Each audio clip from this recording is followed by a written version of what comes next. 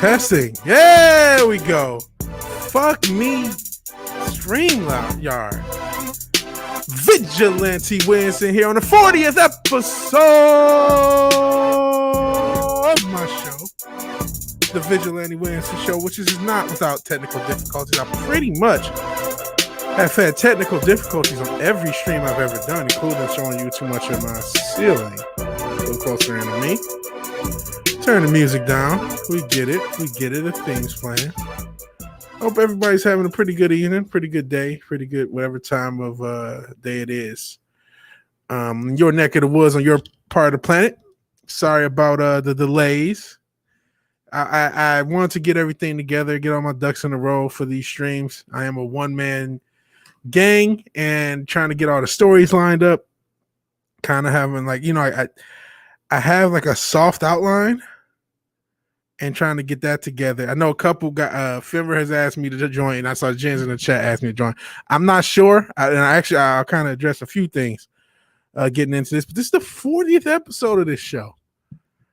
40 episodes, man. And this is crazy to have 40 episodes, and I'm at 363 subs, which is crazy to me, man. I'm eternally grateful for each and every one of you in the chat. Anyone else who watches this on the playback, because I know people do. I'm grateful for everybody here. And maybe I am starting to have some imposter syndrome about this whole Vigilante Williamson project.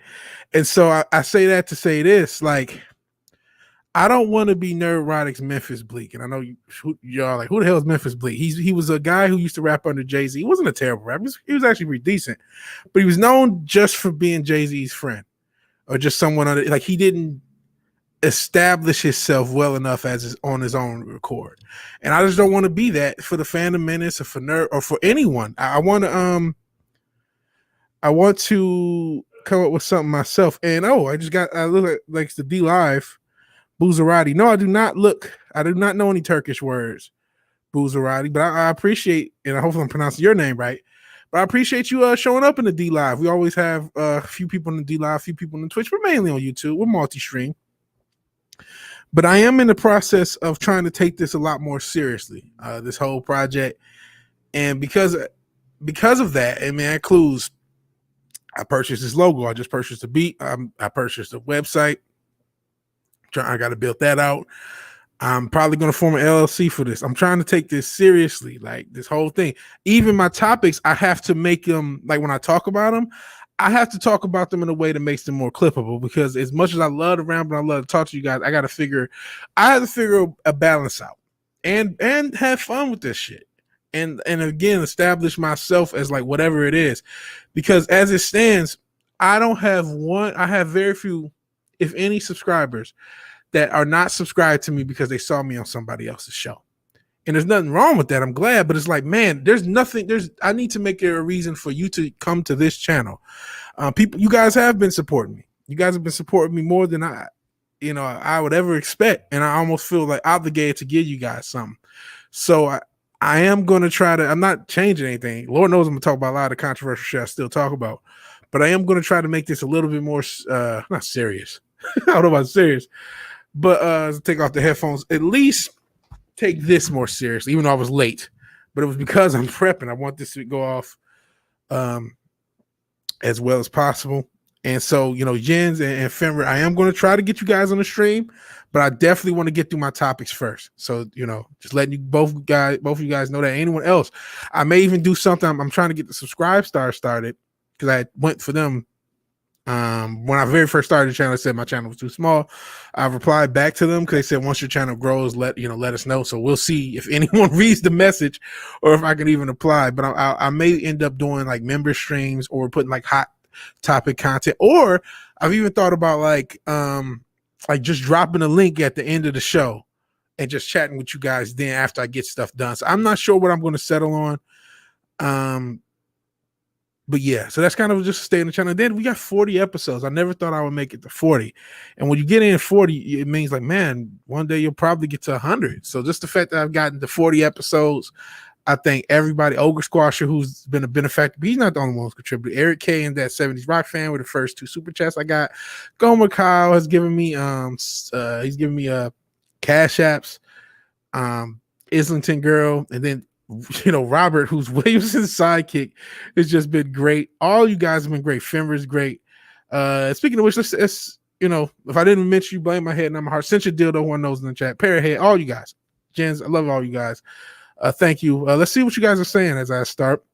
Shoestring, we will be talking about shoes. I even got some shoes ready. And we're not going to completely shit on this Demon Spawn, Lil Nas X, but we will be judging him as he is in the cover. Another episode of Williamson's sidekick, a.k.a. Robert. If you slow-mo Superman scream on the Snyder Cut, he's yelling, another episode. We'll talk about a little bit with DC as well. Hell Parrot. Spoiler. Fade in, says Williamson sidekick. Is Jen saying spoiler? And Jen's asking for a link. And maybe later. No guarantees, though. I don't want to get your hopes up because I do want to get through the topics and give my takes on it.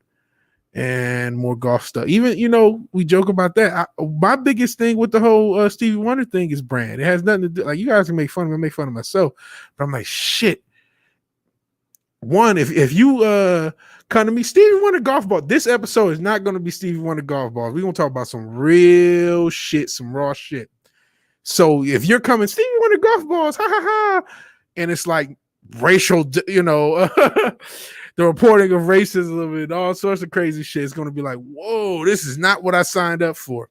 So, but shout out to Robert, and it's me talking about the delays. Me talking about delays on Twitch.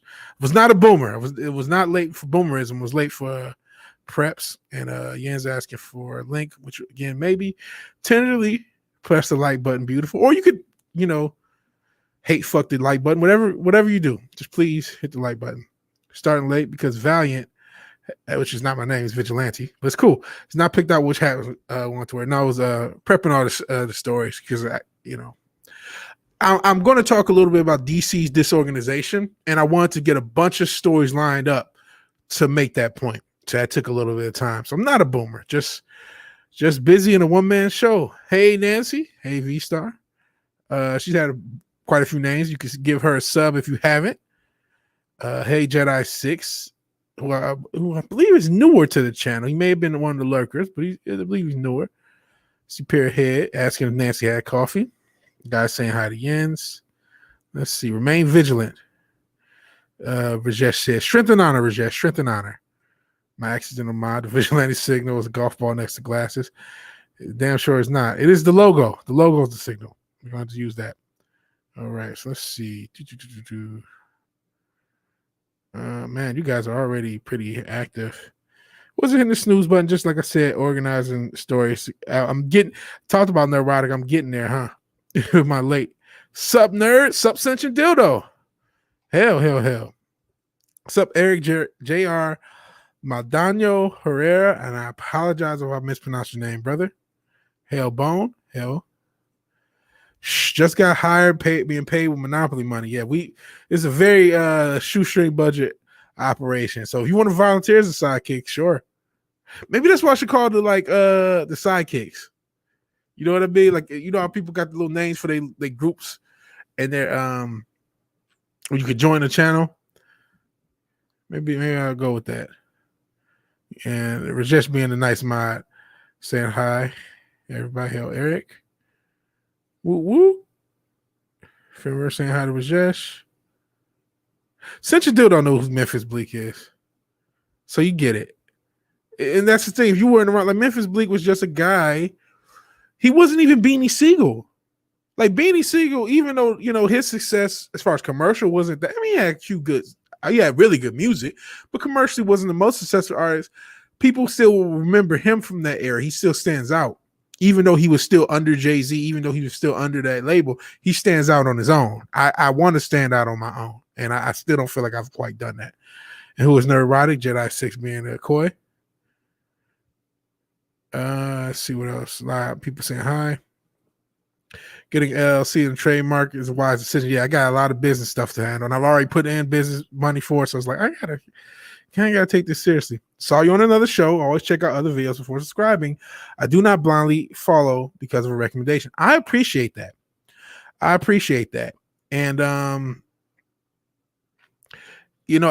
really do. And Jens, you know what? If you're still around, I'm thinking of, because I do like interacting with the chat. And if I've always thought, man, I really want a call-in format. So maybe I'll do, if you're still around at the end of the show, especially because I got a little time, I don't really have anything pressing right after, I'll toss the link in and then we could just chat. And I probably, because Finra, like I'll probably toss a link, the person to him on this little Nas X thing, but it's still, I want to get my point off. Claim your Odyssey. I already got my Odyssey and my domain name. I already got those things. Have I text? Oh no, you're good, man. You're good. Has a serious cap on. This is the classic cap. I think that this Pistons hat is the classic one. Trying to get serious. Hate fuck the like button. Whatever you do. Some people are into this hate fucking. Vigilante Williamson and the Degenerate Bunch. Sounds like a cool, a group name. Maybe the Degenerates. If everyone in this chat sub, hey, you should sub to Toxic Man Flu. And he's using his regular name, not a silly name. So you may be able to find him. So if you can find him, sub to him. And guys laughing at Toxic since you're saying hi to Toxic. See the Koof killed oh, Jesus. We're not even covering that stuff. One can of worms or 2 or 3 can of worms at a time. So to start off, like I said, we're going to kind of hit with some semi-heavy stuff. And I really, this is, as much as it's taking a while to kind of like get stories together, kind of getting my words and thoughts together on the first 2 subjects we're going to talk about. We're going to talk about black kids. We're going to talk about black kids. We're going to talk about culture too, right? So if you haven't seen the video, and I will not be playing it, but I will be covering it a little bit, at least showing, I think there's some screenshots in this article. There's a video of this carjacking of an Uber Eats driver in, I believe it's the DC area, from a 13 to 15-year-old girl. And they're black girls, and the driver, I believe, was Pakistani. So the first issue is the identity politics standard that the mainstream media has been using. It happened with this. It's been happening all the time. It's happened for years and years and years, right? And especially the past 2 to 3, where the race of the victim and the race of the perpetrator are always used and spun for narrative purposes. So that's coming back to bite the media in the ass. But my real concern is all of this is, to me, increasing racial tension, racism, and racial division.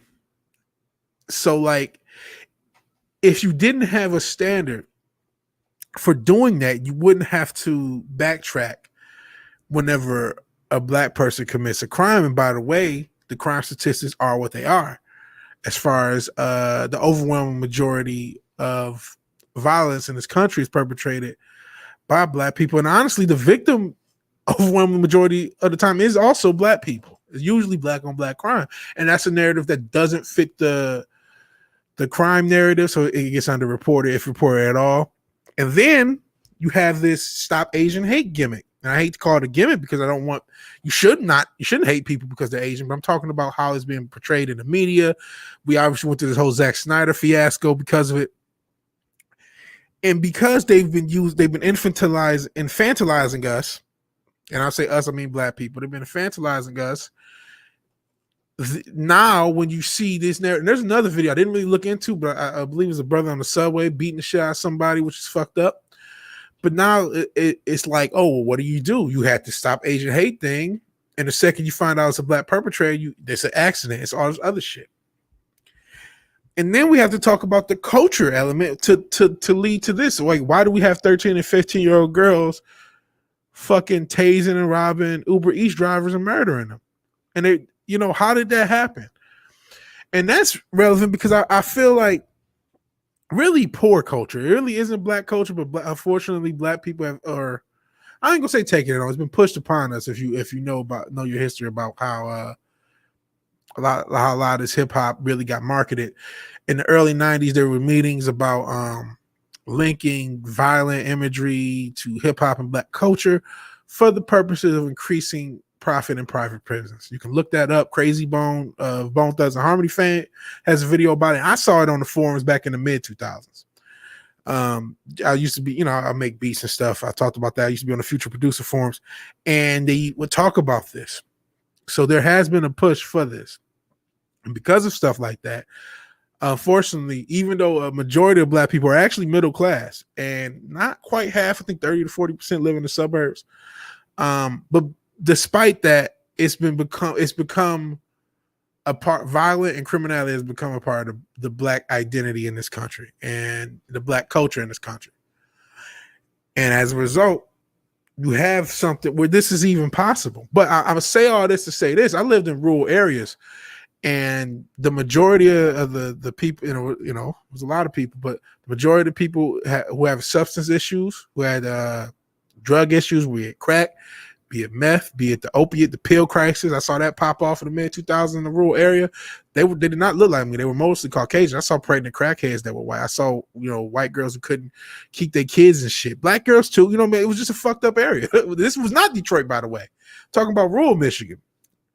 And this whole situation, the way they've done our culture, the matriarchal socialism, that's the modern era of black culture, the lies that they've accepted as normalcy is the canary in the coal mine for really all of Western civilization. Because some of those same issues are becoming more normal. I mean, the baby mama epidemic is now co-parenting. So enjoy that. Enjoy when this generation of kids who's all Tinder hookups grow up in 10 to 15 years with no male role models. Enjoy that, because this, as crazy as this sounds, is gonna become more common. This is gonna become more common as far as teens being more violent, and unfortunately black, but it's gonna be more demographics participating in the violence if it isn't already. So that's my warning to the rest of the world. This is not staying in the black community. It's already been, a lot of these cultural mores, lack thereof, are already leaking out. Sorry. Some do it to it fluid. No, it's just Coca-Cola, which I shouldn't be. Well, I'm drinking Coca-Cola because I am less white, so it's okay. So let's see what you guys say, and then we'll get into the story properly. First, Toxic Man Flu. It doesn't come up in the YouTube search, but he was joking a bit, I guess. So okay. I heard about the story even in the UK, Rajesh says. Okay, Yens will be around. Cool. So hell yes, it is. Toxic Man Flu says racism. Says Williamson sidekick, aka Robert. Yes, please sub to Fenrir's channel. Yeah, man, Fenrir. Because you're always asking me, hey, hop on, man. You can always start the story. I should be hopping on your stuff, man. And we really do have to get you a laptop. Let me look for Fenrir's channel. Give him a plug. Pause. And oh man, I did not know the real BBC has Critical Drinker on until right now. Is it just it's Critical Drinker and ads for this week, because I know Gary is doing he's house searching apparently. But let's find my man. Oh man, Brightest Day is going right now too. Brightest Day has a stream, so I get that if you're there. Let's see, a few of you guys are watching. So like, few people are watching my man Brightest Day. Videos, so I'm actually just gonna say hey to him. Plug well, look for Fenrir's link. Look at what you guys say, and then actually cover the damn. So I've got to. You know what I mean? This is my issue. I have to figure out how to make this more video. Like maybe I can clip what I said to a video. Ethos, an applicable format. So he has the whole thing. Brightest Day is going to get me into, get me back into. Which there's no shortage of. I'm sure I probably won't have building Gundams. I was Gundam Wing guy though. I wasn't. Let's be flush. He probably doesn't know why I'm nice. And fucking Doomcock he's doing his fucking celebration stream. Fuck me. So I don't expect too many of you guys to show. I got 10, which is pretty cool. I got 10. I'm not gonna hate, or 9, because I know one is 9 on YouTube, 1 on Twitch, and hopefully the guy's still there in D Live as I search for Fenrir's link. I have to vamp for myself and then remember to actually do what the fuck I'm vamping for. All right, Fenrir's link. Got it? Got to toss in the chat. He's at 62. At least get him to 69. Let's get a round number. Let's get Fenrir to 69 subs. And hopefully Fenrir man, asking me to hop on stuff. I need to be hopping on your streams, man. It's not the girl's fault. They're just acting out of systematic systems, a systematic racism, also whiteness. Yeah, this is the justification, and this justification just did I accidentally eat myself? Let's see. No, I did not. Okay. Damn tabs. I got all these fucking tabs open. It's amazing that this show gets done. It's amazing that everyone's not calling me my government name after multiple doxings. But yeah, that's going to be the justification cover, and the story goes away just like the Colorado shooting went away. It doesn't fit the narrative, so it has to disappear. And this is right. We replace "Stop Asian Hate" to just "Stop Hate." We have to have tolerance. We have to agree to disagree. We have to say, you know what, this isn't my cup of tea, but I'm not going to add negativity to it. I'm going to walk away from things. Stop hate. We have to stop hate. And really, this carjacking wasn't a matter of racial hate. It was a matter of ignorance. But this isn't racial. A lot of things aren't racial. The fucking killings in Atlanta, you know, they were ethno-fetishists. I'll definitely say that. I think there was an ethno fetish, but it wasn't based necessarily upon racism. It was based upon mental health. There are other issues, but they never really get to the core issues. They only get to the sensational issues, and race is one of those issues. 2 black girls had to do it as white supremacists made them, so the mainstream wants you to think. Who knows? I haven't really, I don't pay attention to mainstream media. I get my stuff from ABL or whoever else, reports stuff. And I know the big controversy was they called it an accident and it was a murder. Why can't we just stop hate as a whole for everyone? And that's what we do have to do. And that's kind of our job. It's kind of our job. Yeah, I saw the CNN report as Ashton had the link to their tweet if you need it. Okay. Did they have a tweet? I saw that initial reporting, and I was going to talk about. I actually going to use a News One report, but do they have like a tweet explaining themselves, or just the initial tweet that said this is an accident instead of a murder? Trade hate for harmony and humanity. Yeah. Not to go globalist shill, but we are all part of the human race, and everybody has melanin. That's what everyone's a person of color. Too much money made from hate, and that's really what the issue is. If we're gonna win this war, it's gonna be by denormalizing our media, who pushes these narratives, and these education systems that also push these narratives and strengthens them. Conscious rap got by the mid-90s. Internet saved it, to be fair. Yeah, it did. But even still, and you've kind of got on me with this when I was criticizing hip-hop to Just Another Red Shirt, where I felt like, you know what, I'm not going to defend it. I disagree with him. I'm not going to defend it because the mainstream is so different from the underground. But they've done such a good job, and we'll get into one of the big mainstream artists in a minute. He's the cover story. But they've done such a good job at brainwashing people to where the conscious rap, which is what rap started off as, is now different, or the alternative. And that, is the real thing. And I've talked about the Little Brother, who was a conscious group based in North Carolina. And they were on a major label in the mid-2000s, and their album was completely mothballed. It did get released, but they did everything they could to destroy it. Everything. It's dumb, poor education culture. Take what you want and don't care who you hurt. And also remember, DC, Baltimore. Remember Baltimore and their school system. Where the 63rd out of 120 people in a senior class has a 0.13 grade point average, which means more than half the class is failing. More than half the class is beyond failing. It has no chance to pass. They wanted him to repeat school just to get more money out of him. He's 17. Oh, we can toss him back in the 9th grade. Screw the girls who may be 13, 14 walking into school. Fuck that when he's 18, 19, 20. But we can send him back to ninth grade. That way we can get a check for another 4 years. Because that's all it's about for these education systems is getting checks. That's another thing that's another thing coming for your ass, middle America. The shitty education system. The education system has been shitty as all fuck for years. But enjoy an education system that has no problem passing your dumbass kid. And enjoy that being normalized.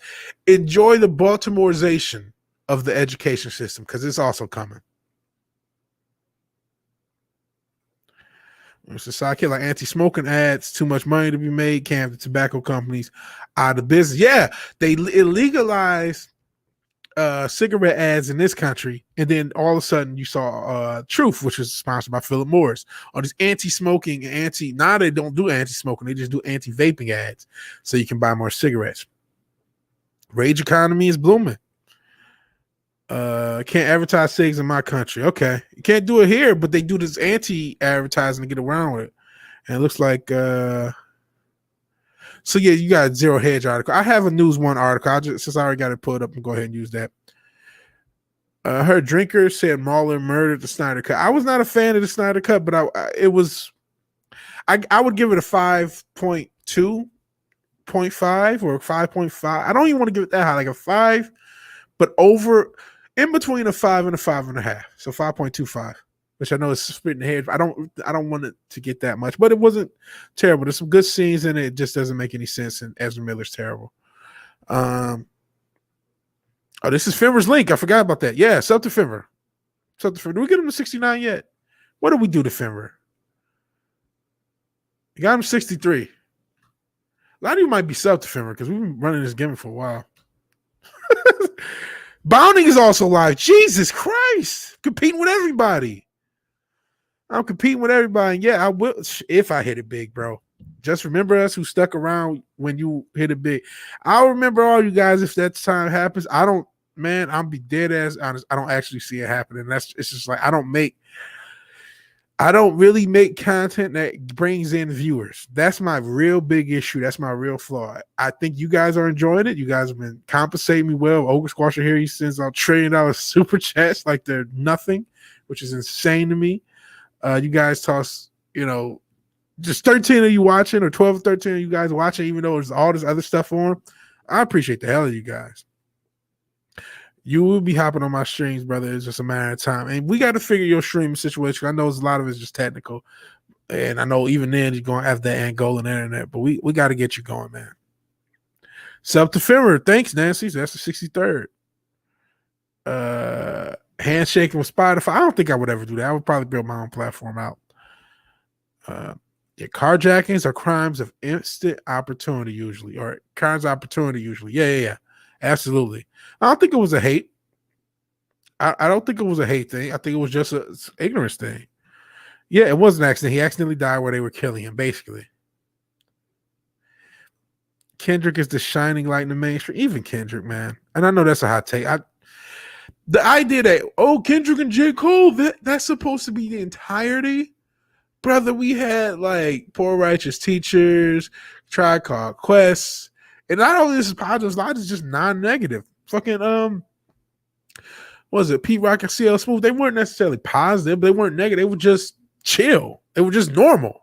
They didn't allow normal black people anymore. You got to be a fucking character. As we'll get into later with this Lil Nas X guy. And Kendrick is cool. I liked his first album a lot. I liked his first mixtape, Section 80 a lot. And then I like the fuck was the first one? Good Kid, Mad City. Those two I really like. But honestly, I kind of fell off from that after that.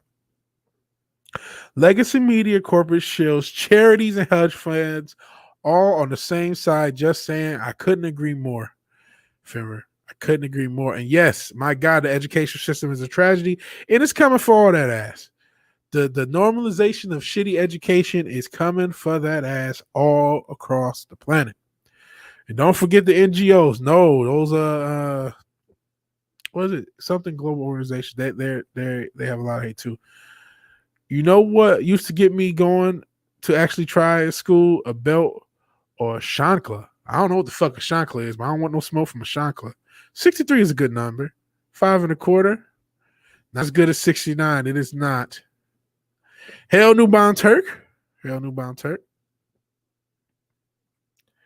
Hey, Nancy is willing to promote you on her stream. You guys can link up. Speaking of link, hail Link 365L. You're new. Sub Link. Hey, Link, I appreciate you being here. No hook shots or ocarinas. But hell, 32 flavors of Nick Weiser, who just got to 300. This is Sparta.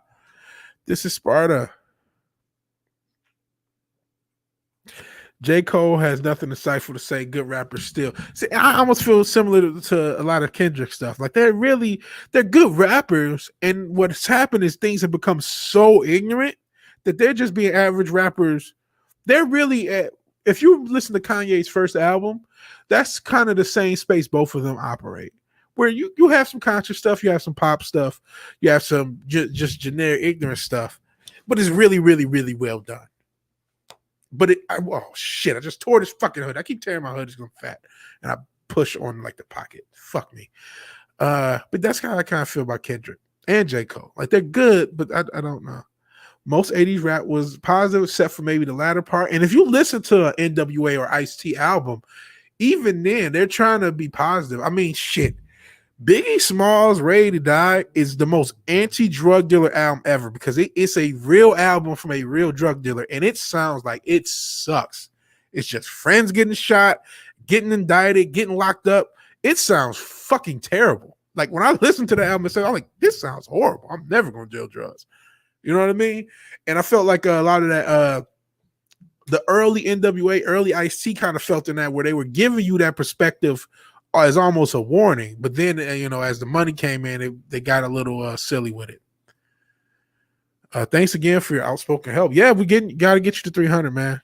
And I'm glad you made it there. Hail Flavor Flav, says Williamson sidekick, a.k.a. Robert. Sup, Turk? Court system will play the female driver. Listen, females get significantly less time for the same crowd. You remember that, think about how much they hate cops, right? And this is hate cop culture is going on for a while. But when that blonde woman went into somebody else's house and killed them, which if you compare that to Jacob Blake, which one's worse? I think the one who went into somebody else's house and shot them is way worse than the cops defending themselves from a guy with a knife. But one narrative got pushed as, white supremacy evil, and another one, oh, forgive this pretty woman. She's kind of hot. Fuck you.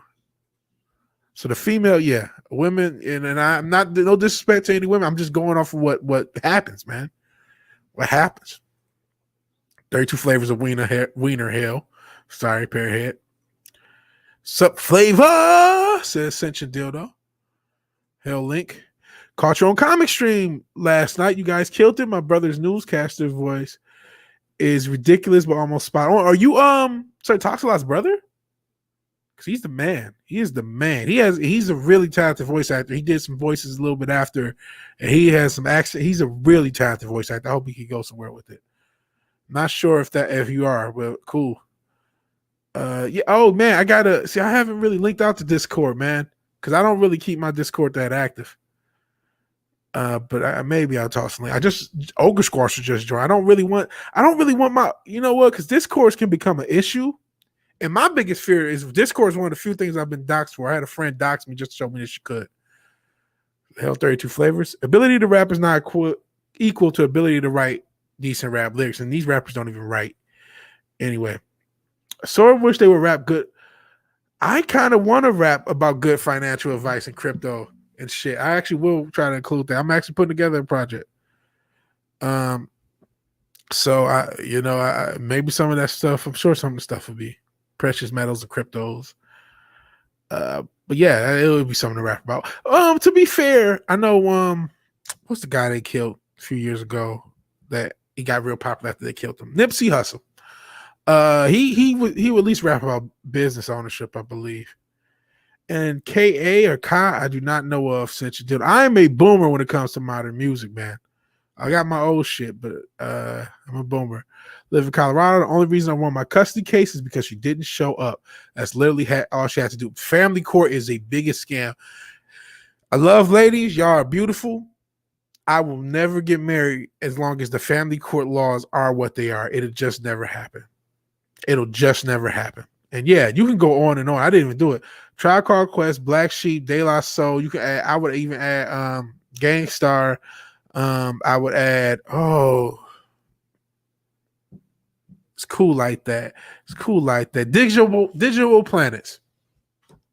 And there's other groups. There was a whole wave.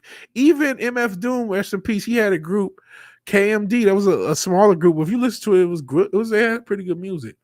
The whole underground scene was so different. Even, I mean, I think it's still different. I hope I can add to it. I don't even know what the underground is. You know what I mean? The modern underground, I should say. Yo, Williamson sidekick. And Nancy does have a Discord. Maybe you should join her Discord, Femmer, because my Discord sucks. Yes, older brother. So you talks a lot. You're his older brother. Cool, man. Cool. Shout out to Sir Talks a Lot. Shout out to League 365L. Shout out to the whole Talks a Lot family. Nipsey, yeah, Nipsey. Gangstar for the win. Hell, my partner in crime fighting. For Fireball Productions, Matt. We have a show tomorrow. Hopefully we can still do it because I know he's in the process of moving, but I think we should be okay. Tom McDonald is okay. He's a man. I don't want to call it. Tom McDonald has a thing. I don't really like his sound. He has decent lyrics. I just don't like it. Just sounds. I can't put my finger. I don't really like his sound. But I'll sell a beat to his ass if you want one. Hell Fireball. Yeah, Digital Planets. Yeah. Case from Brownsville, best cautionary tales pen game, unique lo-fi sound too. Put it on the list. That sounds like what I want too, because my shit's gonna have some lo-fi into it. So yeah, I'm gonna check out Kai Browns, and I know Brownsville. Wow. Hell, VW in chat. Can't hang with my head aching. Rock on, bro. Rock on, brother. Rap with getting off the street with musical talent to killing Mo for bling bling. Yeah, I did. And it's funny because I don't know how because Jens is a Brit. I'm not sure how into rap he is. Could be. Who knows? It could be into that UK drill shit that's real hot. I don't know if that's still hot. I know it was hot a few years ago. Love Digital Planets. And then they got Shabazz Palaces. It's the same guy, Ishmael. Shabazz Palaces is really good. And yeah, Draco, please go and feel better. We love Draco. You know, let's get Draco better. And since you still show his pleasantries to my man Matt. So yeah. We streamed Warzone this morning. LOL was fun trolling people. Fuck Tom McDonald. Shit your dildo is no fan. His music just is not for me. You know, I like, hey, I'm the anti-woke rapper. It's like, cool. Send your Discord link. Not good at sending my links. Diggable, yeah. Diggable Planets as the dig something like you dig this stuff. Man, we need new music. Pretty much everything is crap. Since your dildo is a UK drill guy. Drill, you know what? When I mean, there's some trap-ish beats I make, but like when trap and drill and all that shit got hard, I was like, yo, I am too old. I'm too low. How's it going? Remember saying you had a lot of streams this week? Yeah, I know, man.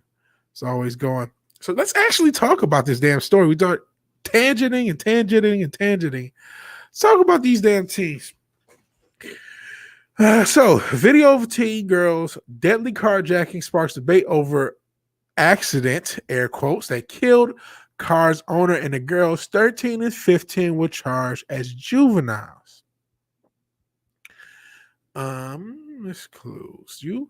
Two teenage girls, and no, even News One, who is considered a conservative news source, is not tossing the race, at least in the lead of the girls. Two teenage girls have been charged for murder after an attempted carjacking led to the car owner's death in an unfortunate instance recorded on video last week in Washington, D.C. Muhammad Anwar, 66-year-old immigrant from Pakistan. I'm not going to say anything about that number. We'll get into that number and those numbers. We'll get into Lil Nas X. I'm just saying, whenever that number is off and it's a death, I just gotta, let the people who know, if you know, when I said something. But he's working as a delivery driver for Uber Eats when the 13 and 15-year-old girls tried to take his car from him last Tuesday in Southeast DC. The episode sparked a wider debate on social media on whether the charge of murder was appropriate since it had been apparent the girls wanted to steal the car but not necessarily kill Anwar. Critics took umbrage in particular with a CNN report that referred to the carjacking and subsequent deadly crash as an accident. Carjacking that ends in death is not an accident. It's an incident, a murderous one. Also, a gathering which includes trespassing with murder is not a rally. It's an insurrection. Especially when elected officials are tweeting the location of the Speaker of the House. Did they really do that? Because I didn't pay attention to that shit. They did that. It's kind of fucked up. I understand, why people were mad at conservatives, because now it does seem like you're trying to target people. I don't know if that part actually happened. Because when the fallout, I was so pissed about how they covered it. I didn't really get any nuances that were. So if that actually happened, you guys can let me know. The video shows Anwar attempted to prevent his car being taken by the girls who are already shown inside the vehicle by the time the vehicle begins. He struggles with one of them who was in the driver's seat, who'd be looking at the video. Looking at the person recording the video saying, "Hey, this is my car." That's when loud revving can be heard from the car, which slowly begins to lurch forward before speeding off with Anwar hanging from the door, which smashed to a structure in the sidewalk as it drove way fast, as if the video is still recording.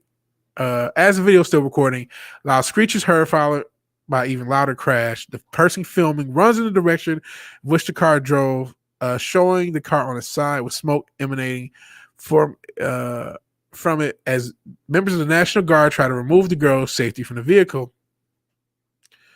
I didn't see this part as far as his body being lifeless. I stopped it when they stopped it on when she was looking for her phone.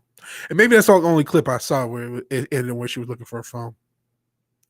13 to 15, the girls are obviously too young to drive legally.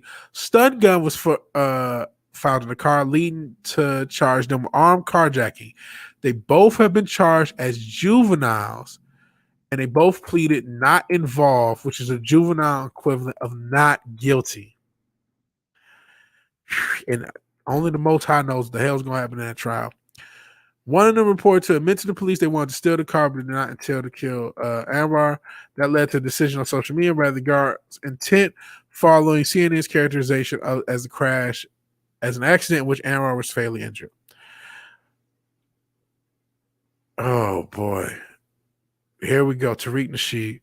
Trailer Park Twitter is fake upset with the word accident in this story. The reality is this was a dumb carjacking that turned into an accidental death. It appears the suspects did not intend to commit murder. Brother, they killed the guy. They killed the guy in carjacking. And the standard, so are you saying, so Tariq Nasheed, my question to you, which I know he'll never see this, my question to you would be, especially since brothers are inordinately the biggest victims of carjacking in all these cities. I'm from Detroit. So if that was you in that car, your brother in that car, you would be cool. You would be cool with them being the word accident. Because it's a non-zero chance of that happening to somebody that look like us. So basically, when it's us on us and somebody end up dead, you're cool with accident. As long as you're cool with that standard, and that's how you would standardly put it. If a stick-up kid ran up on somebody, accidentally shot him, you can't accidentally shoot him, but panic and shot him, and you would consider that an accident, if that's the standard that you hold things to, I can't say anything. But I highly doubt that's the standard that you hold things to. So I know the trailer part to it, because there's a huge thing of, disparaging anybody who disagrees with them. But that's bullshit. Complete bullshit. Critics argue there was no accident since at least one of the girls admitted they wanted to steal the car. On the flip side, others claim Anwar's death was the accident. Lost in both translations where the fact the car crashes are referred to as accident. Okay, no shit.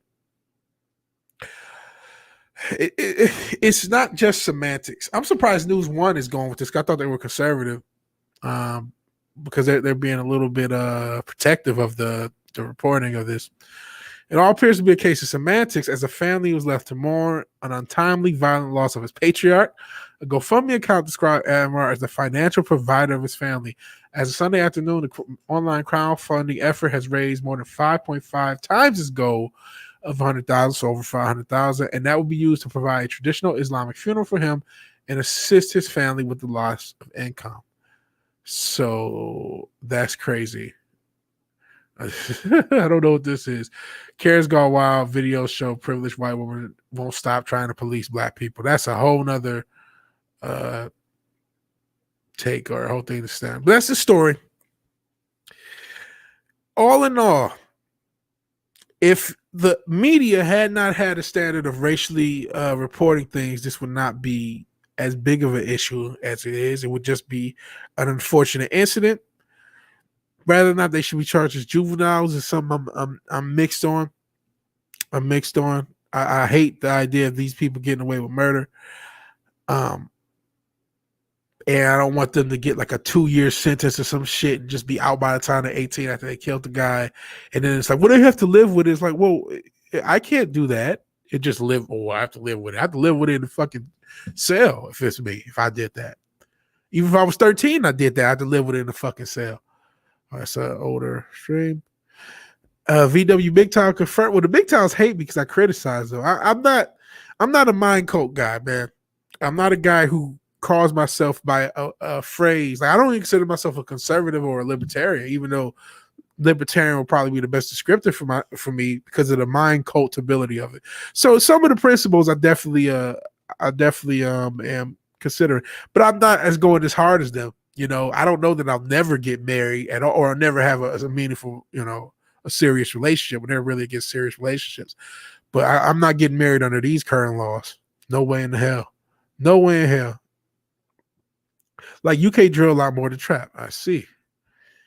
All into all sorts of music, but I was big into hip hop growing up with the breakdance to electrical boogaloo. Okay, so you were into breaking.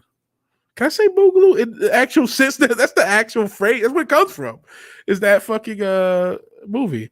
Only music I don't like is mumble rap, pop, and coach or pop country. Pop country is trash. Regular country is pretty good though. And I didn't actually know that also.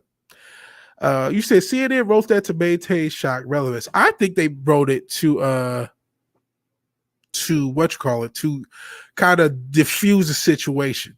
Or maybe you're right. Maybe they did do that. The insurrection was stolen. Oof. I know, right? If I can post a link on that, you know what? If I make you, is Fivver not a mod? I don't think Fivver is a mod, but he's going to become one whether he wants to or not.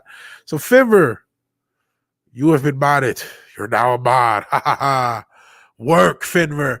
And I'm going to make you temporarily a mod so you can post your link. But if you don't want to join Nancy's Discord link, don't join it. So Nancy, you're a temporary mod. You can post links. And if you want me to unmod you because you don't want the responsibility, the pressure of modding for Vigilante Williamson, there's not that much pressure. I don't really want people. Rajesh is a mod. He got the mod powers accidentally. And so did you guys. Did not appear on BBC. Noting they showed the leader of the free world that falls up the stairs 3 times. Yeah. Never mind they used a taser on him, which most left-minded say is a lethal weapon. Absolutely. Yeah, the taser, that's an attempt. That's a murder, man. Mumble rap is made for clubs. Can't listen to that shit during the day sober. But that's another thing. They made all our music club music like there was no nuance to it. Damn it. I don't know what damn it's into, but yeah. See, there's far better music that can be considered club music and listened to sober during the day. Agreed. There's a lot more danceable music. 808 people like this tweet. You talk about my man Tariq Nasheed. Of course. Yeah, 808 people liked it. 1.7K in the comments.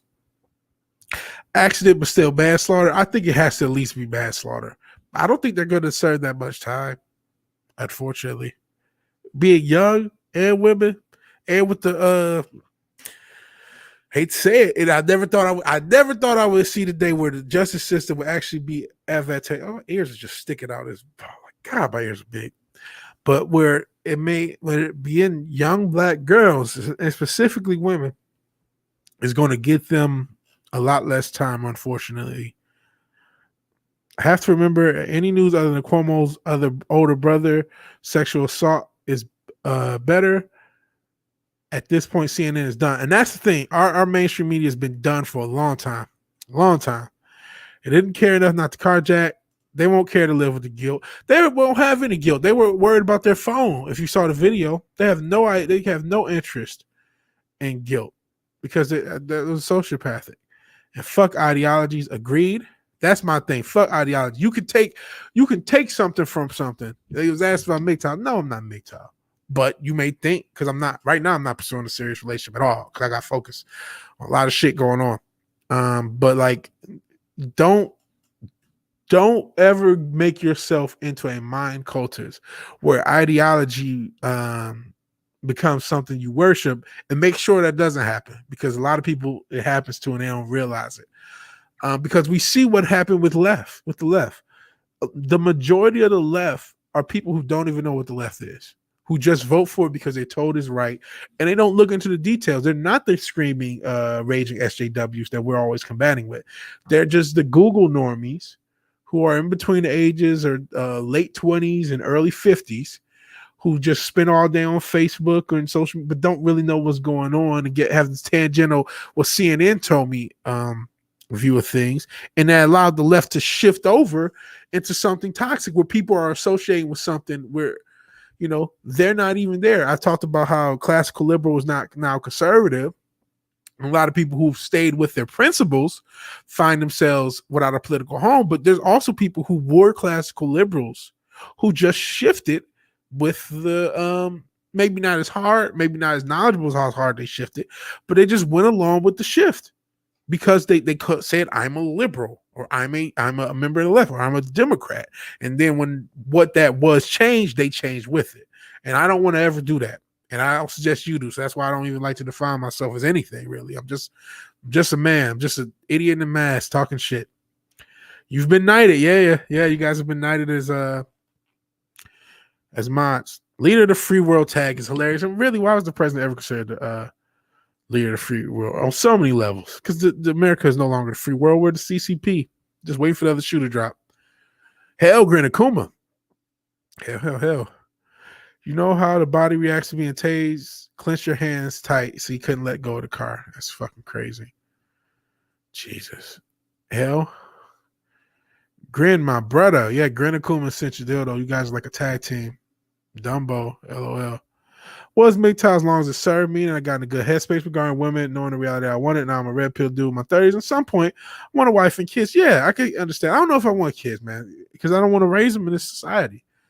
So there's a lot of things to think about. Did you hear about YouTube running a test to replace the like button on videos today? I think it's because the ratio video on the White House and the Mickey Mouse channels. I did hear about that. They're going to push people until they pop, and that's actually going to get into the next story. Grinakuma 1. Grin, wait, ain't you gay? Since your dildo says Grin is not gay. Well, mate, if he is, whatever Grin defines itself, we love. Hell, Godzillionaire. Hell. Yeah, we're 24 hours from your movie coming out. Big premiere. Everyone's excited about that. Godzilla versus Kong. Hell.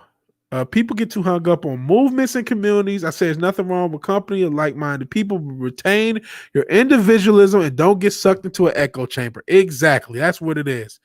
Hell. And again, I like a lot of the content for MGTOW, but it's not the women bashing content. That was the shit that pissed me off, because like, man, to hold on to negativity like that is just toxic, man. And I'm not about to encourage toxic. That's why I said something about it. And the funny thing is, I got so much pushback from the MGTOWs, but this MGTOW content saying the same shit I'm saying, that stop complaining about women and stop crying and stop. I didn't realize the Zaxby's cup was behind me. Shout out to Zaxby's. And then this is compressed air. Shout out to that. So shout out to Zaxby's cup, who's been co-hosting the show. But yeah, people, it's just like there was people saying the same shit I was, who was tired of all the He-Man woman hater shit. Just get over it. It's like, it's okay to want to live your life and want to be single, but goddamn, you gotta have something else to talk about. For fuck's sake. Yeesh. And yeah, not all MGTOW guys are the same. Some are far more extreme than they need to, usually do a bad experience, divorce, breakup, cheat. And then there's guys like my man Sunrise Hoodie, who's all like spiritual, philosophical. Kingy MGTOW is more philosophical. MGTOW Money is all just like, hey, since you ain't got a girl, save money, try to live comfortable. There's people who take it to another place and they're more interested in women are thoughts. It's like, oh God. Get over it, bro. Get over it. It's okay. It'll be okay. I already bought my ticket for the movie tomorrow in the actual theater. I might do the same. I do the same. LOL. Yeah, I'm addicted to me some damn Zaxby's. Addicted to Zaxby's. This is exactly my thought central, though. The self-improvement part of MGTOW is fine, and that's the stuff I gravitate to. The other thing is cringe as fuck. That's basically what I was trying to say with my video. I thought, because I really think the self-improvement is powerful. I really think guys need to be less thirsty. Women are beautiful, but fuck, we don't have to pursue art. Like, you really realize, damn, I did throw a lot of my life away for the pursuit of a nut, and that was stupid. Like that, but that's self-accountability, though. That's not necessarily blaming the women. That's saying, why did I react to them in that way? And I'm cool with that. And fuck, the wings and things is indeed gold. No wonder you're my sidekick. No wonder you're my sidekick, Robert. Good Lord. That's what I had. That's what I had earlier. I think a lot of red pill content is just stuff men forgot along the way. Be strong, work on yourself and your goals, and be cautious when you choose to procreate. There's nothing wrong with that. That's standard stuff. And I get, hey, I'm a content creator. I just talked about how I want to take this seriously. A lot of it is the content creation game itself. You have guys and even some gals who want to make money off of this, and it takes a lot of time. I get it. And so they make content to get more almost sensationalized. They look at the worst of the worst, and then they put it on a pedestal for the purpose of trolling. And we'll talk about trolling. What is a theater? Sounds like some ancient high-tech technology that X-Charted. We'll talk about. Yeah, mythical time from a mythical place from a time long ago, Rajesh. We'll be teaching lessons of theater in the future, yeah. You listen to the MGTOW podcast. I've never heard of that. What do you think of it, Parrot? Bank balance remains healthy with no kids, no wife, no comics, no nightlife. That's understandable. And guys putting their bank balance first, putting their self-improvement. I got to get this weight off of me. I got too much of this damn Zaxby's. This shit. So yeah. Just don't get sucked into bad situations. Trying to date a stripper is bad in every scenario. Exactly. Can't go on blaming other people for your own choices. That's weak. Yeah, that's what my real issue. I did a video a few months ago, and I got a lot. It's one of my most ratio. I think it is my most ratio video because the MGTOWs were so pissed, and I'm like, and I remember rewatching. I'm like, I didn't troll you guys. I gave you guys encouragement. I just said stop being He-Man woman hair shit because it's toxic. And again, stop thirsting. Gotta fucking stop thirsting.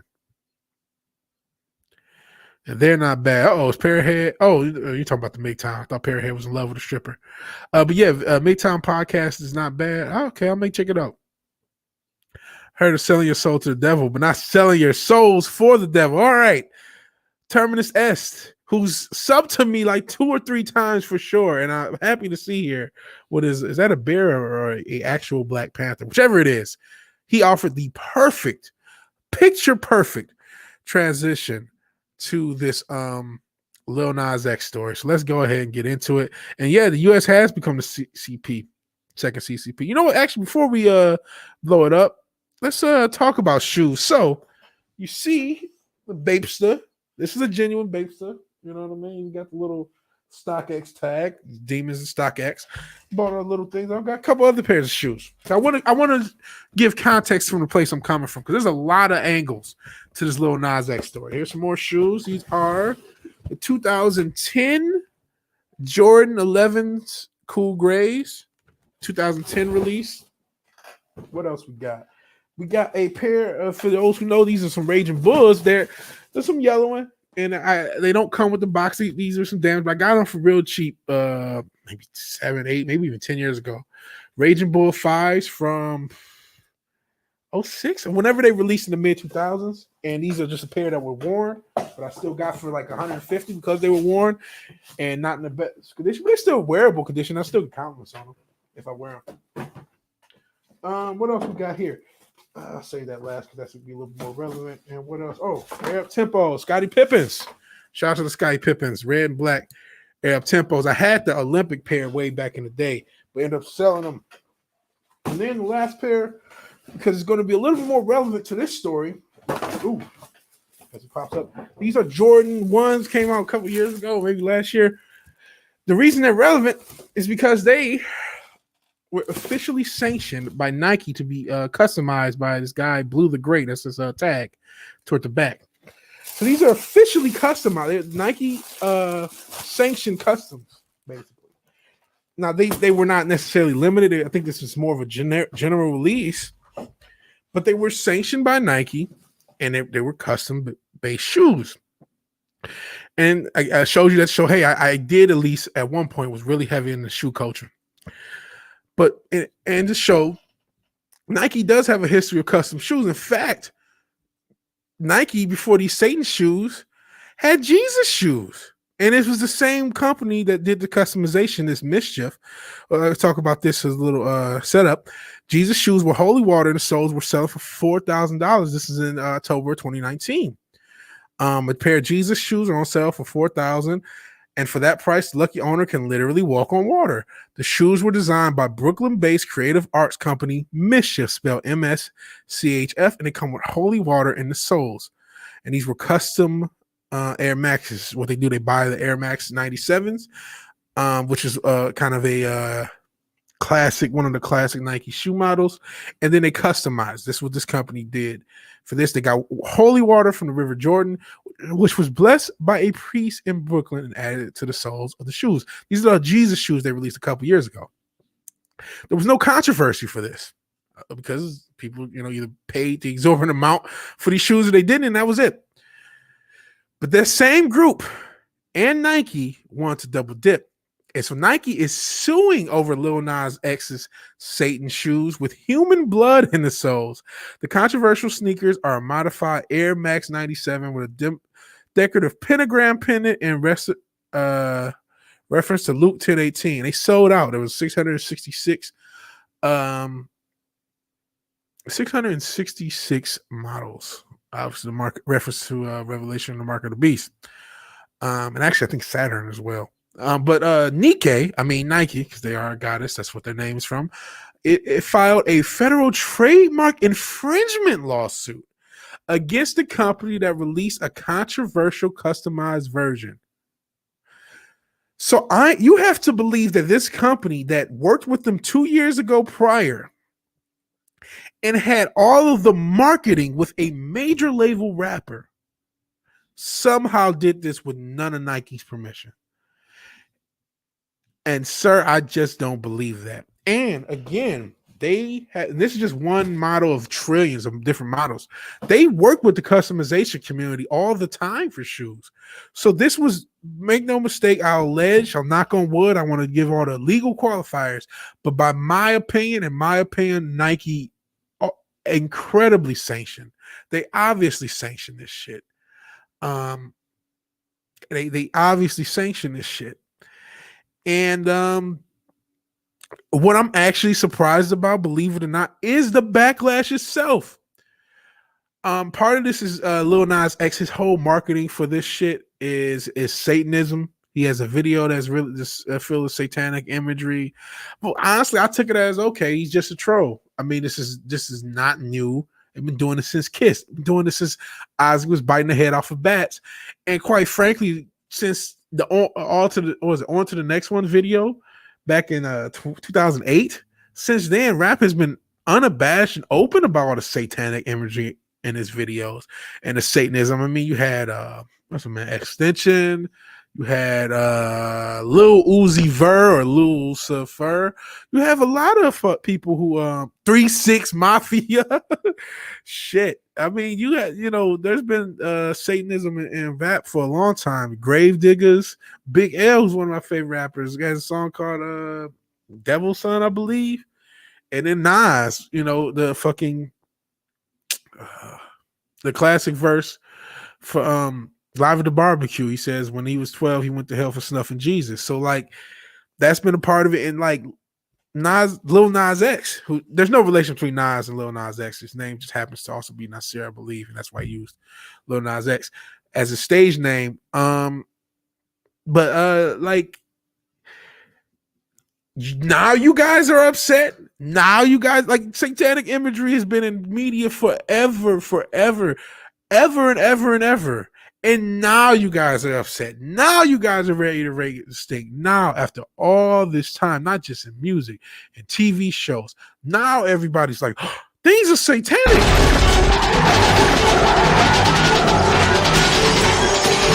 Welcome to the party, pal. Like, where the fuck have you been? Where the fuck have you been? This isn't new. This isn't new. And note that Nike did not sue Lil Nas X. They released a statement saying there's already evidence of significant confusion and dilution occur in the marketplace, including calls to boycott Nike in response to the launch of Mischief Satan shoes based upon a mistaken belief that Nike has authorized or approved this product.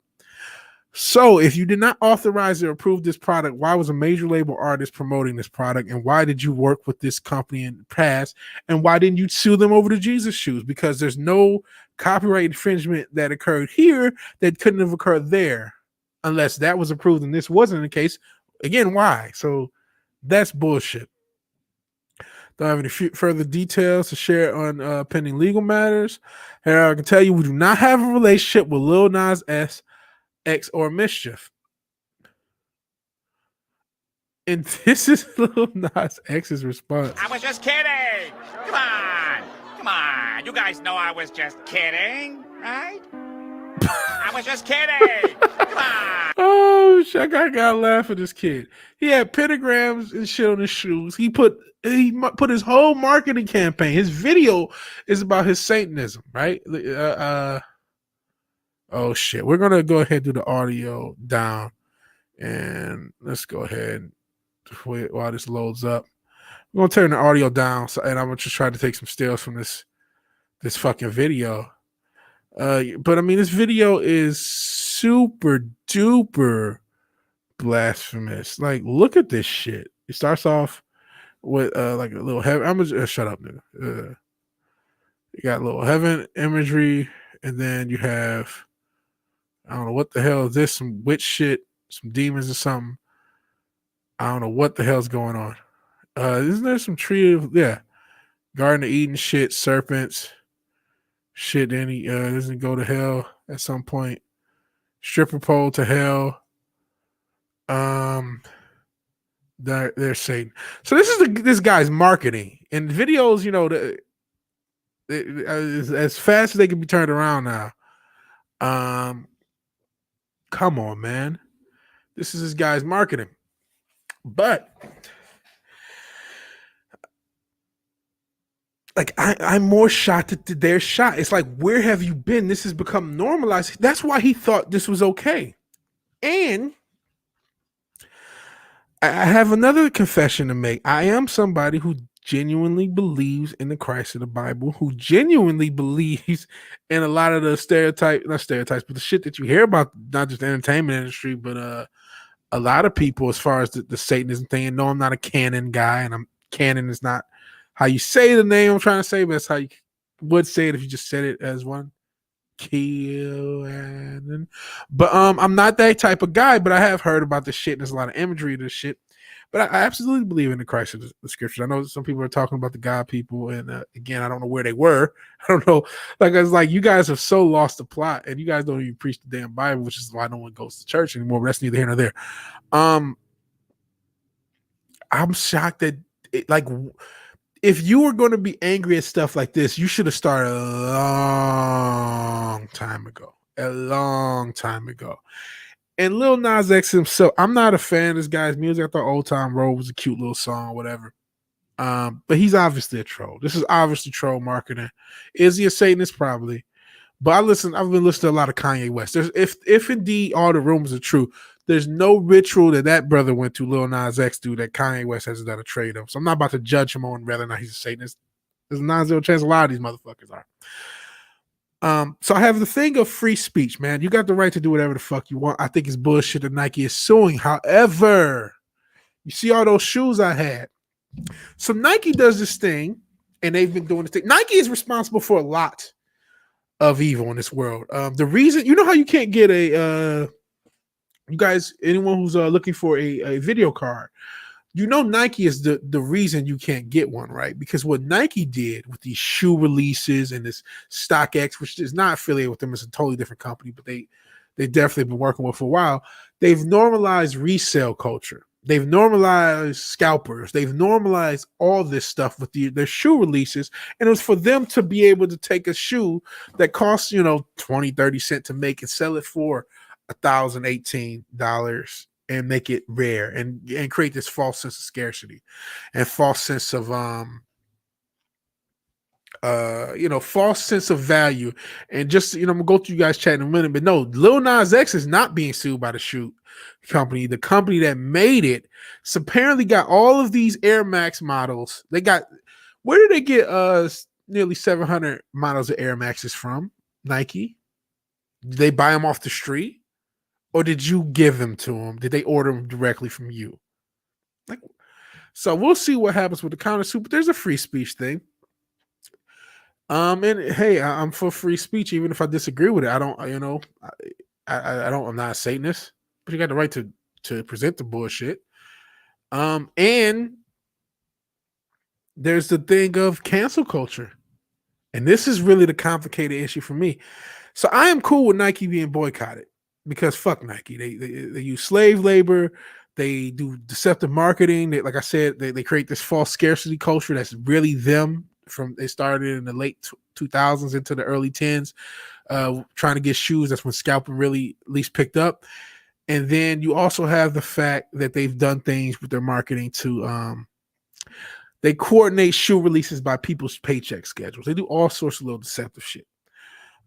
So I have no interest in defending this company at all. And nobody owes them fucking money. So you're well within your individual right to say, I don't want to spend money on Nike, just like I don't want to spend money on Disney. I don't want to spend. You have your right to do that. But I can't lie. There's a bit of me that's just a little bit uncomfortable with canceling with boycotts. Because the line between boycotts and cancel culture, like what I've always said is, like I said, nobody's owed anybody's money. So you don't have to pay Nike a goddamn thing. And you're well within your right to say, this is offensive to me and I'm not going to spend money on this product. But man, you were cool with all the child labor they've done their entire existence as a company. And this is the straw that broke your back. Like what stopped me from buying shoes was the coof. And then I just I don't really want to spend all this money on this stuff. I may end up selling a lot of that shit. So, but like this was the thing. All the other shit Nike did wasn't, and now this is it. It's like, huh? It's crazy to me. It's crazy to me that standard, and I'm surprised even that Nike cared. I'm surprised Nike cared to do this bullshit lawsuit. I think they have no grounds because I know they were, knock on wood, allegedly, whatever. I feel like they're lying about having no affiliation because I don't know how this company got so many damn pairs of shoes to use to customize. So yeah, there's one other point I wanted to make. Let me make sure I get it all because I do want to check you guys' comments and then potentially toss Finwer in if he's because I know he wants to talk on this. He probably is gonna have a little more vitriol about Lil Nas X. I'm an old man, so I was like, he's just a kid trying to troll for money. I get it, and his company's trying to troll for money. I don't know if his music's good. I liked one song that he made a year ago, and I'm not a fan. I don't pay attention to this kid. But our boycotts cancel culture. I'm not even going to act like I know the answer to that question because I feel like they are part of the necessary thing. You're talking about winning this war. We do need to boycott things. We need to boycott. We need to boycott mainstream media. We need to attack. Boycott a lot of the education system. We need to boycott these narratives, man. But I don't like free speech. Be like, okay, you did something against free speech, and now we're going to attack you. So I'm actually torn from a principle standpoint, where I definitely, but you're not, again, you could just quietly say, I'm not going to spend any money with Nike. A lot of people weren't going to spend money with Nike before the China thing. Don't get me wrong. But the idea that there are people where this is the straw they go with Nike. It's like, well, where the fuck were you? This is the straw with Lil Nas X. It's like, where the fuck were you when Lady Gaga had our satanic imagery like a decade ago? Are you kidding me? Like, where have you been? Where the fuck have you been to get mad at this? Like, I'm shocked that there was it was this controversial, because so many things like this have gone and passed and have not been that big of a deal. So yes, this Terminus S great transition into this topic. See what you guys have to say. U.S. sadly has become the second CCP. I do remember the I'm in Love with a Stripper song. I did not like it. Terminus S is a Black Panther. Shout out to Wakanda. He's not getting sued, but the company that did it is Terminus X, Sex Panther, made with real Panther. Was it 50% of the time? It works 100% of the time. Yeah, too many people took it as life advice. I think you're referring to MGTOW. Sometimes I check some good MGTOW roles of feminists, though. Yeah, they're fun. Nothing wrong with a little fun. I mean, man, what's a guy who's really funny? Undead Chronic is fucking hilarious. I watched some of his roles. He's fucking hilarious. He's really good at it. Raging Gold Eagle is indeed MGTOW, but he does comps. He has a lot of other stuff to talk about. That's just part of it with him. And yeah, I'm not talking about not having fun. I mean, fuck feminists, they're fun. But geesh. I can't focus on hatred. Cut your toenails, kids. I'm not sure what that is in reference to. Was that guy's toenails? Had Jordan 1 in high school. They were just known as Jordans, both colors as well. Yeah, they only had the black and red and the white ones when they first started. And it was not quite this model because these are the mids. These Blue the Great Jordans. Again, this guy, this Blue the Great guy, is a customizer. He's a shoe customizer that Nike sanctioned for these shoes. They do sanction customizers. And honestly, this is probably going to put them at odds with that community to know that, hey, you might get sold out by Nike from a copyright infringement for something that you were sanctioned to do. That might put people in a funky space. And there are other shoe companies, man. I got my Bapesters. There's other, people are into other stuff. To be fair, I like Adidas over Nike or something like Converse or Vans. I like Converse. And then if you're buying shoes for the purpose of an athletic event, because I used to kind of be doing the basketball, Nikes, there are some good Nikes, but they're not my go-to, man. There's some Adidas shoes I would go to, or even Under Armour. If you like, I'm about to do something athletic, it would not, like, Nike's not the place I go to for actual athletic shoes. So when LeBron calls himself the GOAT, I laugh. People are still all about Jordan's 18 years after retired. That's a GOAT. Absolutely. Like, that's I mean, listen, and I think LeBron James is an all-time great player. He's just not the greatest. I don't even know if Jordan is, because I think Bill Russell's great because I'm a fucking basketball nerd. But listen, LeBron will never have a shoe. Jordan's is the reason there is a shoe game in the first place. For fuck's sake, snake oil. Like Chelsea boots, okay. Everyone has their own shoes. I had the original Air Max as well, man. I'm old. Yeah. Grant Kuma thinks both models are stupid. That's probably true. Crockett and Jones, Black Calf Letter. Okay. So God, people are dumb. I disagree with that. I do agree that, like, the mainstream, but a lot of this, they don't preach the Bible. They hide behind this moral high ground, and they don't really do anything. They're just as scammy and scummy as any other group that we talk about. In fact, a lot of people learned their ability to grift money off of preachers. The televangelical preacher system taught a lot of people to be grifters. So, but again, I believe in the Christ of the scriptures. I actually believe in the Bible. I do. I know a lot of people are what I could go into why another day. I've talked about my religious beliefs in the past, and I'm not, not to go, everyone's different and we can accept each other and hold hands. But I know there's people who believe different things. I know there's people who are Islamic. I know there are people who are actual Satanists and occultists, which I know are not necessarily the same thing. Agnostic, atheist, people, all sorts of spectrum, across the religious spectrum. Everybody's welcome. But I don't think people who believe in God are dumb. I don't necessarily agree with that. Not all of them are agnostic. Pretty awesome Christians. Again, there are plenty of shitty Christians. There are plenty of people who use Christianity as a shield and as a weapon, like we've talked about with other things. And there are plenty of people, and there are plenty of great people of all religions, by the way. And there are plenty of people of all religions who use it as a shit, do the same ignorant shit we talk about every goddamn day on this channel or on one of the other ones I'm on. Backlash is dumb. I'm shocked at it because it's like, so you're shocked about this. Really? Where the fuck have you been? I'm not, but a part of me is like, you know what? That's free speech too. If something upsets you, got the right to say, fuck this.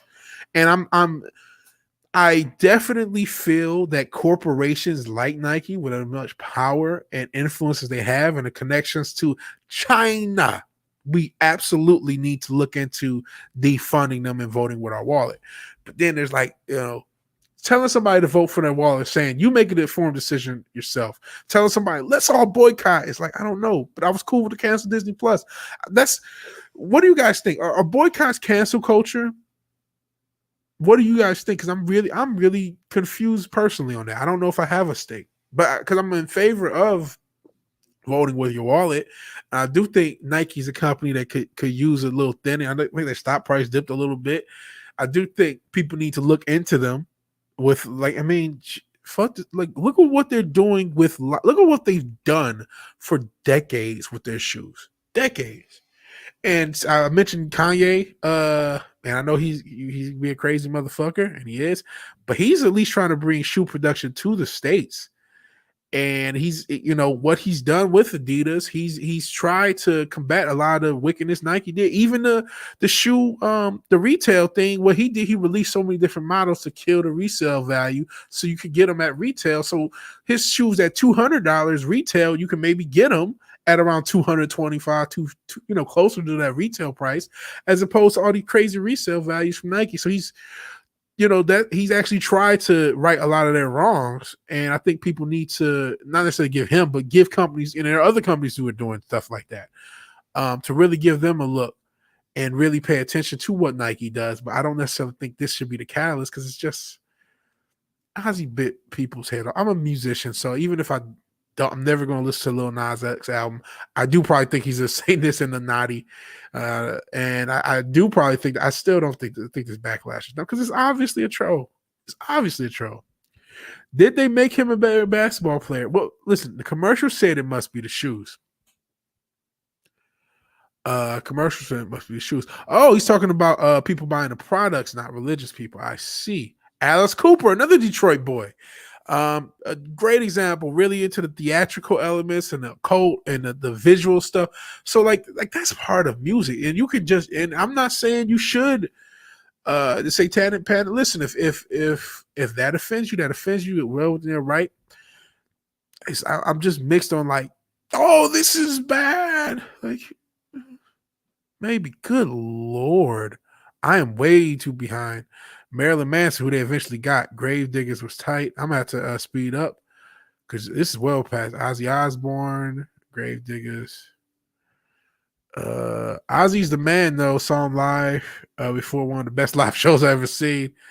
In his band, Randy Rose, he's a guitarist that died. Man, he was a great guitarist. He was in a solo band, not in Black Sabbath, which obviously is a reference to the occult in and of itself. When Ozzy had a solo band, Randy Rose is guitarist. He's fucking incredible. That era of rap was amazing. Honest, Gravediggers, Nas, yeah. Yippee-ki-yay, Mr. Falcon. Nakatomi Tower, Mobb Deep, Wu-Tang. Come on, man. It's because Jesus good, Satan bad. Yeah, that's exactly what it was. Had blood in my sneakers before, after I got stabbed. Anyone want to buy them? Only $5,000. Jeesh. I hope you're okay, man. I know Croatia's wild. All this Satan stuff is to prep us for Kamala. Maybe. Haj Tuiz did a hilarious breakdown of this video. It's about brand recognition. Agreed. Thing I don't get is why you're allowed to blaspheme and joke about Christians, but try doing that to the alphabet people in other religion. I do not like that at all. That's why part of me is like, you know what? I think Christians are well within their right to talk about things that offend them. I hate the idea. Sometimes people, like, I'll use the term God and they'll try to, like, no, God, G-O-D, motherfucker. Deal with it. Some people do believe in God. Just like if I'm going to accept the fact that you don't, that's fine. Accept the fact that I do. Deal. Fuck. Sheesh. Or exactly any other religion. Yeah. And I'm trying to catch up to the comments. We got a couple more stories and then positive. And if you're still here and you want to get in on this, I'll let you say your piece on Lil Nas X. Yeah, I don't know where these people have been exactly. If you don't see anything mess up with these shoes, y'all need to do some soul searching. Oh no, don't get me wrong, Black Panther Terminus Stats. I absolutely, the blood in the shoes and all this other crazy shit, I get. But I'm just like, man, this ship has sailed and sunk as far as the satanic imagery. There's been clothing lines with satanic imagery and pentagrams and shit. And the damn, y'all know the little shit where you would see like letters and like a cross, and it would be like 4 letters. That's witchcraft. And that's been a common way that shirts are being made now. It's witchcraft. It's a witch. I wish Kate was here to tell me what the fuck that is. I know it's a witch thing. So it's like this is not new. That's really my point. Give it a week and we won't be able to dislike anything, which is cool. So you can like my videos. You only can like my videos. I've had a troll just go back and dislike my stuff. They're not saying this is all performative. I don't know that it's all performative, man. I think a lot of it is indeed performative, and a lot of it is indeed not. You would have to talk to them specifically and ask them which way it is. I think most people in Hollywood, in the music business, are kind of degenerate Satanism. That's a huge thing. That's a huge thing. Yeah, Kanye West sold his soul for some Kardashian booty, and it wasn't even real. And I'm not saying she was a gold digger, but she wasn't messing with no broke. No one can get offended, and you're not allowed to criticize or dislike anything. Yeah, that's bullshit. It's not the devil's work; it's the doctor's work. Since your dildo, yeah, I'd rather boycott for the sweatshops. That's what I'm thinking. That's my thing. And the virtue signaling for Cap. Can't forget that. Look into live stream only on Odyssey if this type of stuff continues. PeerTube looks good but has zero visibility. That's the thing, man. I'm trying to, there's an Odyssey thing now. I hope people do sell to my Odyssey. And, I don't know if enough people are on it. Hell, tonight at 12 Pacific, 2 a.m. Central, or 3 a.m. East Coast, our Hong Kong hero raises and saves your guy. Oh, yeah. Go Chilla. Hell, Gomer Kyle. Yeah. I haven't bought Nike shoes in a year. Wear New Balance if I'm wearing sneakers. Yeah, there's so many. If you want to run, you should go with a different brand. I wear like Brooks or something like that. Maybe a New Balance or Asics. If you want to do basketball, I would get there's a different pairs of Adidas. There's different pair of Under Armours you could grab. If you want to do, you got different shoes even for weight lift. If you want to do something athletic, I would go to anything but Nike, quite frankly. Yeah, Grin, that was cringe. Which was it? Oh yeah, the first on Cap. Definitely cringe. Definitely cringe. Then they even made a Kaepernick pair of shoes, and I think that was a limited number too, because this is what Nike does. Here's a celebrity, limited number of shoes. They did the Travis Scott shoes and all this shit. They got Off-White is a brand that they work with. They work with all these different brands. They've worked with this Mischief brand before, and then shit, it's the fan. It's all there for. Fuck you, Nike. Probably going to spend more time on Odyssey, just the latest Steven Crowder band and everything. And now they want to get rid of dislikes. Nah, that's too much. I agree that dislikes is too much. And I heard that Crowder got demonetized. Is he officially banned? And what was the thing? I know it was some joke he made. Was it that black joke where he had a black voice? Because that was stupid if it is that. Don't remember seeing Godzilla knocked out tied to a boat being shipped across the ocean like a Chinese knockoff here. Some fighting words. Buy him, Team Godzilla. Hell, Gomer Kyle. Yeah, hell.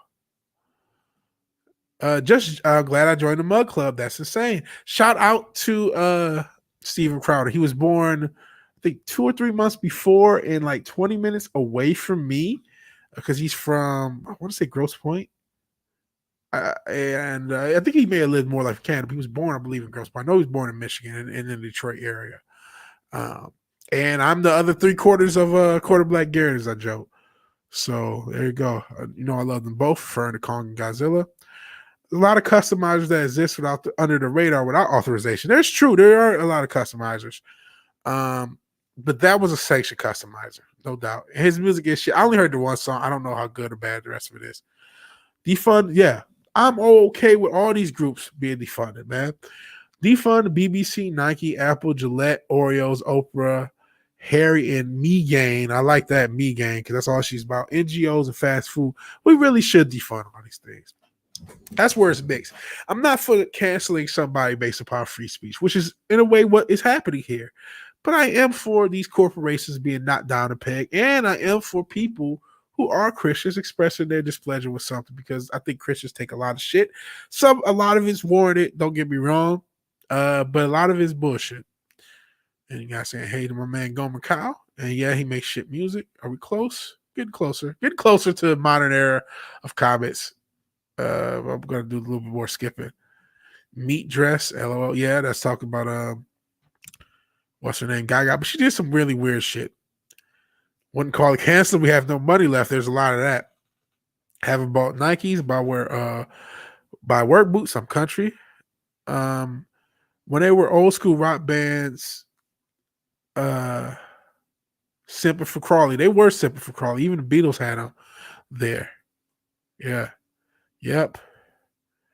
There's a eater. I would eat her because she may have a Peter. I wear Vans mostly. Hell, Citrus Ditto. Ever heard the stereotype of the black dude has 150 pair of sneakers, never using them, against once, buying new ones, never got that shit? I was almost that guy. I still have. So here's my shoe journey. I was too broke to afford them when I was younger. And then when I got in my 20s, I was one of the kids who got hooked on Nikes and hooked on that schedule. Because like every few weeks I was buying new Nikes, buying old ones. It kind of actually came back to be positive because it kept me afloat. At one point, I lost my job for a few months, just selling all my old shoes. Didn't sell quite all of them, and then I got about 15 pairs now. From ones I didn't sold it, I bought a couple, but I haven't. I'm back out of the shoe thing because I do wear them. I try to wear them because I don't like to. I hate that idea. Like I'll just keep these. Like nah. I do wear them if I can, if I have something to match. But I like shoes, but I'm not as into it. But yes, I am aware of that stereotype. It was on my way to it myself. Oh, Zaxby sponsored NASCAR. Well, NASCAR had Bubba Smollett, so they could get woke too. I like Taylors, but I'm not spending as much as they want for them now. You talking about Chucks?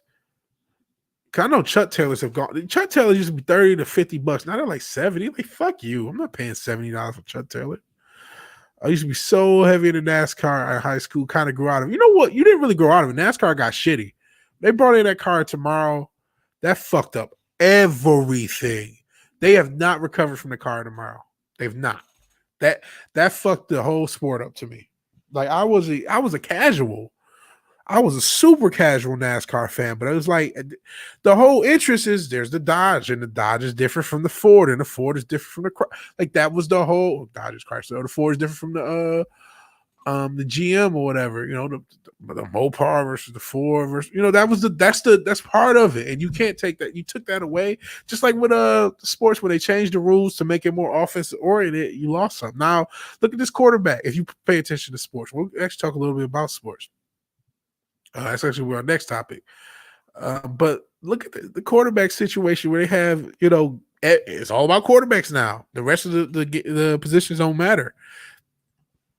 Gomer Kyle, you're far, far too kind. Let's see how much disposable income Gomer Kyle has funded this whole Vigilante Williamson system. And as a result, I need to actually check my super chats. Let's see.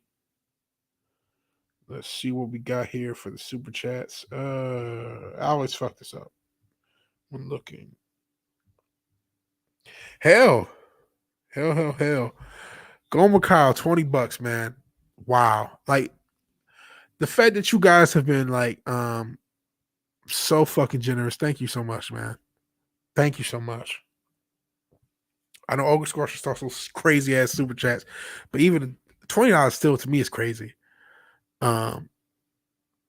It's to give me anything is crazy, but thank you so much, brother. Thank you, Gomer Kyle. Actually, real quick, let's see if anybody else is foolish enough. Not foolish, but no, if anyone is generous enough, seriously, to toss me a super chat through the Streamlabs. I'm sorry.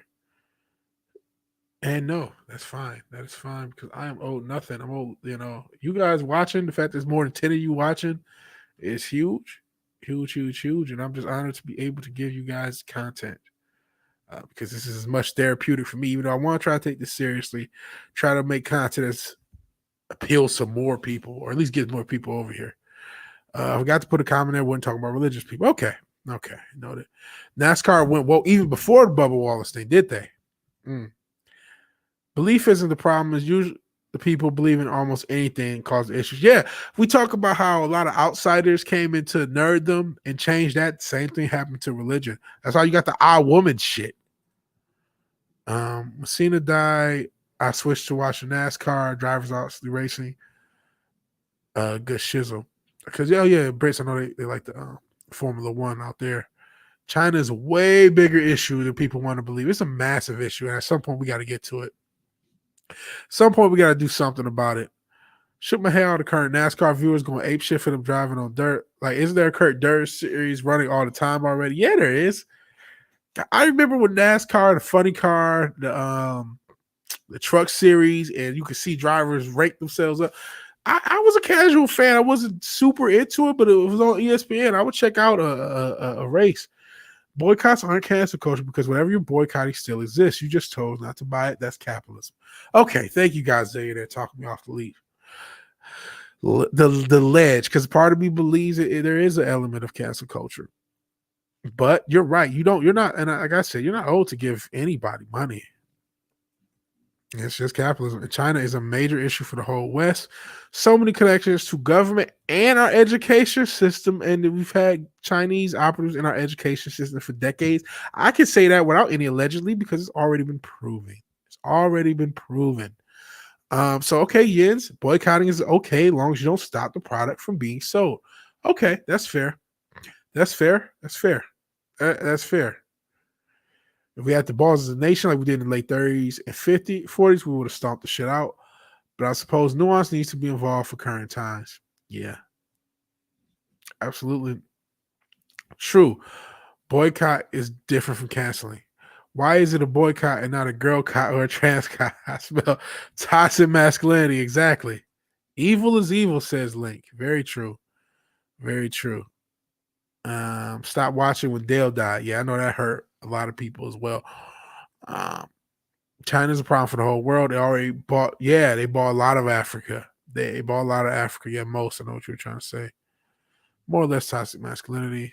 It's dirt track, right? Around I grew up on.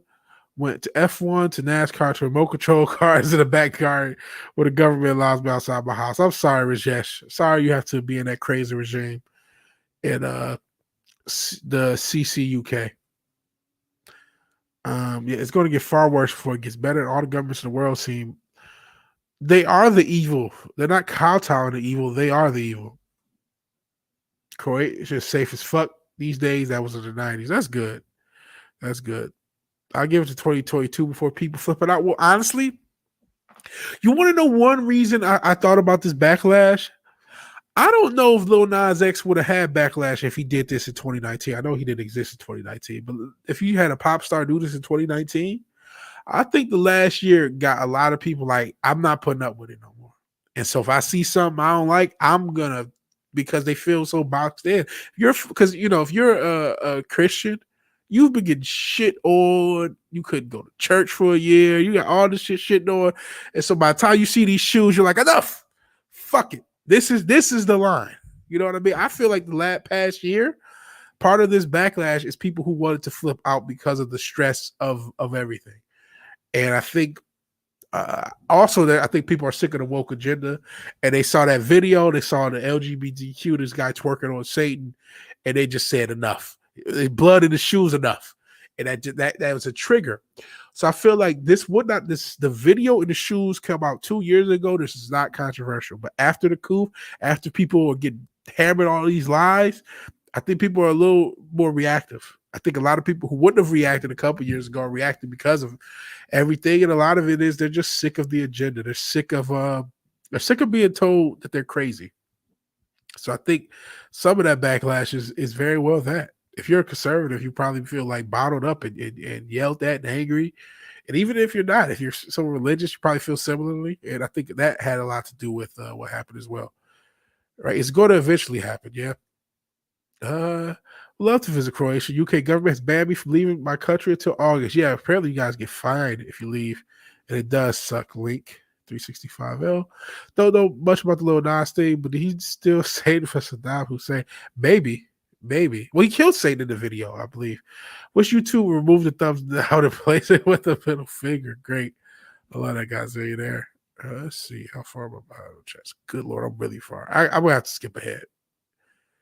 Oh, Fimmer has to go. Joy Nick Wise on the stream. So Nightwing Wolf has to go. Peace to the chat. Sub to Fimmer. He's already gone. He didn't even see me say peace out. But peace out, Fimmer. I appreciate that. I appreciate all you guys' chats. But I'm gonna have to skip a little bit so I can get to the current chats and move over to the show because it's still got a lot of show to go. The Kaepernick shoes were knee pads. 1 week suspension. What's a 1 week? Jesus, you guys have a lot of messages. Not a fan of Crowder. I see. I see. Yeah, I'm not. I don't watch Crowder much, honestly, so I don't really know what he's like. And from what I've seen, it's kind of similar to Tom McDonald. It's like because he's a comedian, he's a conservative, and it's like this isn't really entertaining. You know what I mean? There's no real entertainment value to be gained. So that's my issue with Crowder. It's like, this isn't that funny. This is, woke people are stupid. Hee. I don't like this. Like, that's how I feel when I watch Crowder. So if I'm really big and somehow this clip is on, Crowder, fuck you. No, I'm just joking. I have no issue with Crowder. He's from the same area. But like, yeah, he's just not that entertaining. Just like Tom McDonald, he's competent. He's just not that entertaining. So, yeah. This is the article talking about the 5,000 quid price to escape England. That's fucking evil. These countries are so damn evil. Yeah, probably wouldn't want to go back if it was me. I'm sure some people probably have left. He got banned for a few different things. One was the black voice thing. Then there's the cool for the lecture stuff. Opinions are dangerous. It's a 7-day ban. Okay, well, that's bullshit. That's bullshit. So that's what you got to talk about 7 day. Okay, it's really dope. The man got to actively promote the fact that he's a lawyer. He has a lawyer or retainer and is eager to sue. A class action is going to have to happen to YouTube eventually. Yeah, they want to do it. They talk to you. I gotta do some more. Nike traders, if you do anything more than walk around the shag pile carpet, the soles tear apart like wet toilet paper. In my opinion, I agree with that. That's why I said if you have something athletic to do, Nike shoes are not the ones you get. They're just not. They're just not. They're not athletic shoes. They're only for lifestyle and casual wear. I would never, ever play basketball in a pair of Nike shoes and expect them to be protecting my legs and to stay alive. Hell, Stoner Pupus Q-Burr. Running late? Hello, all. Hell, Stoner Pupus. Got to show love to the polar bears. And even though you're running late, the show's gone long. So we still got a long show.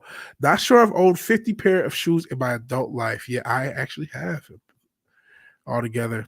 Hell. Let's speed it up. Could you imagine how many cents you would have got with the shoe money? Look how many cents I already still have. And then there's one here. There's a couple. There's cents. Bro, I have 1, 2, 3.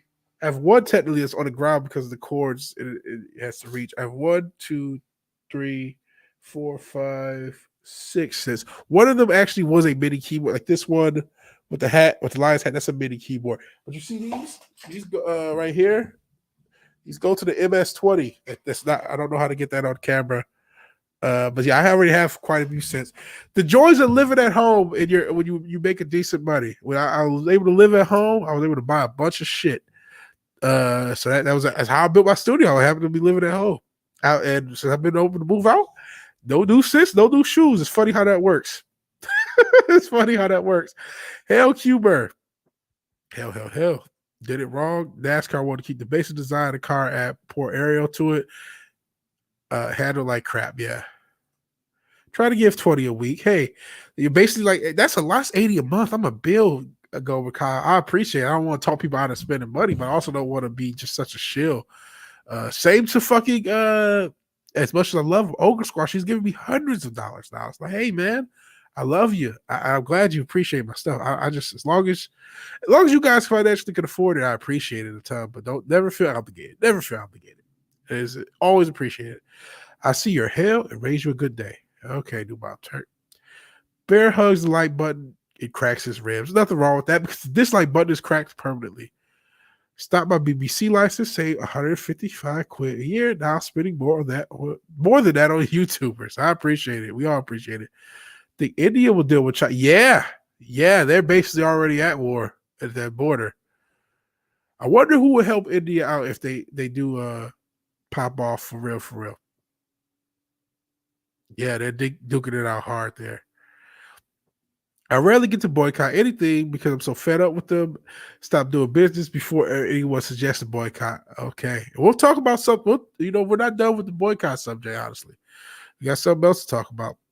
All our rights have been trampled on and pretty much destroyed, Link. Pretty much destroyed. And I'm skipping the chat. You guys are awesome, but there's no way I can get to everybody's and get through everything, unfortunately. And that's crazy that I have enough people for that to be the case because, I remember only having 2 or 3 people for a lot of these episodes. So this is great. Oh, the C19 passport isn't necessarily the mark of the beast, but it's definitely trying to get people acclimated to it. Frog in the pot analogy, very much true. You turn the frog in the pot analogy, for those who don't know. You can't necessarily toss a frog in boiling hot water, but you slowly turn the temperature up.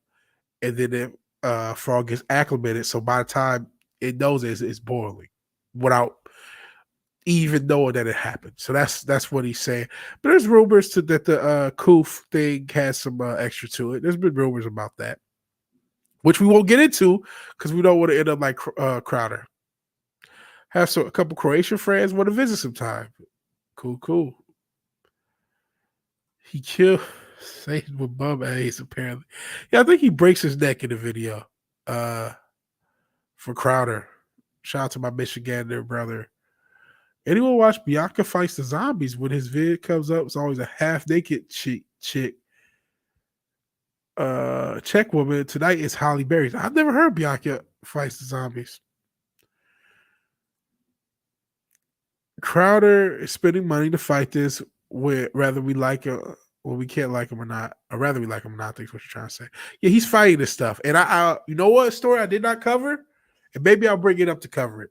The fucking Gina Carano story. And I talked about it last night with your brother Lee and everybody else. That damn senator, former senator who talked about how Republicans can't read, even though her own constituency is now a Republican constituency because she lost to a Republican. So I guess her constituents can't read according to her. Heidi Heitkamp or whatever the fuck this thought's name is. And I think Gina should sue, but I don't, I tweeted at her. I don't think she watches me, but she does know who YetiCast is. So maybe she does know who Vigilante Williamson is. Who knows?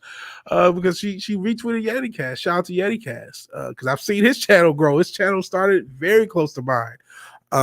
Or very close to at least when I started joining the Phantom Menace. I'm not sure. So I remember seeing him in like late last year around. So his channel was close to 1,000. He got retweeted by Gina because he had the clip of this demon on Real Talk or whatever it's called with Bill Maher.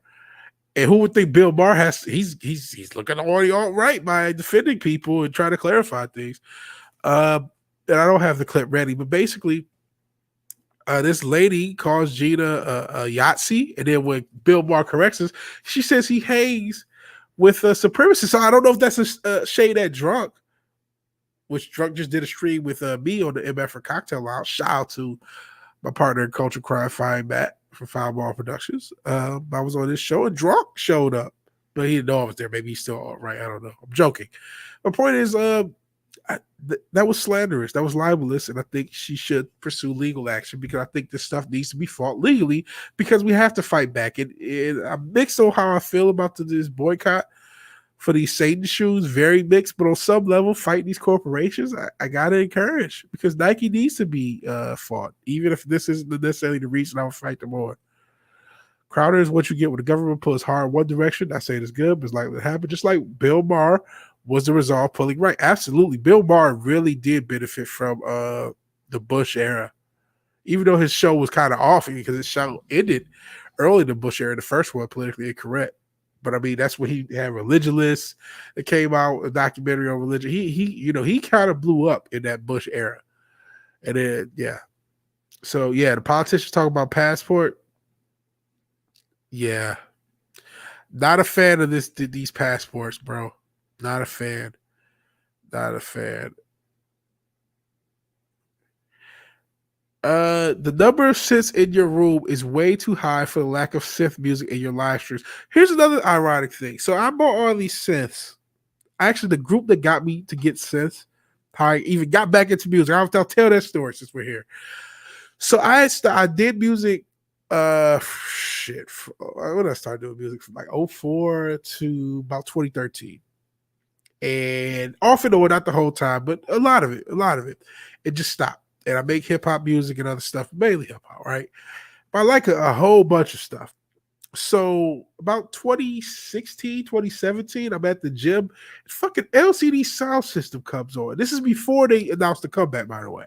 So whatever year was, they had not yet announced the comeback. There was no comeback album coming, but their music just fucking comes on to the damn radios. I Can Change. I remember it. And I'm like, what the hell? How the fuck? What is this?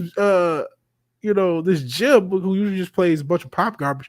What the fuck do they know about LCD sound system? That got me back into them because I not only did I stop doing music, for the most part, I stopped listening to music, especially current shit. But like even shit I love, I just stopped listening to it. I don't know. I just had a real sour spot. But I kind of got back into listening to it and got back into them and then got back into kind of watching James Murphy interviews and then got back into synths. And then I would buy a synth every so often and buy one. So over the course of 3 or 4 years, you start to get a nice little collection going. And then most of my music is sample based, but the intro and outro both have synths in them. And since no, you guys don't see, I have a Matrix 1000 synth I got for like $200, and I think this thing's worth like a rack now. But I got for $200 like years ago. It's one of the synths I didn't sell when I lost my job from back in the day, and that's on that's on both of the intro and outro songs. I'm trying to think, is there any other synth that's on the song I'm working on has an MS-20 on it. There's an MS-20 right next to my feet, which I could probably lift up to show you what. And then I'll use, I feel like, because my Alpha Juno is on one of those songs. I think there is some sounds from there. So there's some synths in some, you still hear them at the beginning and the end of my episodes. Roof Korean, I skipped so many things. I didn't see Roof Korean sneak in. Hell, Roof Korean is John Goat. I've been skipping messages. Yeah, there you are. Hell, because I try to get to the current era of comments. Yeah. Only way I make music is to turn the CD player on, not an awesome talent.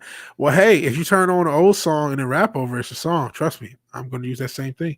If I didn't like you, I wouldn't, man. You need to be out there. You're not left or right, and you know your stuff. Thank you, man. Thank you. And I'm glad you said I'm not left or right because I'm worried that I've been going too hard in the conservative thing. I'm not. I don't consider myself a conservative. If I had to do something, maybe libertarian, but or even that. India is probably the only country who go toe to toe as far as population. Yeah, that's gonna be if that happens, World War III is here, man, and it probably will happen, man. Gina should embed it. I don't know how to pronounce that German word in her tweet. Things would have sunk, and then there's a link. Yeah, you guys do chat a lot, but I love you guys, man. I don't care. The right remains silent is still protected. Very true. Very true. Best thing I've seen is Matrix. Yeah. Matrix and Rose did have that last year they just got real hot. And I think they make a lot of videos, and that's where that's why I hopefully can clip some of this shit out. I gotta make more videos. I think that's why that will massage the algorithm to get me pushed out a little bit more. If they don't, man, geopolitics are going to get really crazy. Racist. Yeah, that senator is an evil bitch. So we're getting closer to me. Oh, stanky man looking bitch. Yeah, I hope she sues her arse. Yeah, I hope her arse does get sued. Hell to the working man. You're going. Hell to all you working men and women. Miss, sorry, we're getting there. We're almost there. We're almost there. Got to make the cheddar. Branding cattle is actually fun until you catch a hoof to the nuts. Oof. Has that actually happened to you, Link? Or is that just the like the saying, like the allegory, like, everyone has a plan to their punch in the mouth? Because I like that. I'm going to keep that. Branding cattle is fun until you catch a hoof to the nuts. And we have to give a hoof to their nuts. That's the only way that they're going to listen. That's why I got to kind of be in favor of the boycott, even though I don't like it. Now Mark plays about cancel culture, but he endorsed it when it was just right-wingers. Yeah, him and Sarah Silverman, I got no love or respect for those motherfuckers. But I hated the Orange Man, so I just sort of left and enabled a bunch of idiots to destroy all of humanity. Fuck you, Bill Maher. Now you're trying to take backseats? Motherfucker, this is your fault. Because if you wanted to be cool when everybody was canceling everybody, you could have stepped up. He tried to have passed, but no, you should have did this 2-3 years ago. But you hated your Orange Man so bad. You had so many snarky jokes about conservatives. Tee hee ha ha. Enjoy your canceling, bitch. Fuck you. Fuck you. What do you get when you virtue signal to a bunch of motherfuckers and you talk shit all the time and you act like you're smart or somebody and then it backfires? Get what you fucking deserve. Exactly. Not Joker Arthur Fleck. He was not the Joker in that movie. You get what you fucking deserve. We're going to talk about sports, get what they fucking deserve. Love LCD. Yeah, they're great. They're great. Pre-order the Godzilla vs. Kong tickets. I can't wait. I think this Godzilla vs. Kong is probably going to be the last movie that makes money of all time, because I think there's a lot of hype for this. Hell, Slasher McSplitter. Hell, man. Hell, Slasher. Never caught FMR even before he drew me off the edge. Another comedian relied on a drugged up bunch of clapping seals for artists. Yeah, here's the thing, Mar. He wasn't that, like, you are in the politics because you're not good at being funny. You're not good at being a comedian, so you do politics. I've been around with cattle with branded. Never did, but my cousins were in the rodeo. Thought I would be one until I got blocked off by a nut kid. Ooh, by a Bronco. Ooh. Get the passport fraudulently when it's required for interstate travel. We'll get it forced to get to Texas if I don't end up there sooner. Now to get the government to send migrants to New England. Yeah, good luck on that. Ugh. Kicked to the balls when I got knocked off. Okay. Hurt just thinking about it. Yeah, me too. Sheesh. Wanna see conference. Von Son. Sorry, man. Yes, it actually happened. Oh, I'm gonna use it as a saying, but god damn. Goldberg, Kyle, and Link 365. I hope you guys are still able to procreate, man. That sounds painful. It's all fun, but I like to say, I'm still to say, it's also a brandy cattle until you get kicked in the nuts. Yeah, you're going to be missing Trump real soon. I was not an Orange Man guy, still not.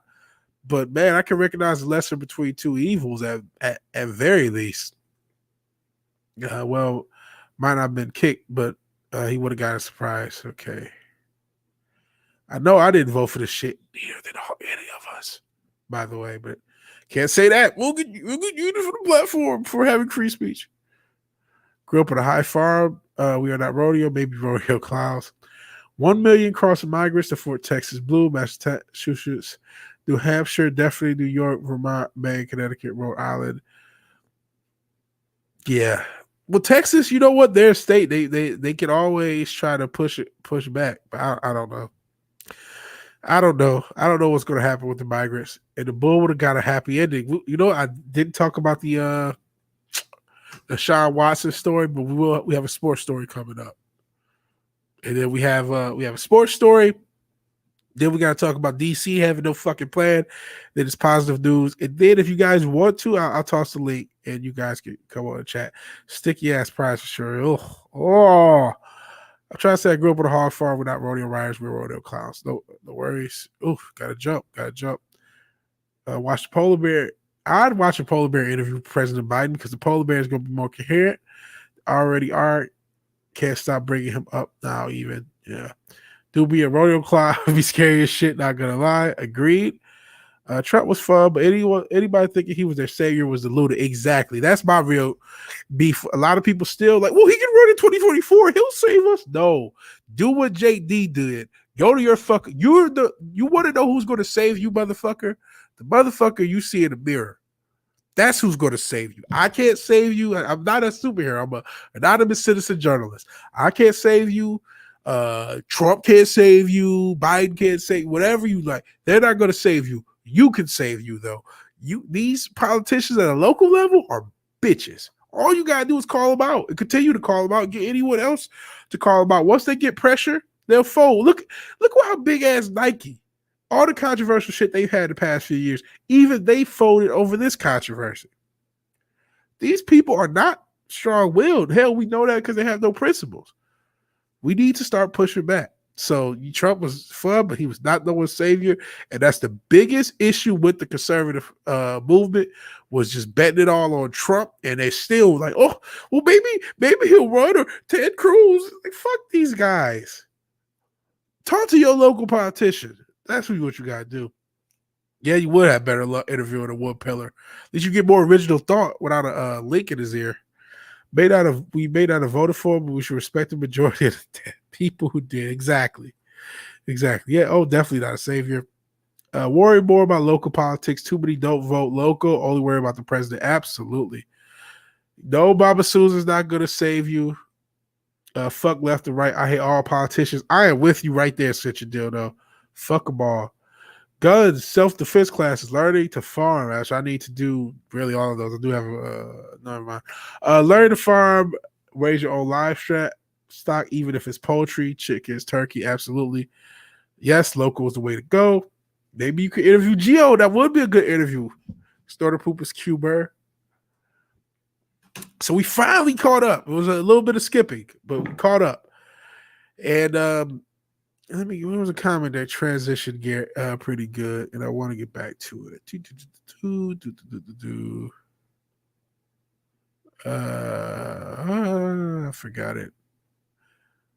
I forgot it. Okay, whatever the comment was. We talked about cancel culture. We talked about boycotting. We talked about fighting with your wallet. And we've talked a lot about how entertainment's failing, right? Entertainment's failing across the board. For the past year in this country and many across the planet, you have been locked in your house on some level. And so there's never been a time more often that you would watch TV, yet we see TV ratings fall for everything, for TV shows. We know movies have fallen, been falling for years. But we know YouTube has risen. You guys are following a fat loser that didn't even do this last year.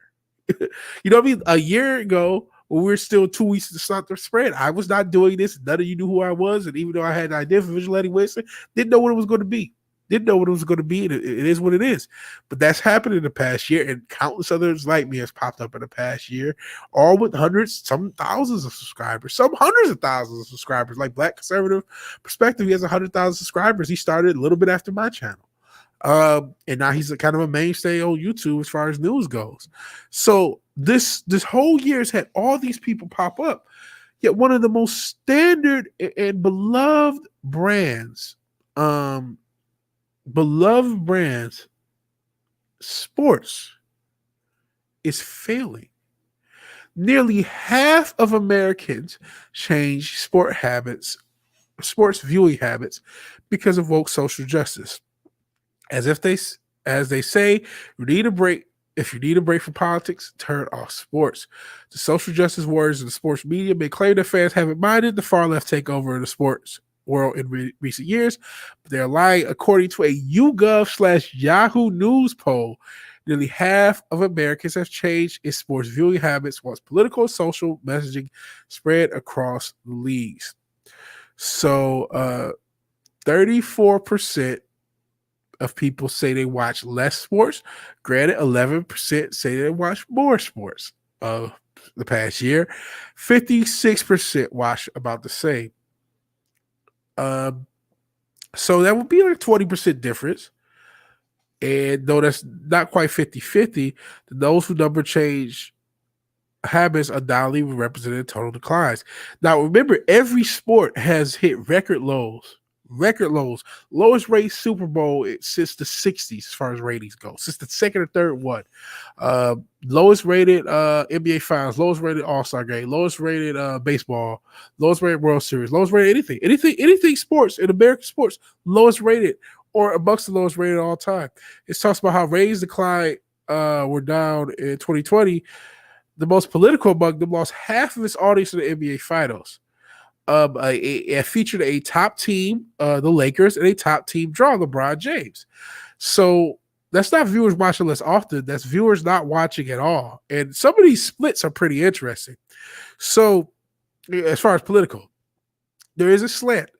So 53% of Republicans watch sports less than when social justice became prominent. Now, here's something interesting.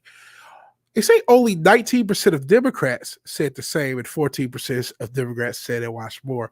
I'm not trying to disparage the percent that say they watch more. The numbers just don't reflect that. The numbers reflect a huge drop-off. And think about what this says. This says that even the people who agree with you, 20% are not going to watch your product because of it. Holy shit. How the fuck did Ryan Cadell sneak into my chat? I didn't know he knew I existed. I'm being dead ass. Hell to Ryan Cadell arcade outpost. But I talk about the poll on Sports Wars. People are tired of mainstream media. And again, you can steal this and credit me if you do. 19% of Democrats. That's the alarming mark. That people who agree with you, people who like BLM are saying, shut the fuck up about group economics on people's jerseys. So hell to Ryan Cadell. I don't know how he snuck in. I did not know he knew I existed, but cool to see him here. I won't tell him that I don't like Geeks and Gamers. Actually, I just don't watch it as much. But I do watch Sports Wars. I like Sports Wars. I'll kick Sports Wars and Black and White Sports that's my sport. And I'm not gonna say I like a lot of local based sports stuff. I watch all my Detroit stuff. Shout out to Detroit Drew. Shout out to Easy Sports. Shout out to all the those guys I like. And I like local guys from seeing the passion that local fans has. It's like you still remember why you liked sports in the first place. But man, these polls, and 40% of independents watch sports less. So that means if you were anything, the modern alt-right, according to the wokies, you didn't watch as much sports. You had almost 50% chance. And again, even if you agree with them, you watch less sports. That's the thing that's alarming. And this is kind of an encouraging thing. We talked about the Lil Nas X thing. I see my man Eric JR, he said he's promoting this shit to our kids. His music video, which is demonic, is trending on YouTube. It is, even though that trending, a lot of it is fake, as we know. But yeah, try to get a convo with Geo. It's like getting blood from a pair of Air Max 666s? Question mark. Yeah, it is all about narrative. It is all about narrative. Let me see what you guys are saying. The president is a small cog and a big push to destruct. Trump in the I don't know if I can say that cannon. I'll just say cannon crap. We have a bumbling crowd who's distracting us from the truth. Yeah, I think I hope people who were into the cannon guy realizes that was a controlled opposition. I hope you guys realize that by now. Sleek saying, have a meaningful conversation with my toaster. You can have a more meaningful conversation with your toaster than you can from old Kamala Harris's beard. About to talk about the poll Sports Wars. People are tired of mainstream media. Absolutely. This chat is fucking awesome. He slimed me. No, not the ghost. Biden. I don't want Biden slime. Yeah, hell, RK Outpost, you bamf. Hi, chat. Everybody say hi. Thankful my football isn't getting political, except in the UK's Premier League. Ooh, how's that going? Because I remember they were, at least, I remember last year seeing some stories of how woke they got. I think it was Premier League. And I know here, Major League Soccer, which is a joke. Nobody, I'm going to tell you how much men's soccer is a joke in this country, I agree with the women. They do deserve more than the men here. They actually do. Because the men here probably couldn't beat them. They're trash. They're trash. They deserve to get paid less. I don't think women should make more. No, I sound like Ryan Kittle.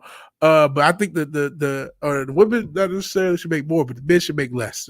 And actually, the women probably should make more. Because as far as American soccer goes, the American men's soccer are so fucking trash. So god awful and useless and of no consequence that they deserve to be shamed by being outpaid by the women. And if it wasn't for women's soccer, if it wasn't for women's U.S. soccer, women's soccer probably wouldn't be a thing. And you could argue that maybe a good thing or a bad thing. It's up to you.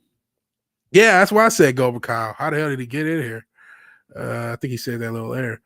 Hell, RK, I'll put CVW talking to me. Ryan is here. I swear you and Wes must have 100K subs by now. I'm convinced you're being suppressed. I know I'm being suppressed. I was suppressed before any of you guys knew me. I made a video on Kyle Rittenhouse. My channel has not been the same. And yeah, he subbed to me, man, which I didn't know he was subbed. I didn't know you were subbed. Didn't know you were subbed to me. I got all these cool ass subs. Bottling the comics and subbed to me. Nerd Rotting and subbed to me. Snuck in the chat before. This is really cool, man. Really cool. I swear to continue with this woke crap in England, it'll create riots. Speaking of which, did you guys have that protest other day in London? How did that go? I'm not sure if you went. I know you're not necessarily in London, but like I know that was pretty wild. I can't say I didn't watch football more from Buffalo. Shout out to Buffalo.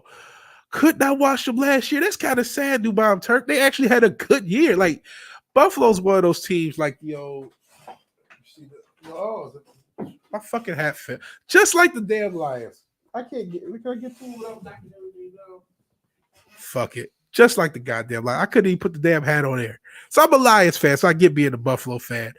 You guys have playoff droughts just like us. You guys have wasted great players just like us. You wasted Jim Kelly's prime, Thurman Thomas' prime. You're a sister franchise.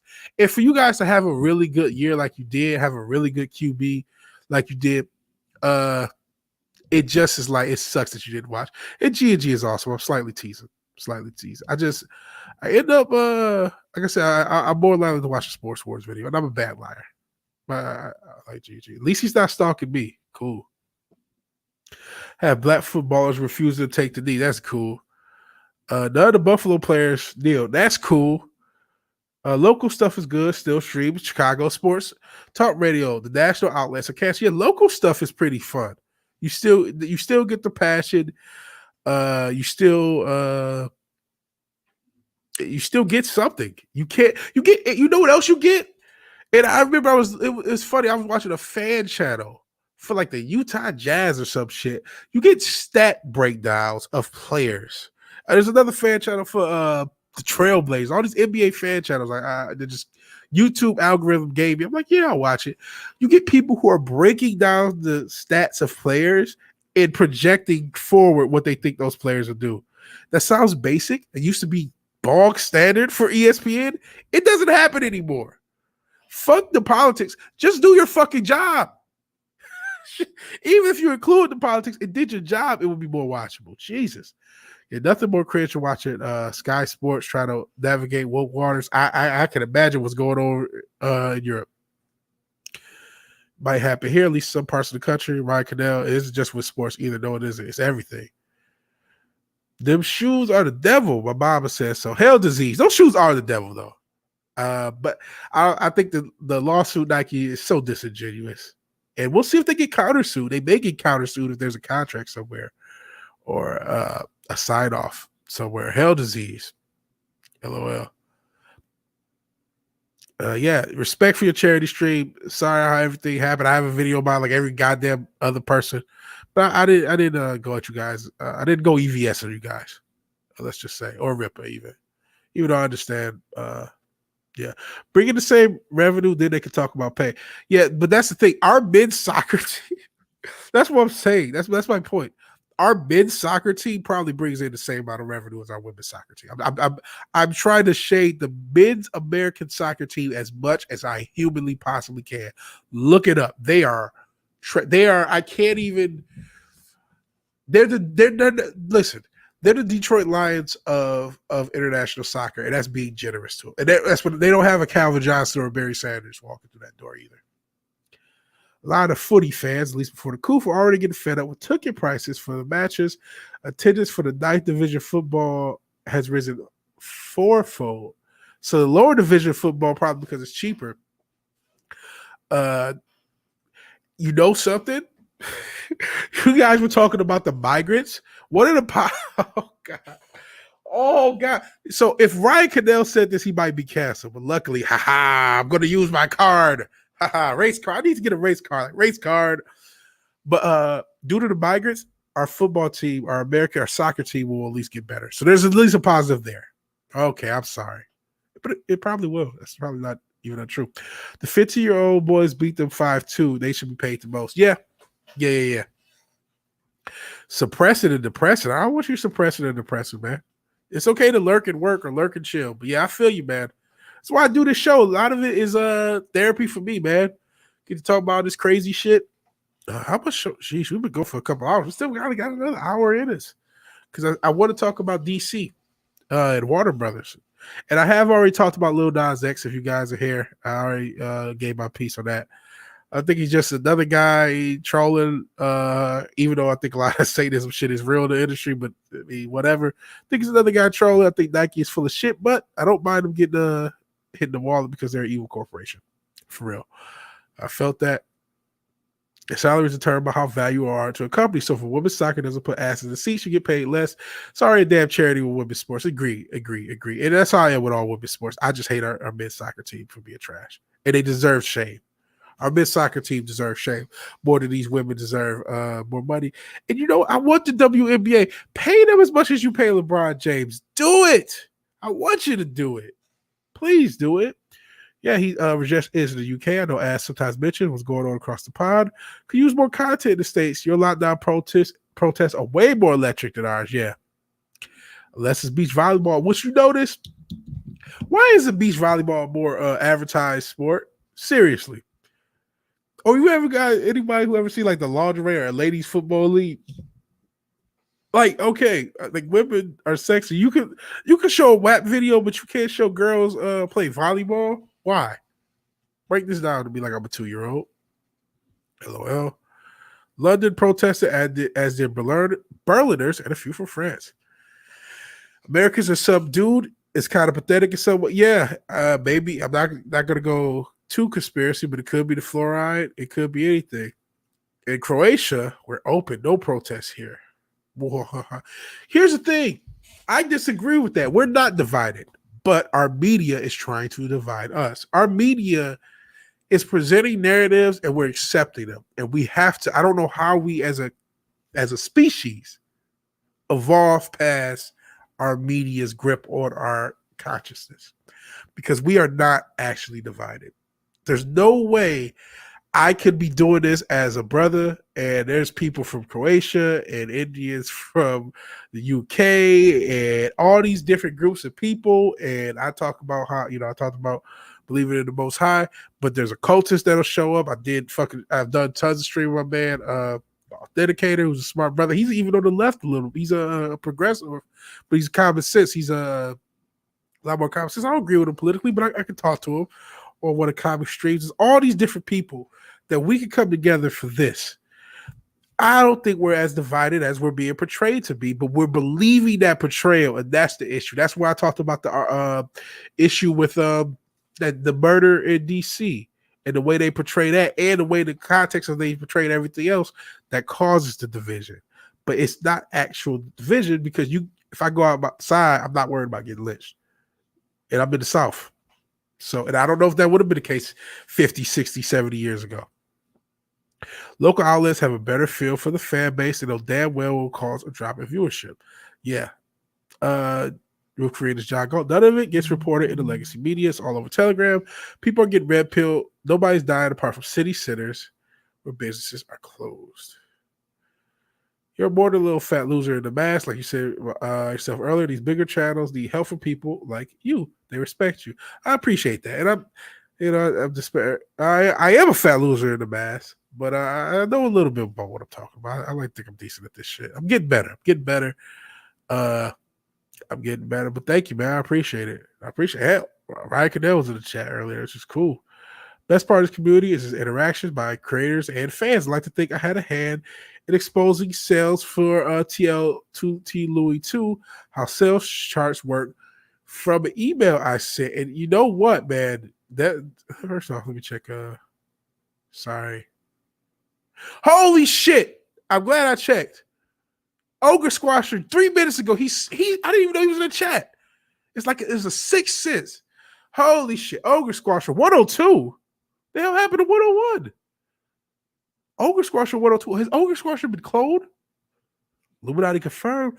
But the Illuminati Ogre Squasher 102 now has paid $101.51. I am costing you damn near a rack a month, Ogre Squasher.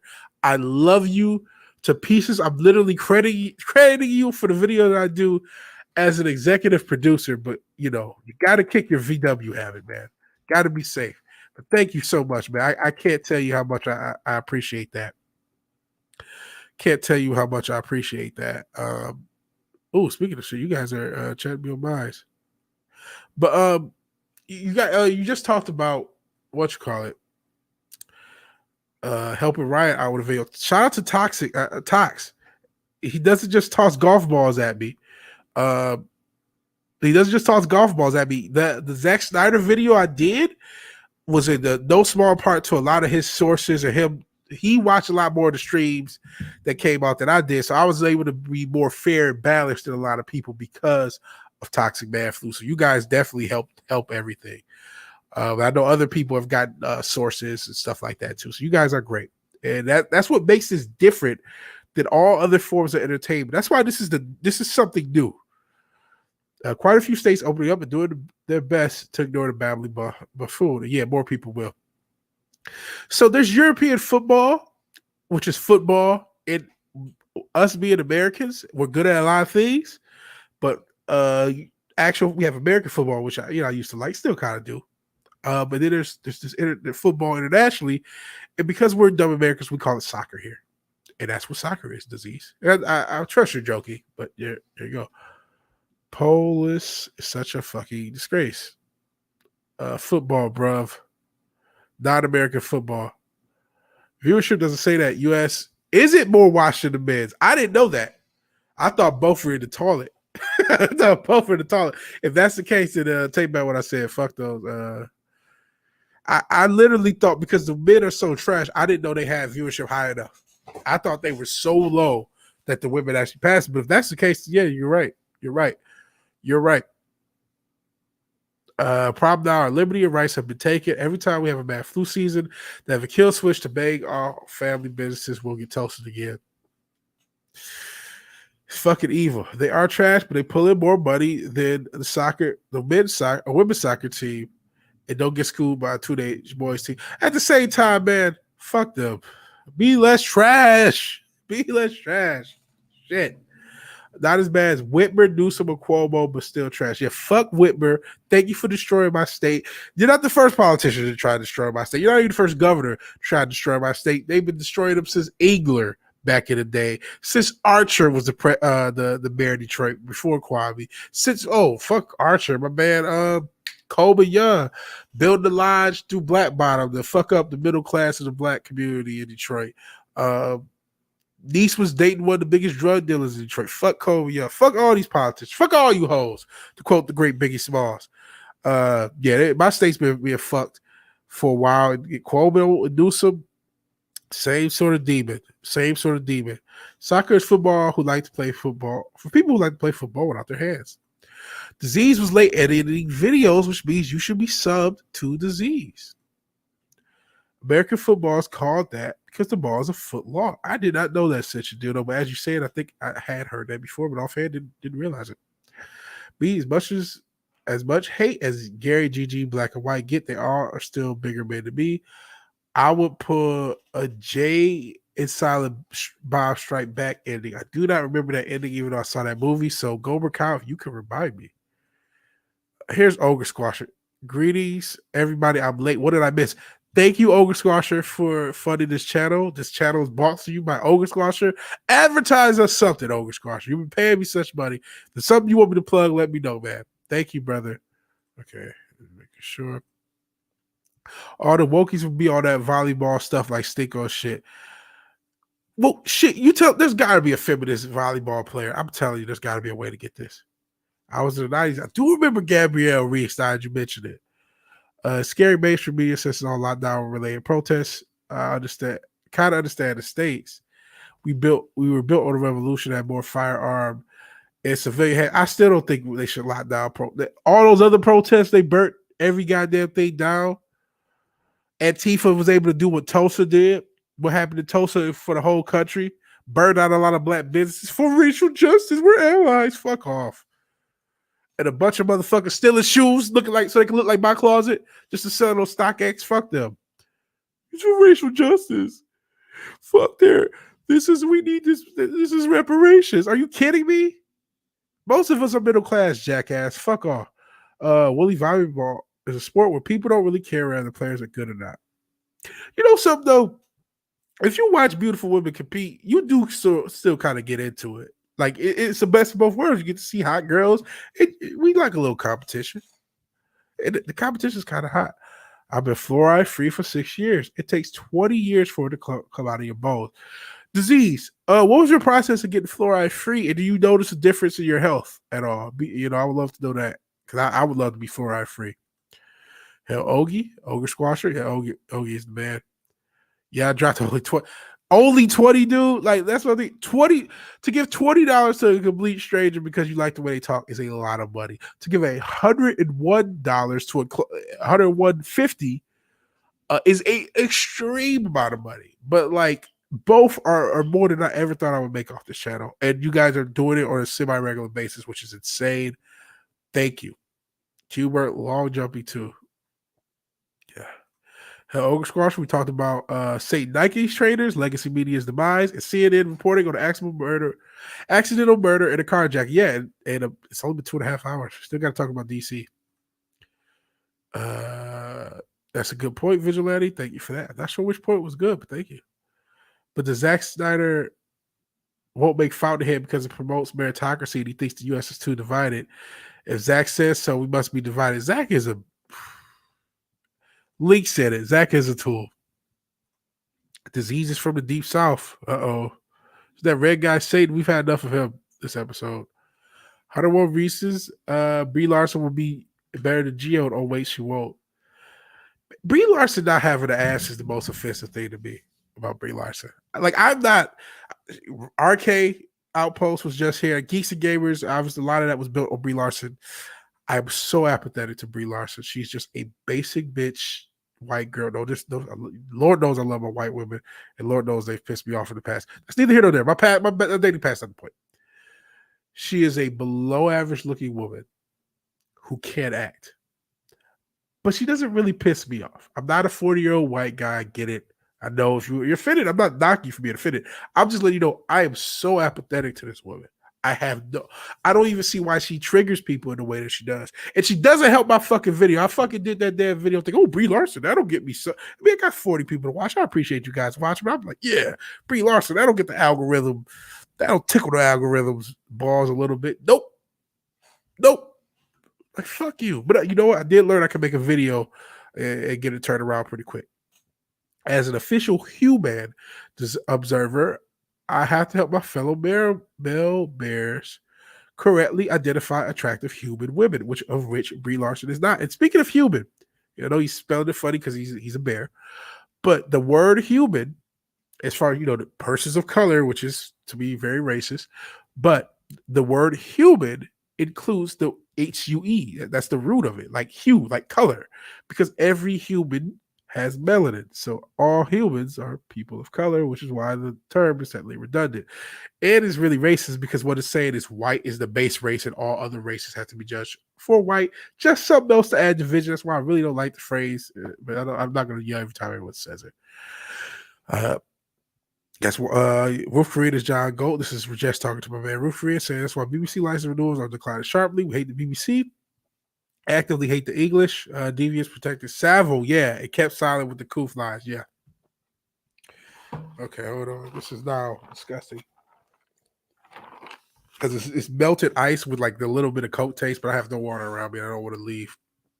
And I am way too behind the chat to get through all of it, so we're gonna have to wait. Crack Rock over a Plank of Wood, yeah. Toxic is a great dude. He's awesome. All of you guys are awesome. So is Ogre Squasher, obviously, the executive producer of this channel. Read the IMDb page for Fountainhead. I did not. American football should be called hand egg, as it's not a ball, and you mostly carry the shit. Well, it's actually nowadays it's a lot more passing. The carries, and thanks for Josh. Laughing. Florida got a great governor. Who'd have thunk it? And thanks for the shout out. Yeah, please sub to Disease. Sub to anybody who has a channel. If you got a channel, plug it. And Ogre Squasher, please give me something to plug. I feel like I owe you my life. Hell, the automakers did much of that destruction in Detroit. It's not much more the politicians. I don't know if it's enough time in any of our lives to tell you everything that happened with Detroit. You got riots that happened that increased white flight. They always talk about white flight. They never talk about the black middle class flight. They never talk about the fact that somebody like me, who grew up to a single mother, who was happy in the late 80s, and there were times we all lived in one room in the west side of Detroit. But now me, my mom, my sister all make above 50 plus K. I should not, or no, we're all poor. We're all poor. I don't want to tell people how much money we make. I should tell people how much money we're fucking wrong with us. My brother owns a house. My sister's probably going to have one in a couple of years. She's doing her things as a nurse. And we're all in the middle class, and none of us are in Detroit. We all left. And that's not the only area that happens to. People who grow up in these areas, when they get some, they get the fuck out. And that hurts a city as well. That hurts a city probably more, because those are the people who can help build a community. But how can you stay in certain areas? We just saw what happened in DC. DC's been wild like that since before I was born. Who wants to live there? That's why more and more black people live in the suburbs. That's why, and again, most of us are in the middle class.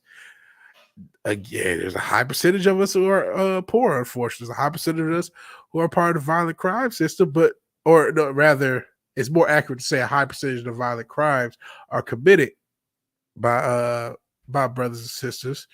But it's not necessarily accurate to say that majority of brothers and sisters of black people commit those crimes. It's just depending on the perspective of the statistics. But as far as destruction in Detroit, there's so many damn things. The politicians and the automakers, the unions. Good God, did the unions fuck things up. So many things fucked up my poor city. Hopefully we'll be back. We'll be back one day. At the end, they went to the haters' house and beat them up. That they did. Dope. Oh yeah, you did share a link that Gina could have included in her infamous tweet. There you go. Try to skip a little bit. No more ads. To the keys, not bad. I've been living here all my 42 years. Okay. If I were a deviant, I would use a lesson learned from the peaceful farmers AFG to affect the military.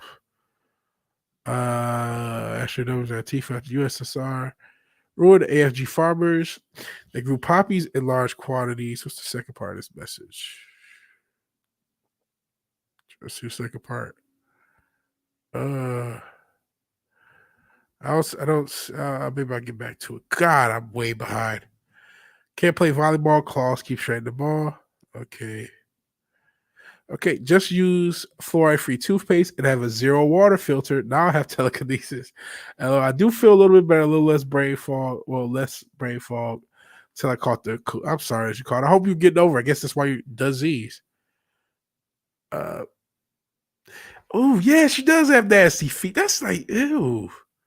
She's just not an appealing looking chick. She looks like she stinks, man. Not every girl does, but Bree looks like she stinks, man. Like Bree looks like she has some Brie cheese out of there. I'm just being honest. Gio is more chiseled than Bree. She's very basic bitch for sure. No acting skills whatsoever. But Kevin Feige's happy. See what I mean about thirstiness? The reason Brie Larson is in Hollywood is because somebody's too damn thirsty. I understand like a Olivia Dunn. I understand a hot chick. Brie Larson's not that goddamn cute. She's not. She's not that cute or that talented to be in Hollywood. Like her, the way she got on allegedly shouldn't even have worked. It should be like, bitch, no, you're not attractive enough to give it up in order for a spot. I'm sorry. You're just not. We ain't got time for these adjustable sixes. Bitch, get out of here. She was cuter in her younger days, I guess. But these, I mean, she you know what, that, because Matt played a clip from it that one time on his show, and it was a clip from her in Scott Pilgrim. She did look cute in that era. But, bro, she's aging like fucking milk.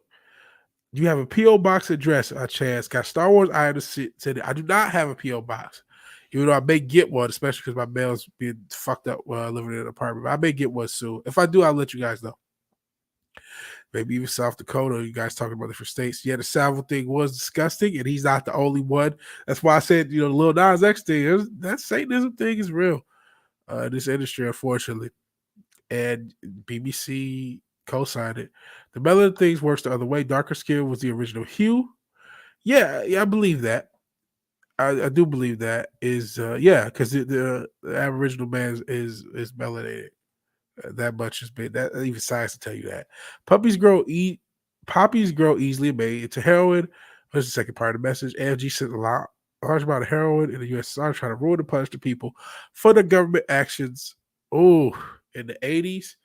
This last sentence, I think they're doing a good job of that themselves. Hail Ironcaster, a Michigan man still stuck in the great state of Michigan, the murder bit itself.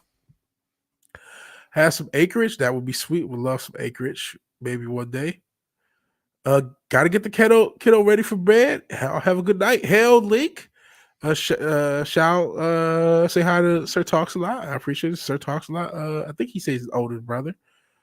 Hope you guys are cool. Yeah, you sound like you have a bad sinus problem. Try to use a sinus plumber. My sinuses are kind of stuffed up. A lot of it, honestly, is my diet. My diet and this headband I have on my mask. It kind of crushes my nose, but I feel like I'm more recognizable without it because it just my face comes together. So that also kind of adds a nasal thing. But yeah, my diet is shitty. Remember this shit, Zaxby shit. Eat too much of that shit. Plus this mask, my sinuses, even as a kid, it's just been fucked up. And I tried the little neti pot and all that other shit. Eating better does better for my sinuses. When I eat better, I feel better, but I just don't. Yeah, that's my issue. Link, we're getting close to now, so we can actually talk about shut up stream elements. Kevin Feige doesn't know what her face looked like on the top of her head. But that's the thing. She's not attractive enough for that to have worked. Many humans. I went old school to a joke. Which joke was it? On the top of the head? Or is it? Oh, yeah. B. Larson found down the coffin of Star Wars. YouTube reviews be comedy gold. I'm prepared with my beer and popcorn. Beat or never suggest that to you. You convinced, yeah. Hooked on migraine. Oh, I'm gonna not be able to read that one. The sugar messes with your sinuses too. Yeah, I eat so much bad shit. Yeah, a lot of them are. Oh, man, if you look at Antifa, a lot of them are already there, bro. As far as the drug shit, I don't blame you for wearing a mask. I wear a rubber human suit when I leave the cave. Well, you see, you understand. So, this whole show is taking a long time. We are in the final story though, and even though I got a bunch of tabs for this final story, got 1, 2, 3, 4, 5, 6 tabs. Looks like it's all one story. The story is Warner Brothers has no fucking idea what their future is. You know what? I need a 7th tab to pull up Ann Sarnoff's quote about diversity, how people will love their new slate. As you guys know, the Snyderverse is not happening. Now, I gave the Snyder Cut 5.25 out of 10. I'm not that high on it, but I am interested in some of the spinoffs. I'm more interested in the potential future than the movie itself. I do want to see how Batman's story goes. I would love to see Batman in a series. And I do think the 4 hours probably was a benefit because I was able to watch it episodically personally. And I would love episodic content in the DC space. But DC, even though they're not going forward with the Snyderverse, allegedly, they are going to have Wonder Woman at Gal Gadot's still going to be Wonder Woman. Aquaman's still going to be Jason Momoa. Flash is still going to be Ezra Miller, unfortunately. And they're still going to be doing things that include Snyderverse-esque elements, but they don't really know where they're going. So this story, and I think I actually covered this very story around the time it happened. This is January 4th, talking about Michael Keaton, Robert Pattinson, and Ben Affleck all playing Batman in 2022 films. Or are they? Because Michael Keaton himself says, we talk about taking this is him in an interview with Deadline. He was asked to take the focus off you playing Batman again. He was talking about something. Says, right, you know what it is? I'm needing a minute to think about it because I'm so fortunate and blessed. I got so much going on now. I'm really into my work right now. I don't know why, but I am. So yeah, I mean, to tell the truth, somewhere on my iPad is an iteration of the whole Flash thing that I haven't had time yet. But I called them and I said, I have to be honest with you. Can't look at anything right now. So deep in this thing I'm doing, I also prepping a thing and producing and getting ready to down the road that I'll be in. And I feel responsible to that. So yeah, there's this. I'm not being cute or coy. If I talked about it, I'd be bullshitting you. I really don't know. I have to look at the last draft, to be honest with you. And you know what worries me more than anything with all this stuff? And then he said, what? He says, it's the coof. I'm more concerned. I keep my eye on he's a 70-year-old man, by the way. And I know, a lot of older people survive. I don't know what his health is personally. He might have other, he's 69, I believe, but close to 70. He might have other issues that make him one of the demographics that have genuine reason to be concerned about this. So keep my eye more on the coof situation in the UK than anything, which we know that lockdowns have been insane there, but whatever. But that will determine everything while I'm living outside the city here on 17 acres, which he's been on. There's nothing. He's been in, I want to say Montana, one of those Midwestern states, super Midwestern states, on acres for years. And even to the Batman days, that's where he instead of going to buy a big house in the hills, he went and bought some acreage. So that's my first thing about all projects. I look at it and go, is this thing going to kill me literally? And if it doesn't, then we talk. Another point about Michael Keaton. Does anybody remember the movie Birdman that he did a few years ago? It's kind of one of the things that kind of relaunched him as a popular actor. The whole point of that movie, everything it was about, was an actor who wanted to get away from the role that defined him and do more serious work.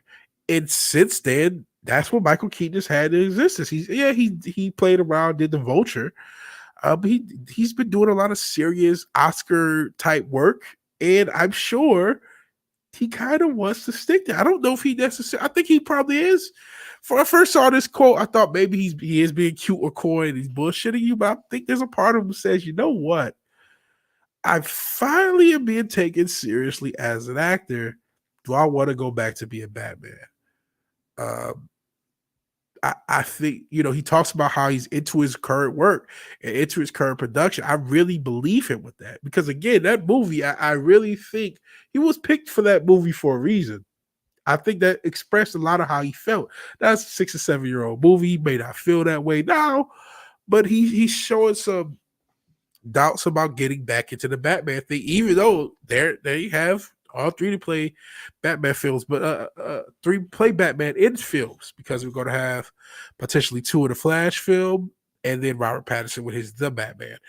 Also, we have potential for Robert Pattinson and Henry Cavill to team up in a Batman movie, or we have the potential for Ben Affleck to return as Batman in a World Finest movie with Henry Cavill. But with Henry Cavill as Superman, you can't forget. Nope, this is not the story I want to get to.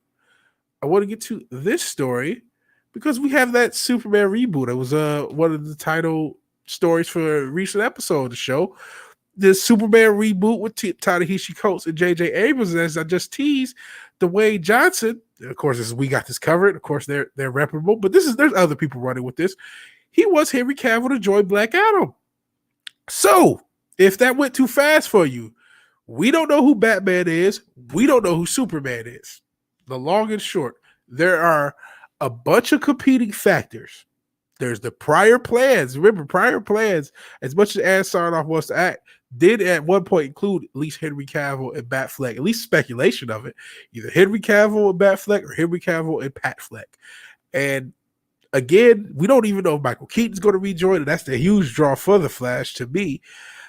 DC is in too much disarray. As far as I'm concerned, gotta do that. Zack Snyder, Wakanda forever. But as far as I'm concerned, DC is in too much disarray to even lie to you and say that the Snyderverse is dead.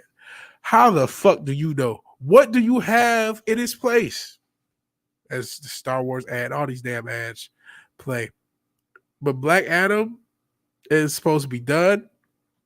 Let's look at the story a little bit about the Black Adam. It's well known that the Wayne Johnson's ex-wife, he got lucky on his ex-wife, man. A lot of ex-wives would have took him to the cleaners. And she's a bulldog too. She's a bulldog as far as an agent and a producer out there. But yeah, her business partner and 7 Bucks co-founder, Danny Garcia, is Henry Cavill's manager. And the two actors happen to play a pair of all-powerful superheroes for DC Comics. Remember, this Black Adam has been in the works for almost a decade.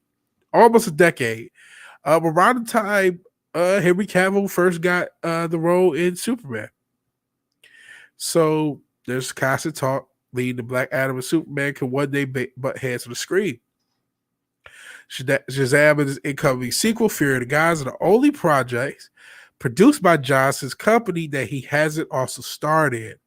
And given that the title hero is Black Adam's nemesis, and of course they're talking about Cavill didn't have a cameo in the Shazam movie, there's a certain bit of inevitability of the two crossing paths. So listen, Dwayne Johnson did not take this Black Adam movie and produce 2 Shazam movies to not have clout in his movie. I'll tell you that much. Even we got this covered, they're presenting things that are verifiable.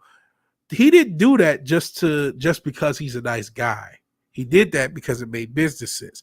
And if his other guy that's on the company that he's, a partner with that helps manage his ex-wife, helps manage another guy, yeah, they're going to want him in the fucking movie. So what the fuck is DC going to do? Literally, what is Ed Sarnoff talking about? We have a plan. No, you don't. That's fucking crystal clear. There's no fucking plan. Because on the same day, there were 2 different reports. This is January 4th of this year. Ben Affleck is returning as Batman. This was January 4th. It had Michael Keaton. And then this story, this is Giant Freaking Robot. This is a few months earlier than that. But Robert Pattinson was supposed to be in it. So they don't know what they're doing. They have no idea. So part of me wonders, should they bring the Snyderverse back? I wasn't a diehard fan, but I definitely think there's some interesting ideas. I actually felt like Cyborg, believe it or not, was partially redeemed. I'm not going to knock you for calling him Cyborg, but I don't know if I can, because he definitely got cheated on something. Maybe that have been racial, maybe it was. I don't know who Joss Whedon is, but I definitely understand at least him seeing ghosts, because the Snyder Cut Cyborg and the Cyborg in Justice League are two. He was barely in Justice League, and he is the core and probably the best part of the Snyder Cut to me. So I understand why he was upset. I wish he would have just been honest from jump. That would have helped a lot of people. But I almost covered a story with him combating the toxic fan narrative, and that's pretty big from him. Another thing I credit him for, as many as the fan, a lot of fans that are being called toxic are the same fans that called him Cyborg, but he's going to bat for him. So I know you're probably going to put Cyborg in the thing for Ray Fisher. I get it, but at least understand that. At least understand that he's not a terrible dude. He's just a dude probably wasn't ready for the Hollywood system, and he probably has some beefs. Oh yeah, I ain't gonna say that. Will you be Yeah, I will be broadcasting Thursday. I don't know what time. Usually I start later, but I started early today. It's gone almost 3 hours. What did I expect? Fortunately, the dogs have other ways to identify their walkers and don't need to see their faces. Okay, you guys are in conversation, so I don't want to spy on you guys. It did kill Christian Bale. He won an Oscar and nominated for 2 more. There you go. That's true as far as Batman. But you got to remember, when Keaton did Batman in the 80s, late 80s, early 90s, it was a whole different era. They didn't take, his career kind of took a nosedive. And let's also be honest, those Christian Bale Batman movies were the first movies that people started to take comic books seriously. As far as like, Oscar nominations and shit, comic book movies seriously, with Heath Ledger's performance. And even I think Christian Bale, where's the trigger? He gets a lot of shit for his voice. I think Nolan deserves some blame for that as well. But he did a pretty good job. So the era that Keaton did it in, it hurt him. But, he was able to make something. He made a comeback. It definitely within the hurt.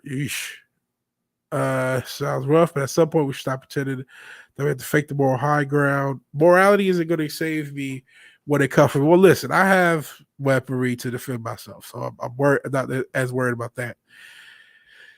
We talked about the Dark Knight. Everybody got to have a set of rules. Got to have lines that you cross. Like, you're on your own with that, Roof Free. I get it. I'm not saying I don't understand it, and I'm not. They might do that to themselves. Because remember, Oregon made decriminalized drugs, so they made. I think they should be decriminalized. I think you're an adult, you know what to take and what not to take. But I'll live and let live on that. If that happens, that happens. Dogs and cats have spent thousands of years training humans with impressive results. They really have trained as well. Maybe polar bears need to get into the human training. You guys are really cute. You just got to be a little, you get a little bit more bees than honey with honey. We feed them, keep them warm, wipe their asses, and okay with them peeing in the backyard. Yeah, I cried. I don't know lie yesterday. So my dog, I don't know what he did. Yesterday morning, he hurt himself somehow. Like he hops in the bed, he does this thing where he lays on his back, like for me to rub his stomach. And sometimes he'll do it in one motion. He got himself caught in my covers, and so I woke up to him yiping. Then he got down. And something's wrong with either his shoulders or his arms, because if you pet him, he would yipe and he was crying. And what got me emotional, I'm not gonna lie, I'm not too proud of it. I cried. He would he's a really sweet and actually sometimes toxically needy dog. So he likes, rubbing up against me and trying to hug me and pet me and all this stuff. Starts hopping up to hug me. And he kept doing it even though he hurt himself doing it. He would try to hug me, yipe, and then try to hug me again. That just got me in the feels. So I talked about it yesterday, a Commons Division show, but there was a 5-hour wait at the emergency vet. So I ended up not waiting, and my mom still has some medication. And he's been pretty okay with the medication, the painkillers. So yeah, the dogs do train us. We love them. Yeah. To be honest, don't really care about the news, not being a dick, just over it. And I understand that too, Citadel, though. Because you get to a point where it's like, listen, you guys aren't making good fucking material. It doesn't matter who you do it with, what actor you do it with. The Snyder Cut was only passable. I feel like the reason there's so much hype, like if the Snyder Cut came out in 2016, I don't think it would be beloved like it is. But because we're in this post-woke era, everything looks a little bit better. That's not woke. Plans to cover all bases, so it looked like this is what they intended doing all along. People aren't buying it. And if not for Godzilla vs. Kong, I don't know what Warner Brothers would have. That's going to be a major hit. Comes out in a few hours. I think everybody's pretty much anticipating it. But Warner Brothers looks like they're in disarray, and I don't know why. I don't know why there's so much disarray. Oregon legalized everything. Should do the swap and clear out Portland. Oof. Yeah, you're your own, Roof Free. I don't want to get myself in any more trouble. Like I said, I'm trying to be a little bit more professional. The word for human in bear language roughly translates tastes like pork, but not as smart. Unfortunately, I agree with that. Not that we taste like pork. I have no idea. But we are not smart. Yeah, to be honest, I'm fatigued with all these superhero movies. When's the last one with a compelling story and acting? Very good point. Winter Soldier. I mean, Infinity War was compelling. Infinity War was compelling at times, but it was stupid at times too. It was stupid at times. And I hate the Guardians of the Galaxy. I know it's a hot take. So their role in Infinity War kind of ruined it for me, ruined the tone. I don't think I've seen a superhero movie since Superman Returns. You've missed some good stuff. Yeah, he was Mr. Mom.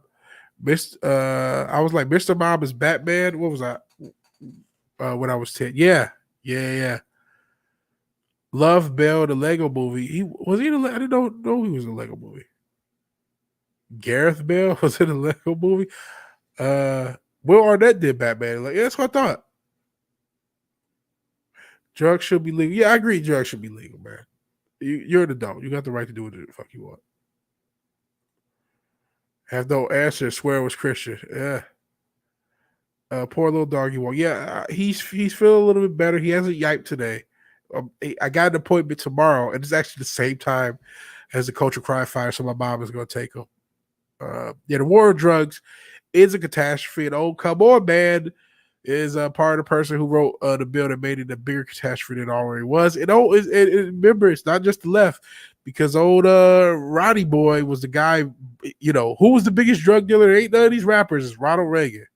I don't even know if I have to clarify that statement, because the Iran-Contra affair is a legally recognized thing. So maybe Ronald Reagan didn't know. But then again, there's some rumors that Ronald Reagan was just as touched as our current president mentally. So maybe he genuinely didn't know. But yeah, that war on drugs was definitely government sanctioned all the way.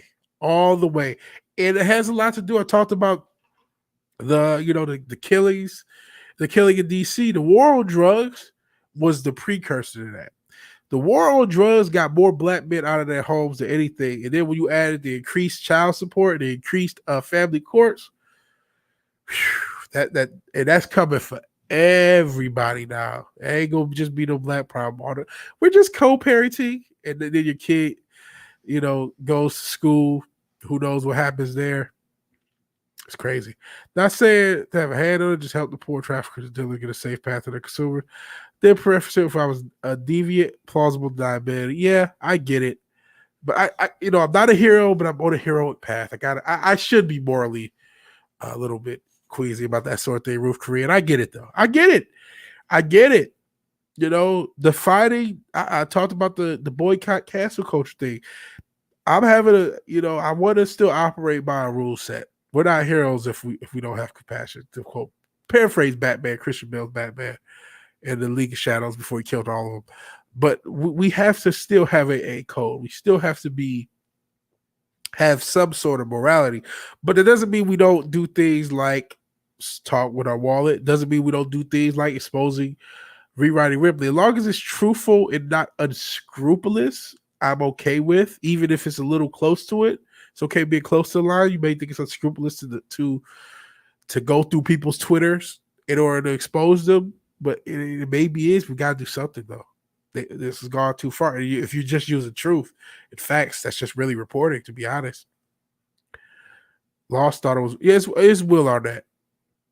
You're right, just messing. Sure you are, Rajesh, sure. I just love you. Yeah, the superhero movies have gone downhill in general. My favorites are Dark Knight trilogy, Watchmen, Blade 1 and 2. I actually like 3, even with Ryan Reynolds' crazy ass.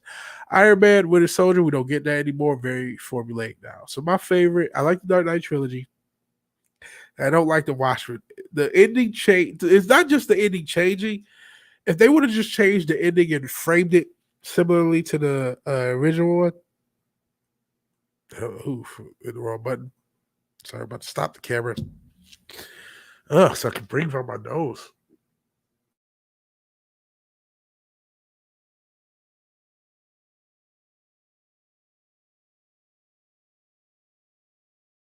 All right, sorry about that. But yeah, the movies have gotten really, really formulaic. The Sia, I don't know if I can say her name. They was, but one and the same. I'm New Mom Turk. I talk so much shit. I don't know what that was. Oh, talk about the drug thing. Yeah, CIA, biggest drug distributor. Yeah. See, okay, yeah. They were involved, but one in the same. There were high-ranking generals. It will he could have not known because he was so Biden out. Because Reagan did have dementia at one point in that presidency. So he could have been just clueless because of that. But he would have been brief on what happened. I mean, Keaton's best role was Beetlejuice. Maybe, yeah. That Beetlejuice energy has been like the energy that has still permeated all his roles. Want to get nuts? All right, let's get nuts. Beetlejuice. Anybody remember the cartoon? It was actually pretty cool. I'm sure he did not do the voice, but it was pretty cool. If you ever had government weed, you know they're fools. They know how to grow their business. Yeah. I thought people learned their lesson from prohibition. Apparently not. Well, here's the thing. The nefarious people make money off prohibition, and if your government's involved with it, they kind of want to prohibit it so they can make more money. I talked about Nike, right? The false scarcity of shoes, right?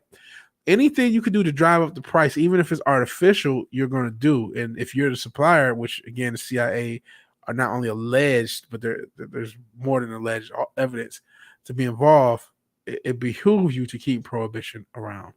True government indoctrination and programs are the evil. There's very little actual racism. And you're right, it's coming for everyone that has to have nots, white or black. It's coming for that ass. Say it once, say it twice, 3 times, third time's a charm.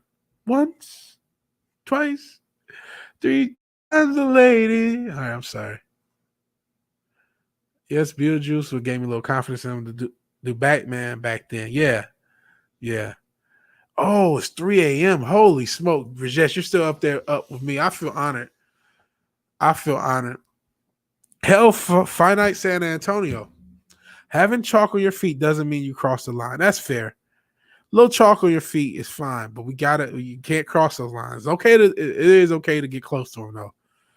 Like I wouldn't be in favor of doxing, but I am in favor of what the rewriting Ripley people did. Or the people who went after, not the group, but the people who went to the Twitters and went and did the data eraser and everybody, and Quarter, I believe, was involved, who did the legwork to put the pieces together. And that's very close to the line of doxing. But you use publicly available information. You didn't dig. You didn't go into their personal life. You didn't put their personal information out there. You just presented a case. And that being able to differentiate that thin line between crossing it, that's going to be the key, at least for me. And Deadpool 1, I did like Deadpool. I like both Deadpools. I like them better. I didn't like the, Guardians of the Galaxy. I know that it seemed like an odd comparison, but they both were comedies at their core. And I thought Guardians of the Galaxy was trash, but I thought both Deadpool 1 and 2 was good. And yes, Freeway, Ricky Ross. Look up, there's a rapper, Rick Ross, and there's a rapper named Freeway. I talked about Rockefeller earlier to link everything earlier back. But look up his stories. He will tell you stories about, this guy was one of the biggest drug traffickers in the 80s and 90s. And I mean, massive. He was a supplier, though. He really wasn't as gangster as you think. He was just a supplier, more of a businessman type. And he talks about, a raid is coming, getting phone calls from random people. A raid is coming because it turned out his connect, or the plug, as kids say, was an FBI employee who never got prosecuted. His plug, he was getting drugs from an FBI employee who never got prosecuted. I can say that with impunity because that is on the record. Look it up. I cannot think of my man's name, but Freeway Rick Ross. And he would get tips for raids until they were done with him. Because they liked that he was destroying. Yeah, he had some stories right. They like he was destroying our community. They like that he was making them a lot of money. But then when they were done with him, they were time to get rid of him. It was done. And yes, indeed, all those countries have been CIA repped. And even, I believe this the CCP. There's a reason that we have all this emasculating stuff in our culture. It brought up Lil Nas X, but the CCP, we've gone 3 hours, still got a little bit left. Still probably at least another half hour. But the CCP is trying to strengthen up masculinity. There's a reason those things are both happening at the same time. Totally see your side, can respect that. Totally. Used to be the old way politics work. The left and the used to let the right know when it's time to be socially compassionate, do legislation. Now I feel like the left is no longer socially compassionate. Hell, just another red shirt. He's not just another red shirt. He's the red shirt, and I'm happy to have him here for the last leg of this Vigilante Williamson tour. Appreciate it. Real quick, I need to see if anyone else has been foolish enough to super chat. Not foolish. I love you guys. Let's see. Nope, just my man Ogie and Gomer Kyle, but you guys have given me way too much money between the both of you. Gomer Kyle with a $20 cash out, which is crazy. An Ogre Squasher, never to be outdone, with $101.50 for a super chat. It went from $50 to $101 to $101.50. Always add up. And those pennies add up, man. Thank you guys so much for the support. I like Keaton's Batman. Was definitely amazing at that time. Batman Begins is incredible though. Yeah. Hell, Slasher saying hi to everybody in chat. Yeah, the origin of the war on drugs was absolutely racial, and it turned into the war on the poor. Absolutely. And Rajesh, yeah, it's 3:00 in the morning there. Strength and honor, Rajesh.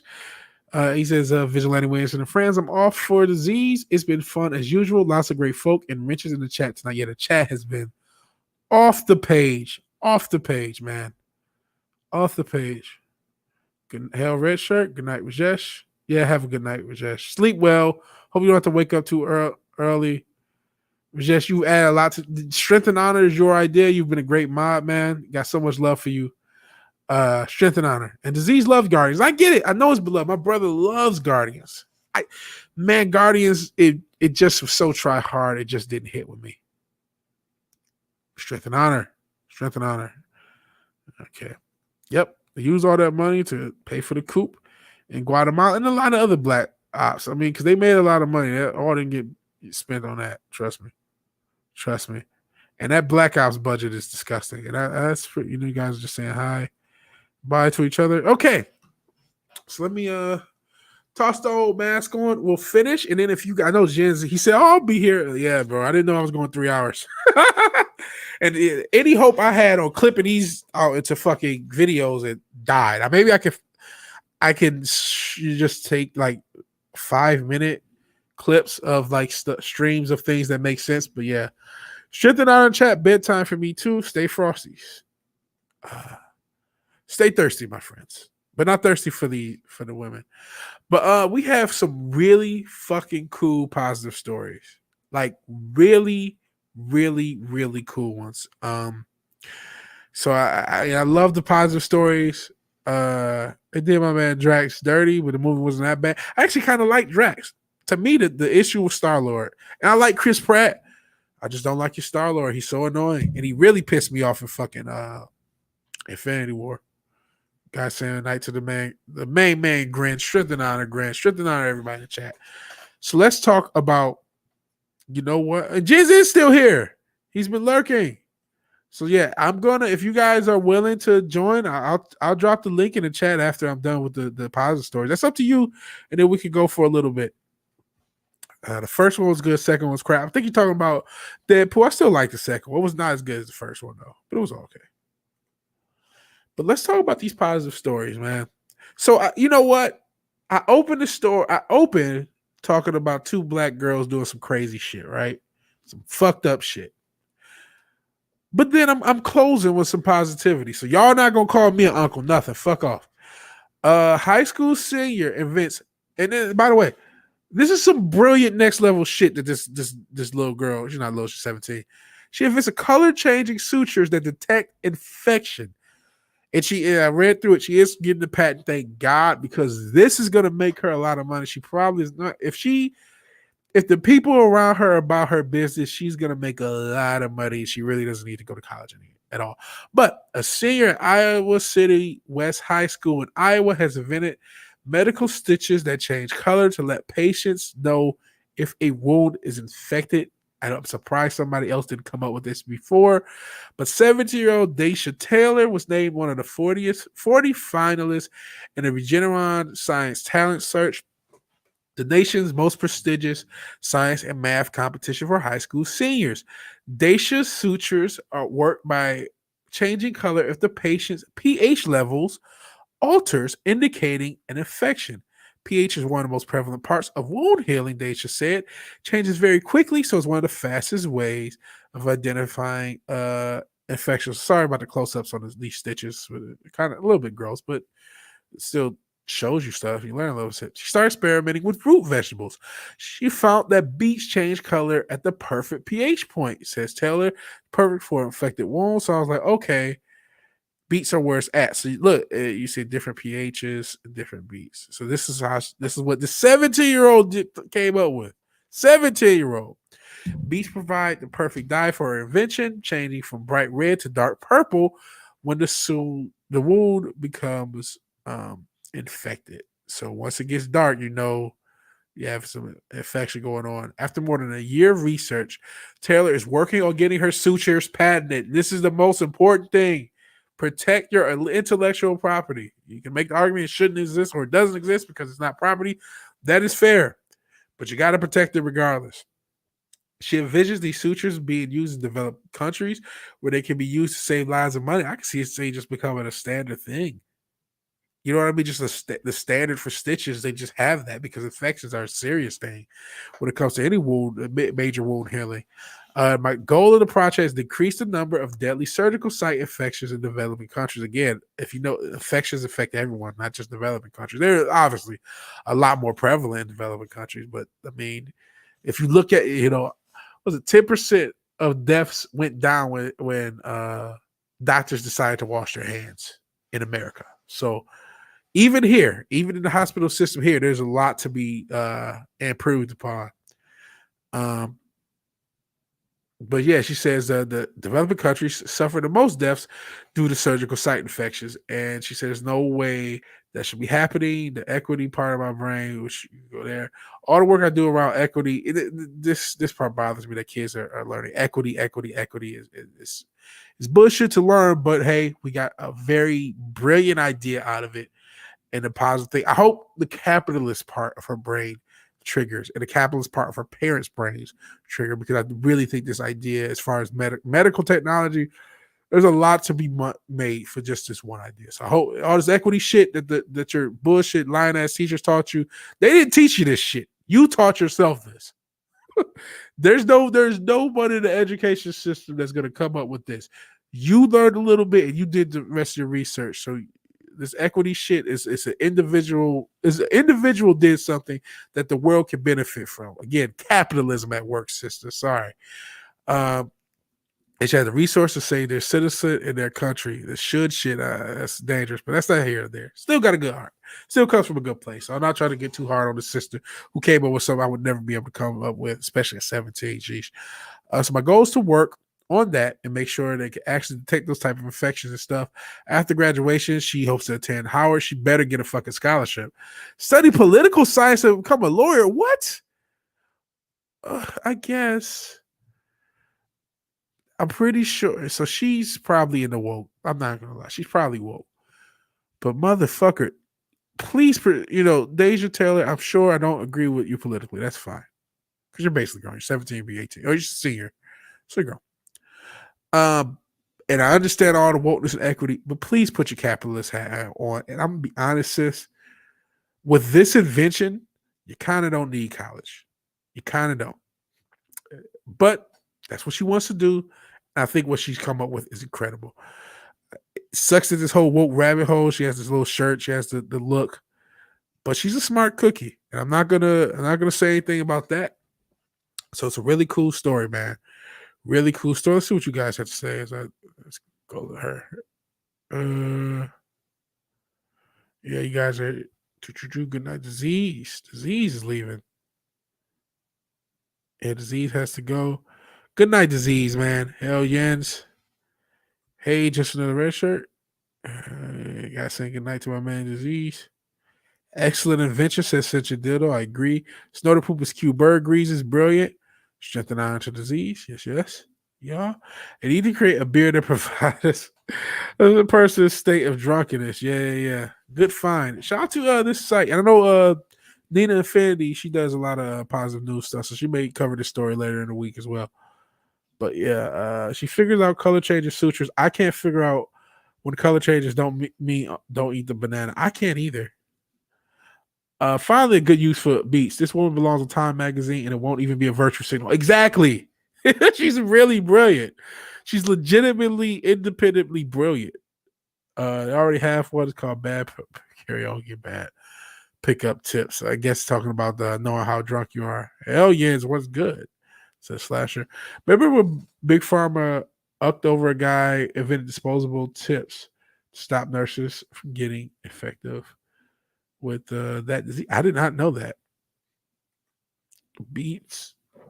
Well, see, Doug TV, the Doug TV show was ahead of its time, maybe. I guess that's when I got to the wokeness part. Yeah. Yeah, okay. Green, don't eat. Yellow, eat. Brown, eat. Banana bread. Black equals fruit flies. Okay, there you go. Hell Finite San Antonio. I know he's been in the chat for a little bit. Stream Element, stop spamming everybody, you asshole. Sounds like a my Python skit. Okay. Okay. Go Macau. Is he leaving too? Oh, just best of luck with. Sorry, my brain scattered. Beats, maybe. Not sure if something got censored from my stream yard. Things I did in my 20s, can't tell every story. Yeah, don't get indicted. But listen, equity aside, all the wokeness aside, unfortunately, she's been bitten by the woke. But I just hope somebody understands capitalism and that she doesn't throw away a really good idea out of niceness. Well, people need, well, you can charge 10 cents for this shit and still make a lot of money. You can still give as much to developing countries as well as you want, but do not give away this idea, sis, and do not be so equity, because I could see some woke corporation. Oh, we're for women of color, we're for equity. If you could just sign over all your patents, thank you. And I just hope she doesn't get got. I hope they don't feel her head is that we're on the same page, Snorter Poopus Cuber. Great minds think alike, even cross species. I hope they don't fill her head with donate your idea for the good of humanity. Equal thanks for giving us sutures. We'll keep the cash. Yes, because it's public domain and we can mass produce it and you can't, so we'll make a lot of money. Thank you. Yes, please do not donate your idea. Please understand what you have. We don't have to agree politically. I hope somebody understands money. But that's not the only cool positive story we have to end. This one, I think Gomer Kyle's a Tennessee guy. Volunteers pick up almost 16,000 pounds of trash from the Tennessee River in 2 days in January. And I actually covered this story on the show because I remember it. We shared a good news story about a small group of volunteers removing nearly 10,000 pounds of trash from the Tennessee River in 3 days. Last weekend, though, volunteers removed 16,000 pounds of trash in 2 days. Volunteers with the Keep the Tennessee River Beautiful, a nonprofit whose mission is to keep the Tennessee River clean and healthy, picked up around 16,000 or 15,700 pounds of trash from 2 cleanup events in East Tennessee. On Saturday, March 20th, a total of 41 volunteers in Roane County removed 9,426 pounds of trash from Watts Bar Lake. They ended up filling 248 bags of trash. Then on March 21st, next day, 17 volunteers removed 6,286 pounds of trash in the Knoxville and Louisville areas. They filled 154 bags of trash. We're blown away by the ever-increasing enthusiasm and momentum around river cleanup efforts in diverse communities. I don't know. This is the first shit. In communities in the Tennessee River watershed, said Kathleen Gibby, executive director for Keep Tennessee River Beautiful. The energy is seen in the numbers, like the phenomenal achievements our volunteers made this weekend. So, again, it's a really cool thing, man. I'm not a climate change guy, but we don't want our rivers all fucked up. And that's the Tennessee River. Imagine what other rivers and other bodies of water near other urban cities. I'm looking at you, Hudson River. Imagine the amount of trash that's in there. But these people are keeping the Tennessee River clean, and that's a really cool thing. Really cool thing. Yeah, we are the volunteer state, and living up to the name. I'm on my second highball, but I think that story goes back to inventions that come from outside the field. Something about general intel versus specialization. Yeah. Ogre Squasher. Got a bell. Great stream. Thank you. You weren't here the whole time, but I appreciate it. Safe travels. This stream has gone way longer than I thought it would. Been fighting with YouTube for a month. Get a clear answer about the ass thing. Sorry, let me look. What's going with Kyle talking about? Now I'm being nosy.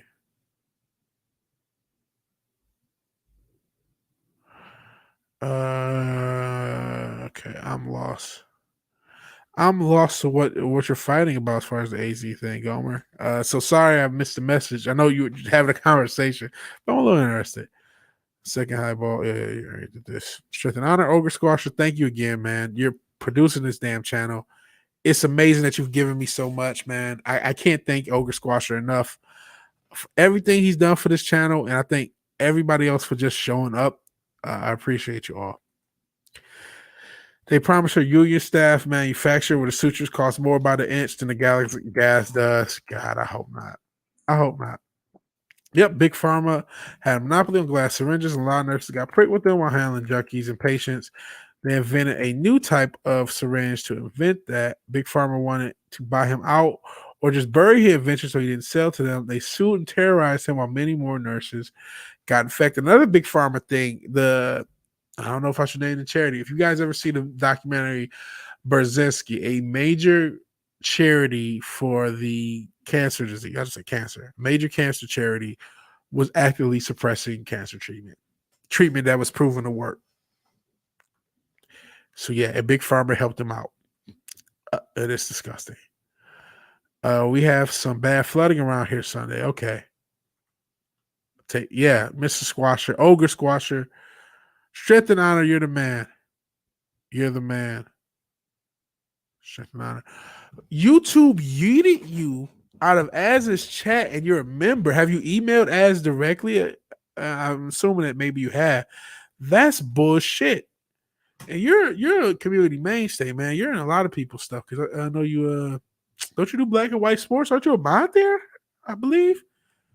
If I remember correctly, I do a lot of legalized plants.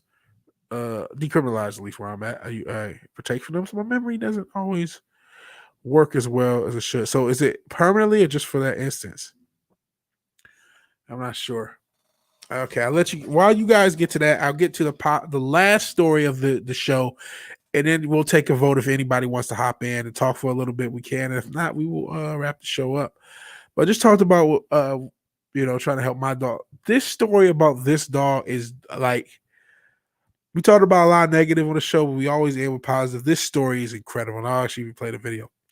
Dog named Clover is being held as a hero for helping her owner survive a seizure. Like, watching this video is incredible. Like, I don't know the people's Q-Bird is in the chat, so we know how smart animals can be, but like, wow.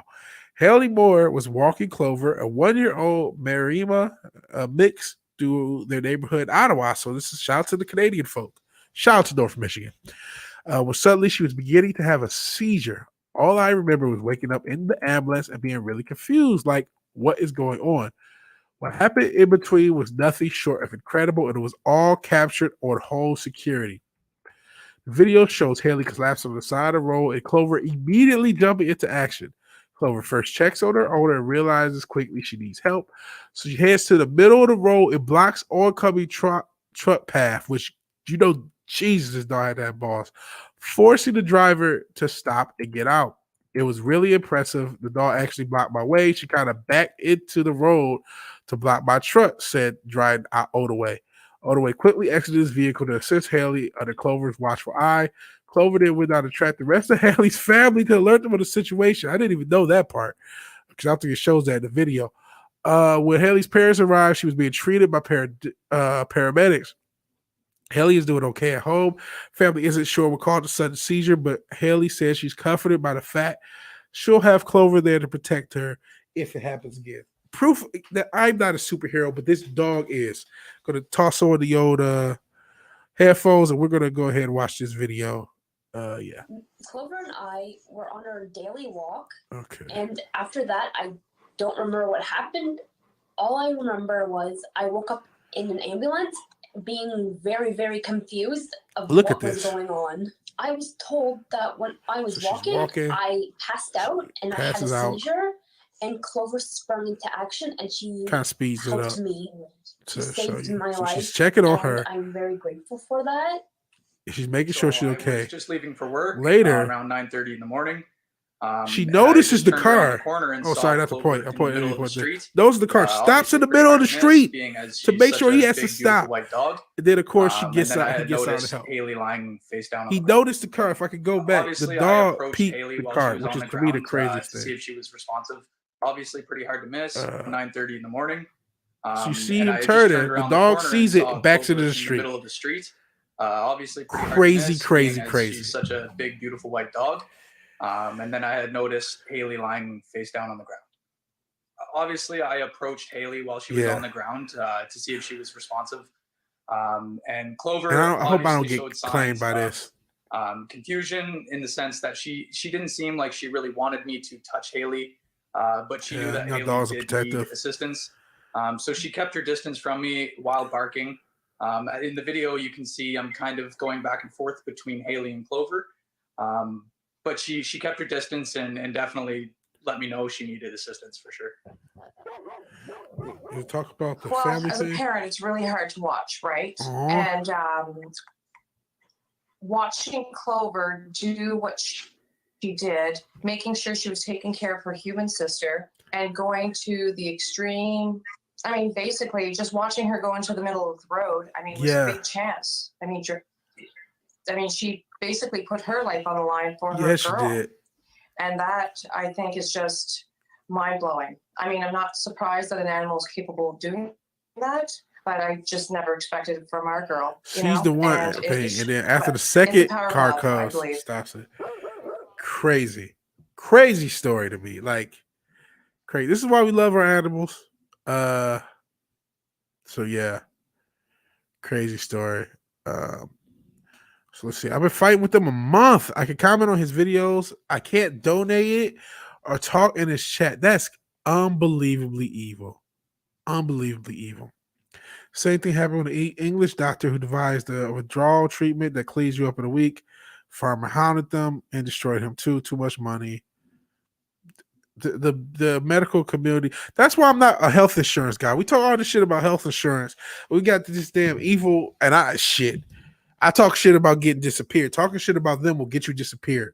Look up the doctors who tried to treat people. There's a lot of doctors who got disappeared for trying to treat people. So you can look that up yourself. Probably said too much saying that, but it's a real thing. It's a real thing. And Goldman Kyle says I was donating on February 28th, and somebody started spamming. I was reporting the spam because he didn't have a mod. It was an early morning stream. That's crazy. Yeah, it's not it's YouTube. I've sent 2 emails, and when it happened, and a third today. That's fucked up. And yes, that is a big doggo. Might be better off reaching the ass. Yeah, he might be able to contact YouTube easier than you. He does. Yeah, Az has a community manager because of how big his channel is. So he does have someone to talk to. Gomer Kyle. So yeah, you might want to email him. I did a documentary about something similar. Man had a stroke. His dog alerted the neighbors, and he would say superb stuff. Love the other cars just driving by. Yeah, somebody on the ground just totally drive by. Seems I missed you somehow. Hell, okay. Was it the PewDiePie stream? Hell, red shirt. So yeah, incredible story as far as I'm concerned. I bumped to the mic first. I am concerned. Kind of forever as far as I'm concerned. But yeah, really, nice dog. Sure, my cats wouldn't do it. It was a nice dog story, good story. So I want to know, do you guys? I know Jens was here. If you wanted to hop on, Jens, I guess now would be the time. I've gotten through the show 3.5 hours.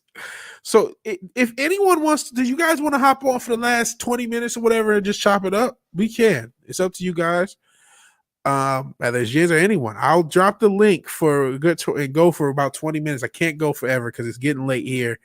And I did not expect this to be a 3-hour episode. I thought I could at least get done an hour and a half. Shows I know. I had a lot to talk about, a lot of things that had wait. Or if you guys are ready to go, I get it too. Okay, y'all, I'm going to listen mode. Wife cuddling time. Much love, fam. Peace out. Getting ready for Godzilla vs Kong. And Roof Korean is John Gold. No, it was a Valheim stream. It was not a. It was not the PewDiePie stream. So yeah, Jens when it comes in. Okay, yeah, I'm gonna just toss it in. and we'll go as long as we go. It won't be that long. Yeah, getting there AFAP length. I've done a 6-hour stream actually with Slasher. He did like 4.5 with me. I did the first hour and a half.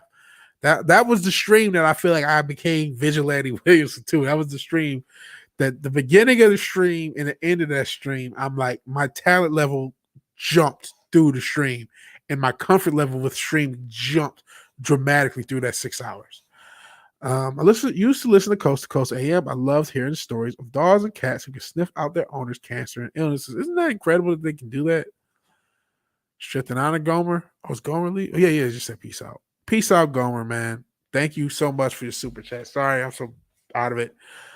Thank you so much. Let me toss the link in and then go got another 20 minutes max. I don't know how much longer I got. Yeah, real quick, let's see what the D Live fam has been talking about. I've been pretty ignoring the D Live. You know what else I realized? I didn't tweet this shit out. I didn't mind this shit out. So I got a couple. There have been people in the D Live fam. I mean, obviously, I talked about earlier, Busra, whoever. Asked, do I know any Turkish? I do not. And then Steve 0614 just followed, and Termong just followed on this stream. So and there's only one viewer now, but I got a couple of followers and a complimentary mask for the D Live fam. So shout out to D Live. We do need alt tech. People talk about Odyssey. I have an Odyssey. Not everything I do is being cyber streamed to D Live, and I'm grabbing the headphones because none other than Yins is here. Hell, Yins, how you doing? Yins, there you go. Hey man. Yeah. Vigilante. Yeah, been longer than that. Yeah, yeah. But a good show though. Good show. Yeah, you hit quite a few topics there, weren't they? Yeah, a lot of diverse stuff, a lot of different stuff. How you doing though, man? I know it's late there, isn't it? Well, nearly 4 o'clock, so not too late. It's when you get 6 and like 7 o'clock in the morning. That's when you're like, oh, you know, if you go to sleep, your day's gone. Yeah. So yeah, I hate that too. That's my weekend. Are you like a night owl that you could just you're good at staying up? Yeah. Because like I usually like busk on a night time, and so like on a Saturday night, and so usually my body clock is nighttime, and if I do work and that, I usually will go for night shifts. Mm-hmm.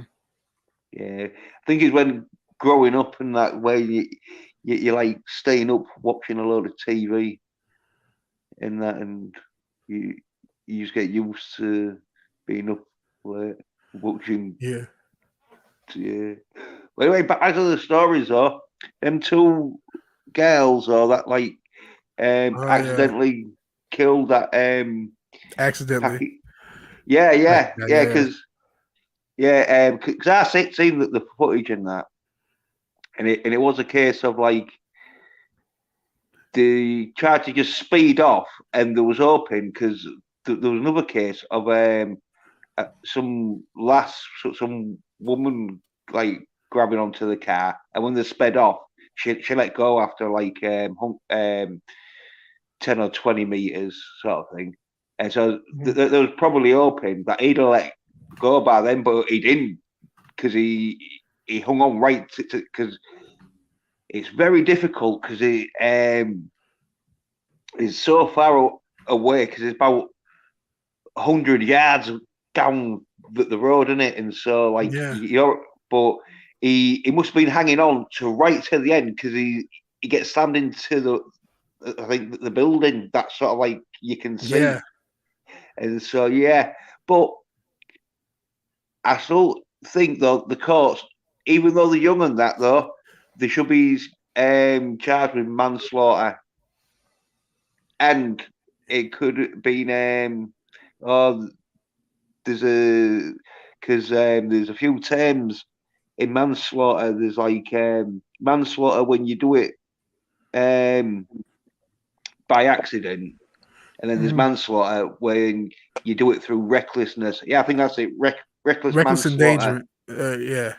Yeah, and get charged with manslaughter by that way, which would have seemed like, I think it's about 10 to 5 years, depending on how. Depends on the jurisdiction. Real quick, not to cut you off, I just want to say, Slasher. Yeah, I'm still. I tossed the link in the chat, so if you want to hop on, and same to you, 24/7 Fusion Media was good. Great channel. If you're not subbed 24/7. Please do. But I'm hanging out for the next 20 or so minutes. So if you guys want to hop on, please do. But Robert, aka Williamson's sidekick, aka Vigilante Williamson recruiter, aka CIA Casino, a bunch of crazy names. How you doing, Robert? Robert. What up, CIA got him. Oh, he's here. Yeah. Hey, how you doing? Doing great. How about you? Doing good. I just figured try something new. Maybe I'll do this more often. Just end the show with a little bit of the chat hopping in. And Jens Roof Korean is John Galt says involuntary manslaughter. I think that's what it's called here. Not sure about over there. But yeah, I think that should be at least charged with manslaughter. The link is in the chat. I'll toss it again. 24/7. I think I might do this going forward. Just have in the stream, in the stream with some chill chat. So I'm tossing the link back in the chat so you guys can come through. So anybody wants to come through, not just people with channels. Obviously, Robert just showed up. Snorted Poopers Q Burr. Waves to the incoming panel. So if you want to, polar bears are allowed to. Cinch your dildos are allowed. New Bomb Turk just showed up. So we'll see how long we'll go. Sex pack. I like that. And we'll see who else. If 24/7 or Slash you guys want to hop on, we could talk about some of the stories I covered. We can talk about anything for the next however long I got until I pass out. Let me just check. Is this thing working? It is working, and we can hear you. You're live. Okay. Yeah. Yeah, I figured if I wanted to start a channel, I might as well jump on and talk away. Yeah. I suggest everybody start a channel. I think it's really fun. And as you see, if you do it long enough, people will give you way more money than you probably deserve. So I'll let you guys talk. I did enough. And hey, as I'm saying that, 24/7 Fusion, it's your boy. Can't really do it with his voice. But hey, 24, how you doing? 247. Shit, I'm good, man. What's going on? Not much. Just people were asking to hop on. I figured, at the end of the show, I'll let people hop on and here are people to hop on. How you been doing? I know you released like 1 trillion videos as usual. How's it been going, man? Man, just working, man. Just working hard on trying to come up with some ideas and new videos and different things, but just trying to plug that in. Other than that, just shit, man. Just trying to keep my head up, bro. That's about it. Yeah. I got a question for you because I know you're a Snyder Cut guy. What'd you think about the movie? If you saw it, or were you a Snyder Cut guy? Did I got that right? Because I remember you talking about the DC I supported the movement all the way till that Wednesday, man. But I mean, just to kind of separate the art from the artist, man. I watched it yesterday, but and to be real, it was everything that I thought it was going to be and then some, man. It was actually pretty fucking good. Just to see all the shit that was actually taken out of that movie and put back in and kind of readjusted, it's crazy, man. Basically what I've heard was when we were watching the 2017 version is that we were watching actually 20% of what Zach actually filmed, and the other 80% was all Josh Whedon stuff. So just to see the other 80%, just see that other 80% put back into the movie along with all the extra shit that he shot, unbelievable, man. I was rooting for Batman the whole time, bro. I'm like, oh, man, he was, he wasn't playing, man. I was psyched. Him and Wonder Woman were the two that Wonder Woman looked great in that movie. Her fight scenes, that early fight scene where she's blocking the bullets and shit is great. I thought the fight scenes were incredible. My issues with some of the even though I got the man's hoodie on, the guy who played the Flash, Ezra Miller, he's got to go somewhere. Yeah, he even though actually his introduction scene was pretty cool. You know, actually, I'm glad you mentioned that. He actually, for what we saw of him from 4 years ago, I liked him. I actually enjoyed his character a little bit more, even though he talked too much. You know, with that little silly, oh yeah, bullshit. But he was actually more solid, man. I was able to respect the character a little, more after I watched that. My thought was he was still annoying, but the Flash, I do get respect to the character. Even though I didn't like him, the display of power was so great. Like the way his power. Oh yeah, I don't see it as being a character problem. I see it as being a actor problem. I don't see him as the Flash. The character itself would have been fine, and if they would have had somebody that was maybe better at it, it would have come across a little better for those of us who don't like him as Flash. But yeah, I don't have a problem with the character per se. They just made him a little, almost like he was younger than he should be in the way they wrote his character. Yeah, well, he's the soyest Flash, isn't he? That's ever I've ever bit. seen. Yeah. Oh shit. Definitely. They're wanting to do that to all the DC characters. Yeah. That's the plan. And actually, that transition. Looks like Robert is double dipping. And it's interesting too, because if you look at some of the comic books and the origins of the Justice League, it's different. He was actually one of the founding members before others came in. So they kind of made him backwards. Yeah. Somebody's echoing. Oh, maybe you, Robert. Yeah. She's muted. But yeah, actually, I just saw Ripper's video on it. I didn't know that Flash in one iteration was the leader of the Justice League. He was made to be a complete fool in this movie. Yeah. And in general, I watched that too. Yeah. Yeah. And I thought I knew quite a bit of history, but apparently I did not know that. And like I said, the way his powers looked were really cool, and he was more tolerable, I guess. But there were other parts he just took me out of it. I can't lie. But I like the introduction scene. I still think he runs a little like a girl, though. His run animation was just weird. And but again, it's an actor thing. Yeah, I found and all that he was sort of like a pusher. It just be going around just pushing people. That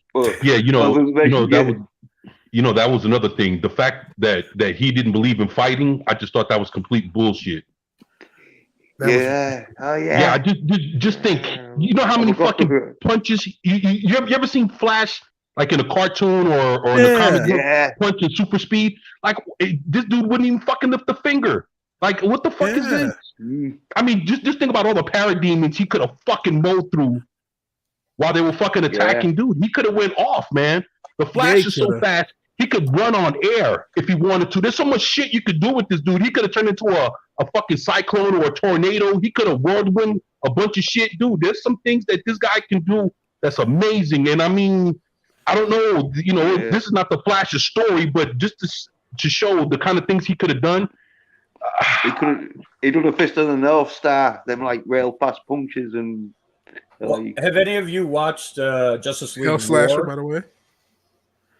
I did watch Justice League War, and actually, I wasn't as big of a fan as I was of other movies in the series because I didn't like the character. I thought that because that was very new 52 characterization. Right. About the animated one, right? Animated film. Yeah. It was like a reboot. The universe got better as it went along, but I did not like the very start of it. I thought even the second movie they did, and then some of the other stuff in universe was good.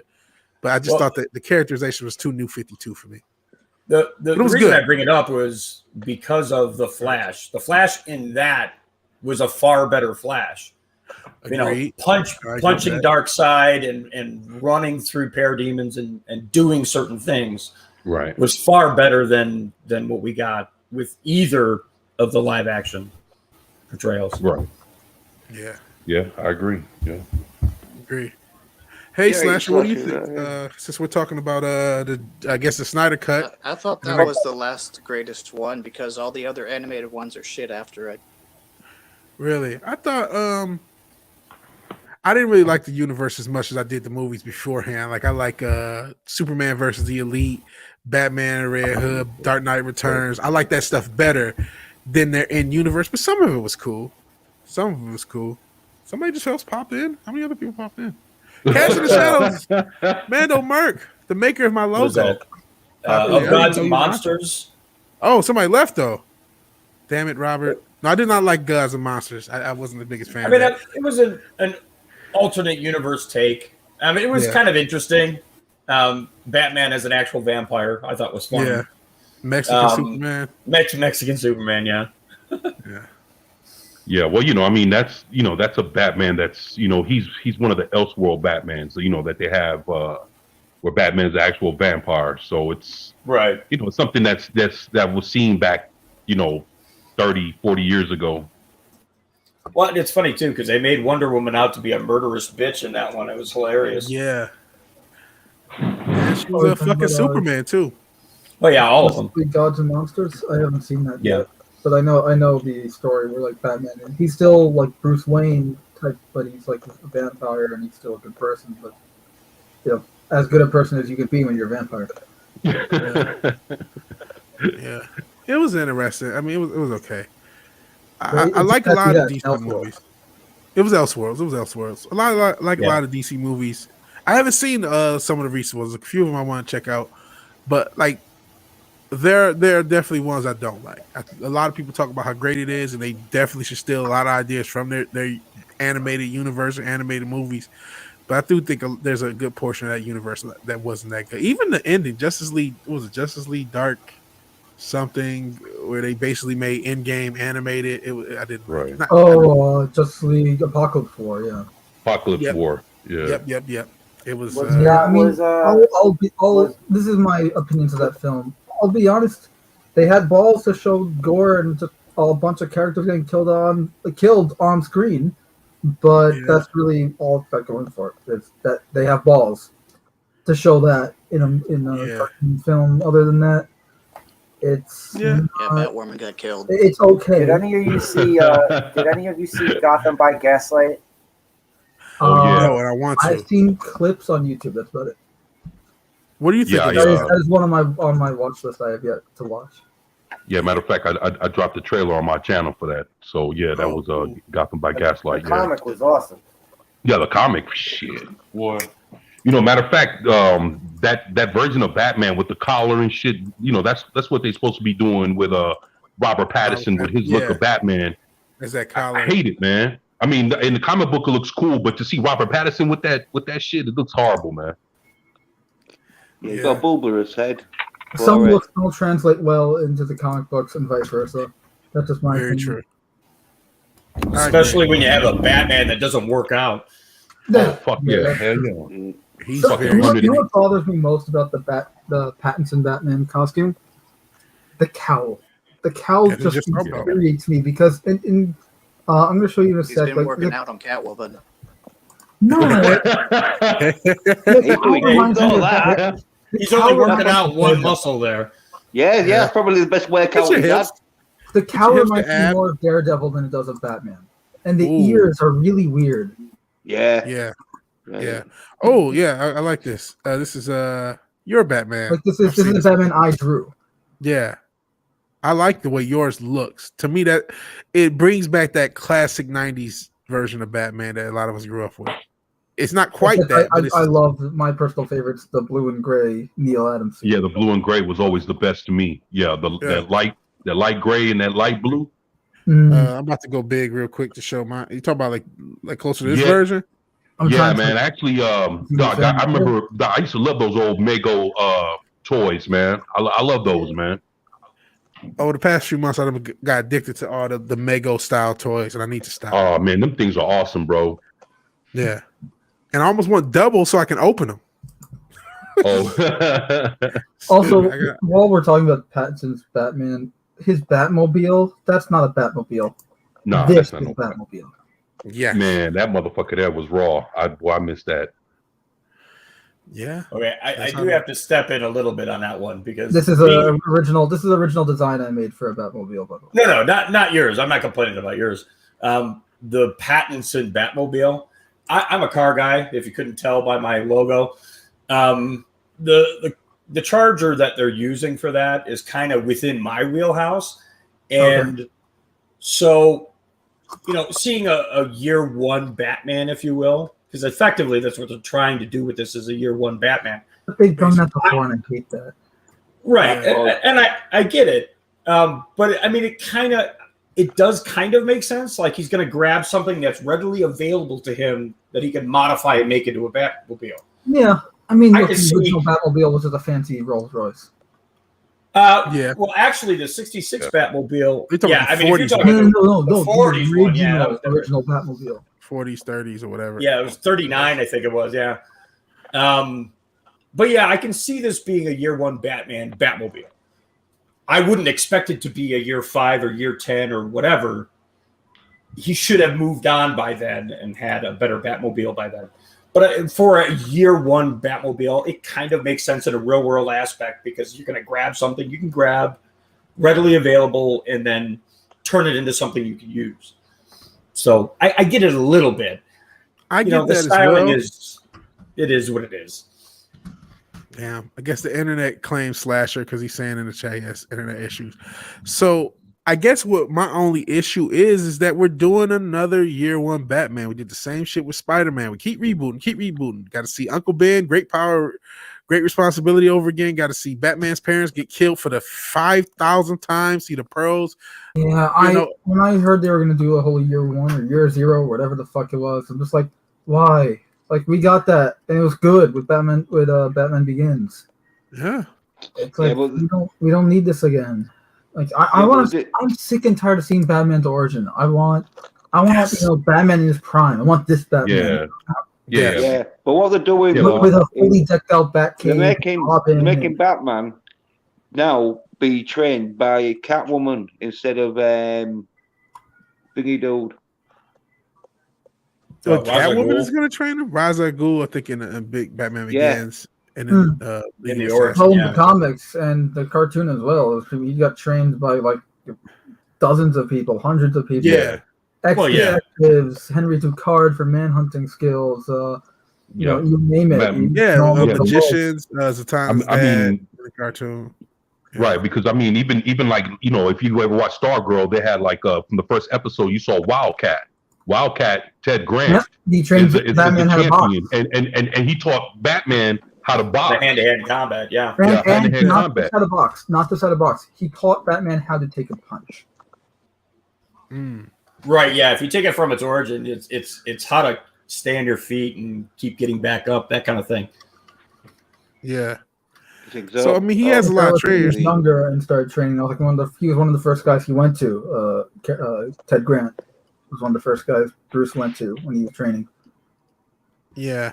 So like, even Red Shirt, just in the Red Shirt says he checked out partly because they always seem to start with Batman's origin. I've won an in prime, completely. Bat family all exist.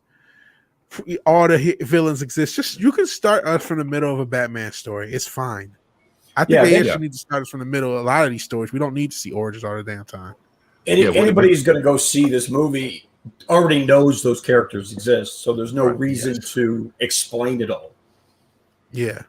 If we got to give a light explanation. Well, here's the thing: if you were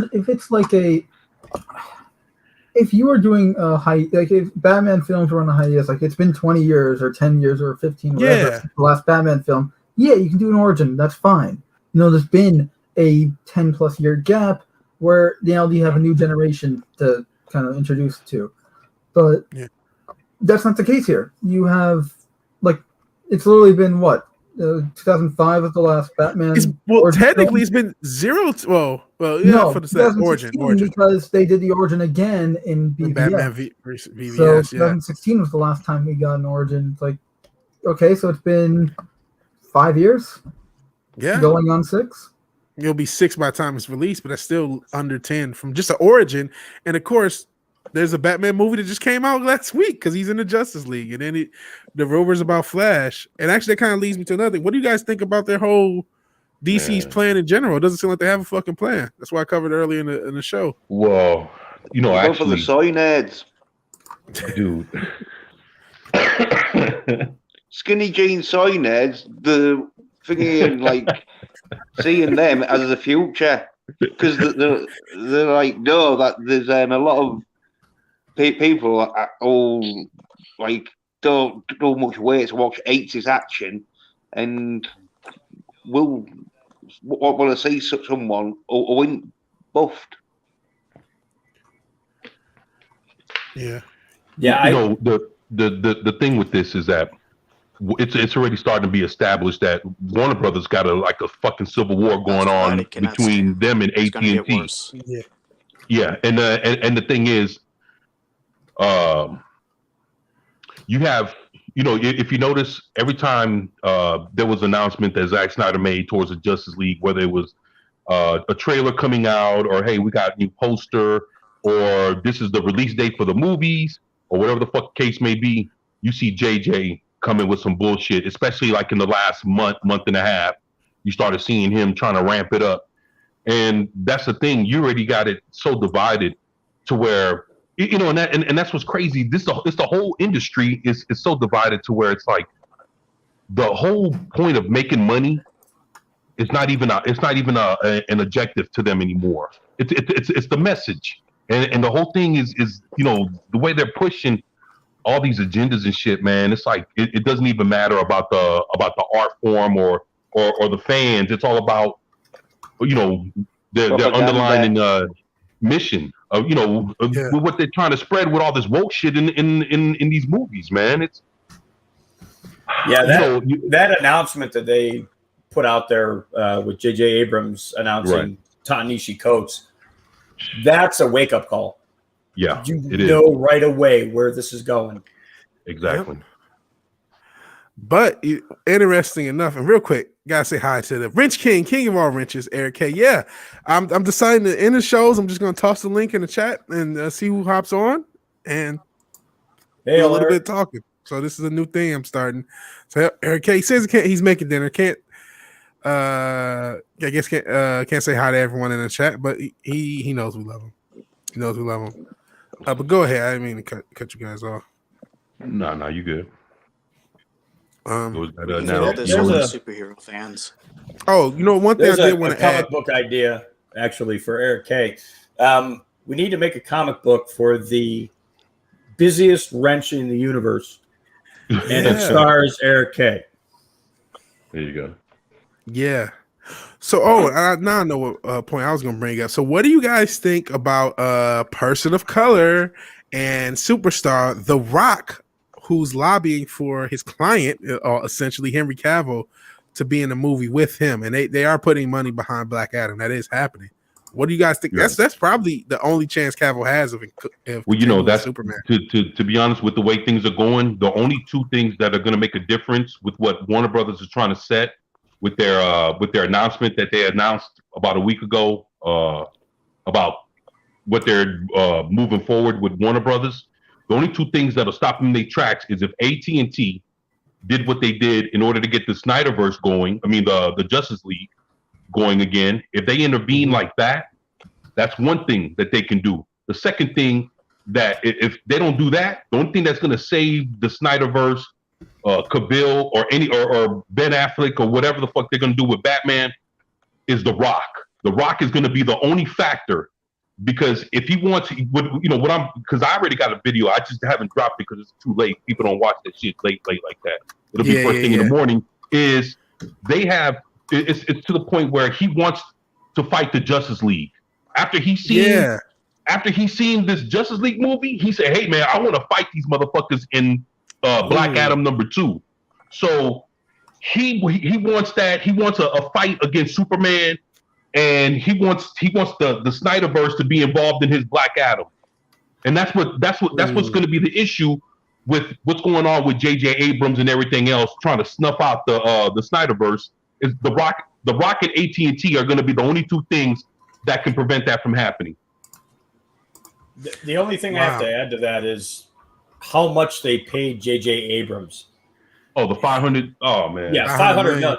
That's $500 million invested into one guy, and yes, they may want to lean towards Snyder's ideas, but you can't drop $500 million on an individual and then just walk away from it.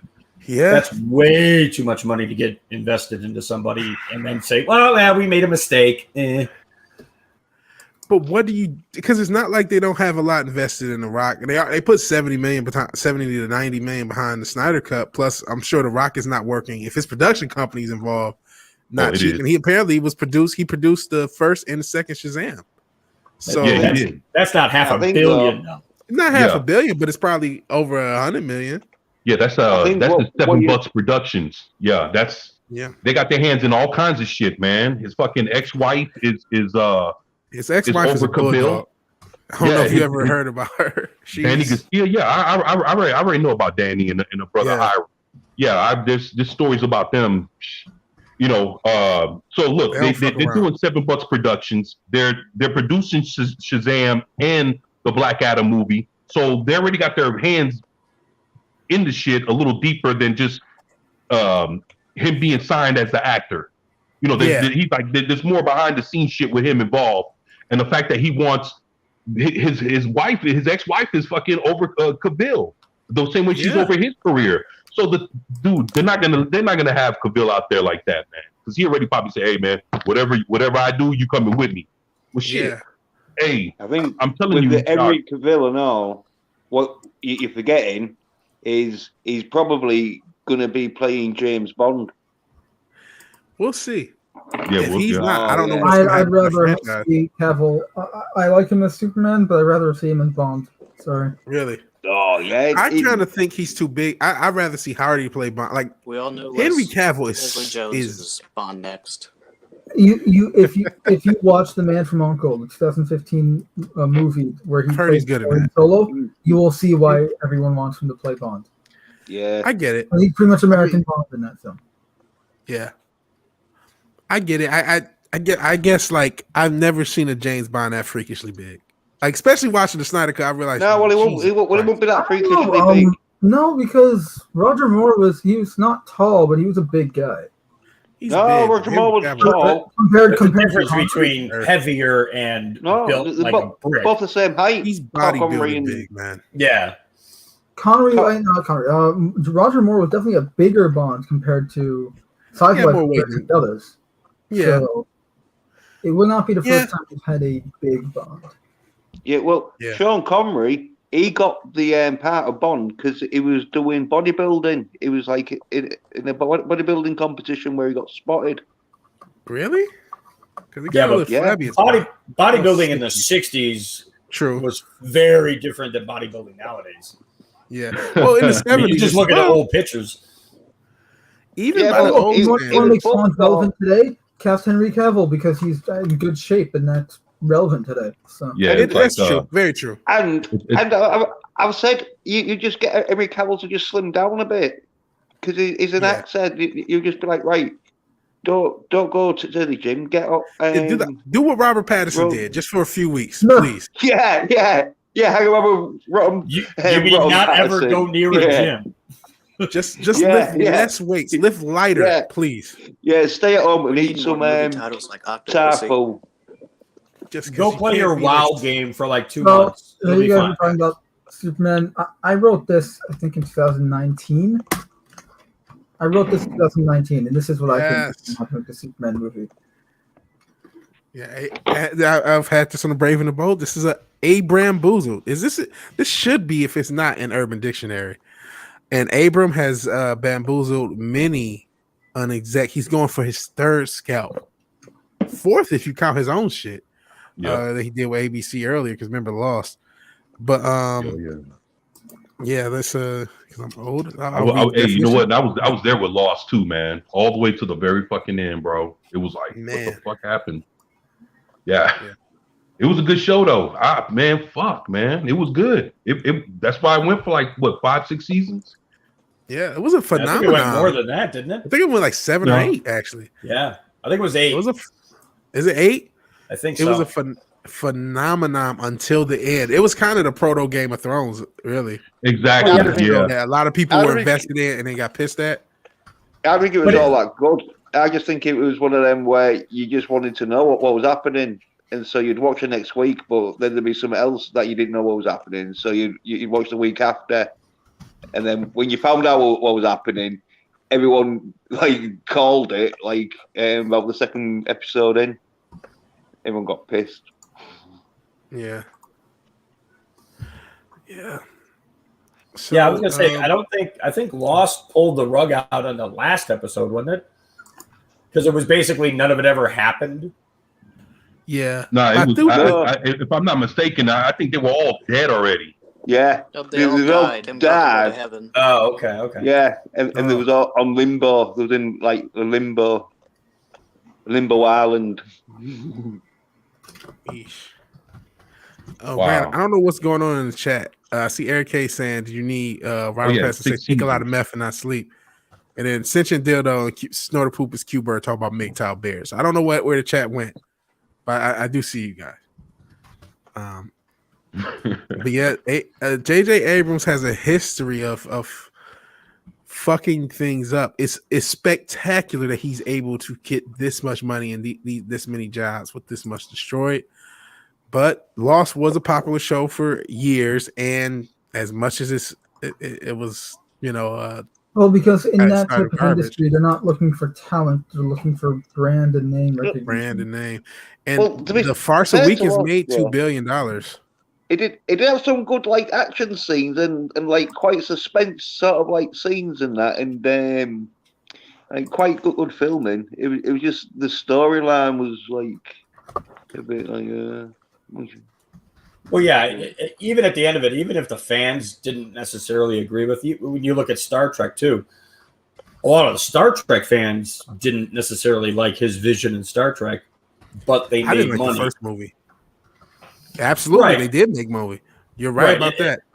It wasn't like a Solo scenario where it was basically at the end of the day, shit, we lost money, and that was the end of it. They actually still pulled in money, so all they look at is a bottom line. And they're looking at him going, "Oh, we made $2 billion over here. He made $1 billion over here." Yeah. Okay, fine. Yeah, and that's why he's able to be, as Snorter Poopus Q Burr says, the destroyer of franchises. He really is. He's an aim bamboozler. And it's 5 a.m. there. Sentient Dildo in Croatia. Good lord. 2009 Kill Trek for Snorter Poopus Q Burr.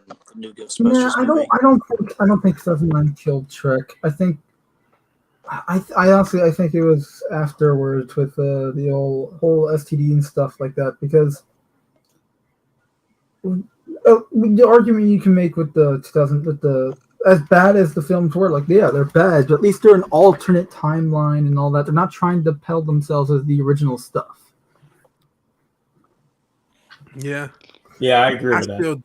I still didn't like it, and I still think that was kind of like, like that's why, like, beginning of the MCU Spidey doesn't ruin Spidey for me.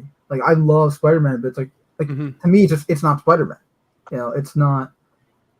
And it's not like, oh, this isn't like, even the comics. It's not Spider. Like, they haven't ruined Spider-Man, but it's a bit different because of the whole comic book thing versus Star Trek being a TV show / movie franchise. But yeah. And everyone's just going to have a different feeling because everyone has a different level of investment. If you're somebody who's diehard Star Trek and you see the Abrams verse, like I didn't like the 2009 film at all. I thought, and I'm not even I'm a super casual Star Trek fan. I'm like, this is just. It just felt like the Fast and the Furious in space. At the time I saw it, I've only seen TOS. Like, I grew up watching it. And I remember going to the theater with my grandfather because we're both Star Trek fans of the original show, and we watched the movie. He fell asleep, and I'm just sitting there like, this isn't the Trek I watched as a kid. Like, that's not Kirk. Like, why is Spock showing emotion? Yeah. Their characterizations were so off. Because here's the thing: when Roddenberry in the original show, there was I forget what the episode was and what the situation was, but there was a point where in the script Spock was supposed to go fascinating, and the way what's-her-face, like, they were trying, like, doing different takes, like, how would he say fascinating? And one of the takes, like, one of the really good takes was Spock going like, even Spock would kind of like, bewildered by it, and he'd go like fascinating, like show some kind of excitement. But Roddenberry kind of said, no, like you have to still be like cold Spock. So that's why they turned it to just be like fascinating, even though everyone else is bewildered by whatever it was. And like that's how seriously the character was taken. That's how that's the depth the length they went to keep the character in check type of thing. Yeah, because in the pilots, Spock was a bit more emotional than that. With the where it's not fucking hell, I'll just get his name. What's his name? Who plays Captain Kirk? Because it was a different Captain Kirk. Because I think it was Captain Chris or something. Chris Pine, wasn't it? Yeah, Chris Pine. The guy that played Steve Trevor. Yeah. The guy Wonder Woman great. But no, he wasn't the one she raped. It was he was in the body of the guy. Right. That she great. Yeah. Yeah, it was the guy that he took over. There's so many morally dubious and just fucked up things with that. Yeah, I'm determined. I've come to the conclusion, actually, with watching the Snyder Cut, that Wonder Woman is a benevolent sociopath in this movie universe. But like, she is a sociopath. Like she's beautiful. I remember, but then again, I'm not a huge Wonder Woman guy. All I really know about Wonder Woman comes from the Justice League cartoon. So yeah, no, I'm talking about in the movie universe, between raping a guy and using her little power around kids that could have murdered everyone, but only murdered the guy magically, and all sorts of stuff. Letting people die while she looks dramatic. I'm like, I think she might be a sociopath. I think she might be a benevolent sociopath. That's what happens when Zack Snyder's not involved. Yeah, Zack Snyder was involved in the first one, and you got 3/4 of a good movie. And he was nowhere to be found on the second one, and you got what we ended up with. So here's a slight amount of pushback on this Zack Snyder ghost directing the first Wonder Woman. And I know the Snyder Cut is probably, a lot of people, it's his achievement, but like Zack Snyder is not good at a coherent story. And granted, the third one fell apart, so maybe it was. But like the first 2/3 of Wonder Woman were like more coherent and than anything I had ever seen from Zack Snyder outside of Watchmen and 300, which were both adaptations. So like I'm like, if he was good enough to direct the first 2/3, why haven't I seen it throughout his career? Basically, was my thought for the first Wonder Woman. Even though I think he definitely did the action scenes, because the action scenes look a lot better. But I feel like I was talking more about the writing. He was involved in the writing a lot more in the first one. I don't think he was ghost directing it. Okay, but even with the writing, I'm like, well, why doesn't he write better stuff for his own movies? Because he's, to me, like a lot of his limiting is the writing. Like he's good at visual stuff, but a lot of his writing, when it's him writing, it leaves a lot to be desired for the most part. That's my opinion. The best movies he did to me are Watchmen and 300, and they're both adaptations. Yeah, I think that's the thing. He wasn't the sole writer for the first Wonder Woman. He was working with the writer. Right. So his input was put into the first Wonder Woman.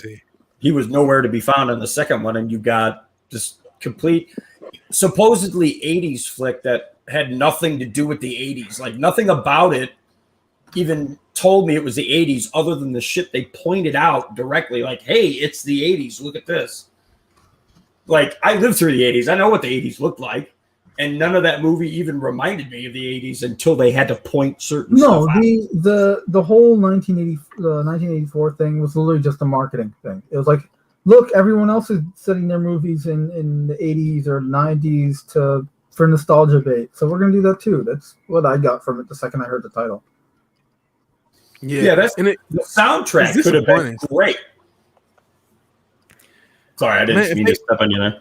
No, I cut off people all the time. This is really you guys' time. I talked the whole rest of the stream. I thought you talked about the soundtrack. Man, that movie could have been saved with just 80s music throughout the soundtrack. It would have made it a lot better. Just hear some Sweet Dreams Are Made of This out of nowhere. Saved? No. Made it better? Improved. Probably, yeah. Made more watchable to more people. Saved. Right. There was nothing saving that. You need a whole new movie to save it would not have saved the camera work, which was atrocious. The cinematography and camera work in Wonder Woman 84 was just very, very chick flicky. Ooh, yeah, it was. Wonder why. Boy, I think we've stepped in enough controversy. Yet also demeaning. And this is coming from someone that takes very, very tasteful but still objectifying screenshots in video games. Mm-hmm. Yeah, Wonder Woman's all about having a nice, good-looking woman that's dressed sort of like quite, sort of like cabbage and that sort of thing. I'm now going to find said objectified screenshots just to prove it wrong. Okay. Well, and to think the same person is going to end up doing a Star Wars movie. Good luck with that. She better have some ghost directors with her, ghost writers, whatever. Like, I'm hoping that this movie taught her that she can't do it all and that she gets help. Go ahead, 24. I'm sorry to cut you off. No, you're good. No, I was going to say when you said that when she's doing the Star Wars, you hope that she has a ghost writer, dude. A word got out that Ryan Johnson was helping her ghostwrite that what's that what's that Rogue Squadron? Rogue Squadron. Yeah, you were right. I did hear that rumor. I think I may even talk about it. About man. The only way it could get any worse. Dude, if that's true, because the thing is, like, Jeff Johns helped Patty Jenkins write that Wonder Woman movie, 1984. He did. This is better shot than the Wonder Woman. If you look at who wrote the script, it's written by Patty Jenkins and Jeff Johns. Yeah, Jeff Johns, you're right. But then you look at the work that Jeff Johns does when he wrote Stargirl, and you're like, yo, what the fuck is going on? So it's like he does good on Stargirl, but then he wrote Wonder Woman 1984. That's just like night and day. And if you look at all the shit that he wrote in comic books, he could tell a story. He can fucking tell a story better. He can run with the best of them.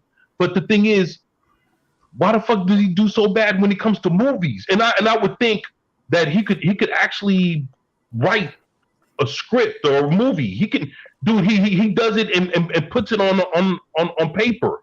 With somebody doing the art. He's doing the exact same shit, just a different format.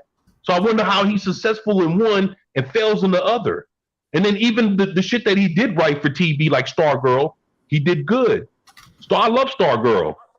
Mm-hmm. It ain't the best. Of course, it has its flaws and the whole shit. But compared to the rest of those fucking CW shows, I'll fucking watch Stargirl all day, man.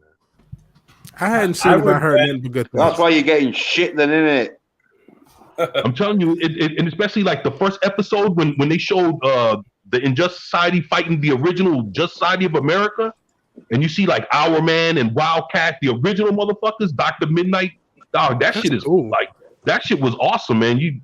I love those pictures. But yeah, man, that shit is fucking... Yeah, the pictures are nice. And some of them very visual. Tastefully objectifying, but they're still objectifying, okay? But hey, at least we saw some skin. Wonder Woman had Gal Gadot, and she was covered up like she was under Sharia law. Like, what the fuck? She's beautiful. I just want to ask, where have the Daisy Dukes gone? Because I see them in this picture, but they ain't nowhere to be found outside. Stop objectifying women with the male gaze. Hell, KMFS. Hey, probably go another 10 minutes if you want to join. I'll toss the link in the chat because I'm starting to think, and I think I am going to do it for my solo shows in the show with the chat and go as long as I can. But Kai, if you want to hop in for the next 10 so minutes, please do. And there's reason to taste for tasteful objectification.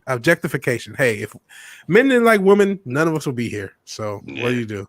I get objectified by women, so I'm allowed to essentially objectify them. Fair, she's rather cheeky. Equal rights. Yeah. The male gaze. Yeah. That's why Ascension Dildo didn't spell that like GHEYS, because Ascension Dildo is good for calling people gay. I was going to say, if you go back to Stargirl, go through those episodes and see how many of them have Jeff Johns as the sole writer. I'm betting he's not the only one. No, he's not. There's he wrote at least maybe 4 or 5 of the episodes, and then of course other people came in and wrote some of the other episodes as well. Yeah, you're right about that. Yeah. But the ones he did write, they were good. And the fact that he has something invested in making sure that him writing, because it's like he's writing his sister for a superhero. So of course he ain't gonna fuck that up. Right. Shit. Well, just think, man, his dead he was able to make, pattern his dead sister into a superhero that actually got famous in comic books, now has her own show. Come on, man. And it's all, this is my little sister. It's like, dude, of course when he's writing those scripts, man, he ain't fucking up on them. Well, and I was gonna say maybe it's the format. Maybe he has an issue with movie length versus TV length, where he can tell a story in 30 minutes far better than he could tell a story, 2 hour long. Yeah, right. Exactly. TV's closer to comics in that way. It's more episodic. Right. It is episodic, so you do you can tell a story more sequentially. And that's my argument with that. Like Batman, I think doesn't work in film. I mean, agree. The obviously Dark Knight. Actually, it might be Dark Knight trilogy because the third one I don't think worked, but the first two worked. But I still think Batman's a TV character, and I don't mean that like that's the meaning or whatever. No, that's where he's stronger. That's because he's a detective. It's you have your work written out for you right there. Have him be have a detective show, but instead it's Batman and he's driving around Gotham, all that. So I mean, I was about to say something that Gary has said for years, and I thought even before I knew what the Phantom Menace really was, all you have to do is do Batman animated series as a live action TV show. Yeah. It's not that hard. That's all you have to do. Like Superman, the animated series, is pretty much your blueprint for how to make Superman relevant today. It is, but they don't want to. Speaking of which, I'll do the last thing because this has already gone 4.5 hours. It is almost an hour. My average is like 6 hours. So. Oh man, I don't know how because I have to. Well, I'm just saying it's Pesach right now, so I'm just taking a break from streaming altogether. Yeah, I can imagine. But you brought up Superman as adaptation. I have not seen it because with shows, I wait till at least I get a season. I'm not having WandaVision ever happen again. But a lot of people do like the Superman and Lois, and I know that actually part of the reason it's good apparently is the HBO Max is more involved with that than the CW. At least that's what I heard from Midnight's Edge. What do you guys think about that if you've seen it? Yeah, I thought it was pretty awesome. I just hate that it's so short. Only 5 episodes. It's only 5 episodes? Only 5 episodes. Yeah, they took a break. Yeah, what it was, the pandemic hit, man, and they stop production. Yeah, they had to stop production, man. And the thing is, when production starts back, there's no telling if everything will be what it was for the within the first 5 episodes. Are you going to get that same magic back? Are the same people coming back? I mean, because if they haven't been able to do the show, people still have to make a living. They have to go ahead and get other jobs. So you don't even know what's left to come back. Probably just the actors, but what about the script writers and everybody else that made the first 5 episodes successful? Oh man, how much of that are you getting back after they decide to start filming again? It's like there's no guarantee, man. Yeah, I agree with that, and I mean, I won't watch it until the season is done. That's what I thought as well, but maybe it is done with 5 episodes. That might be all we get as far as good stuff. I agree. I don't think it will be the same because if it was done before the coup, that means it was done before wokeness became normal. I mean, it was already normal, but it became like required or you're going to be canceled for life. So I can only imagine what the story is going to change to after it gets back. They may end up doing what The Flash did, which was cut their season short. The next season they started, they were finishing the previous season. So it's a disjointed mess. I'm behind on the Superman show. I was watching it with my father because my father and I are both we're both Batman and Superman fans, and we were actually watching the Superman and Lois, and I mean it's all right so far. It's not as good as a Lois and Clark or the animated series, obviously, but it's not horrible. not like we expected it to be. So we're giving it a chance, and so far it's not like horrible to the point where okay, we can't watch this anymore. It's just pure garbage or whatever. Yeah. But I haven't watched just because again, it's, for anyone who don't know, it's currently Passover, and I'm Jewish. I celebrate, so we kind of haven't had a chance to watch it yet. The last episode or two, because I think tonight is one of the episodes, right? I'm not sure when it premiered. My dad and I always watch it on. I always head over to my parents' place to watch it on Wednesday nights, just because he has the CW app, so we just watch it there. Yeah, I think it's going to hinge on two things. One is going to be how they write the quirky son with powers, where they take his character, and the second is how Lois and Superman interact. If they start to, because they kind of showed it a little bit, but they were pretty tame about it. Where her father shows up and says, "Hey, you need to come with me and do this thing," and she was like, "No, he needs to be a father," and he kind of was like, "No, I gotta stay here." Like he backed off and didn't say like, "There's a world out there that I need to help." He backed off and was like, "No, I need to be a father." Yeah, basically. Yeah. So if they continue down that path where she's dictating what he can and can't do, that's not going to bode well at all. And then also, if they take that quirky kid and, he doesn't progress further into a stronger character, if he stays just the quirky kid with powers, they're gonna end up stunting his growth as a character, and it's not gonna go anywhere. Yeah, right. It'd probably be in the seasons like later on for that, I reckon, if they do that. But I hadn't seen any of it because I remember the Lois and Clark thing that was back in the 90s and that, and it was like, all right, I guess, to watch. But it's done for like more kids and that, because like when you've seen like the Punisher and Daredevil on Netflix and that, when you've seen them seasons and that, and then you watch something like Lois and it's a guy, but you can, I don't know, I won't.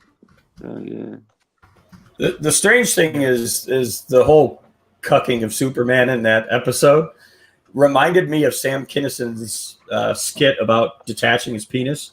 Like he had to detach his penis and hand it to his wife. Yeah. And then ask her later on, like, "Hey, the guys are going to Vegas. Can I have my penis?" She's like, "No, sorry guys, I can't have my penis. I'm not going." Yeah. Real quick, Robert, you haven't really said much. What do you think about anything I've talked about, man? Robert? Uh-oh. I'm on a 10-second delay, so I'm just trying to do one-liners. Oh, I did not know that. Okay. Because you're so cool and fun in the chat. I didn't know there was such a delay with the internet. I know the internet. I know when Fenrir's on it, messes with him. So just figured out, get your input, man, if you had anything. But yeah. I'll wait for the delay, see what Robert says, and then I'll probably start to wrap up because I'm getting to the tired load. I did not expect to go this long. I did not expect to toss the link in the stream, but I definitely like doing Superman TV show until the series is done. WandaVision hurt too much. Same. That's really WandaVision. That was the last straw for this because it didn't. This predates wokeness. You guys talked about Lost. I mean, these shows that start off good, the CW verse, Arrow and Flash, the first 2 seasons of Arrow and the first season and a half to 2 seasons of Flash were A-okay, beyond, if not better than that, was great. And it was a precipitous fall, and it got worse and worse and worse. And then the whole verse just like, I don't really want to see this. Oh yeah. Well, yeah. The thing that kills me with WandaVision was, even though they sat there and told us, well, we didn't tell you this stuff was coming, you assumed it.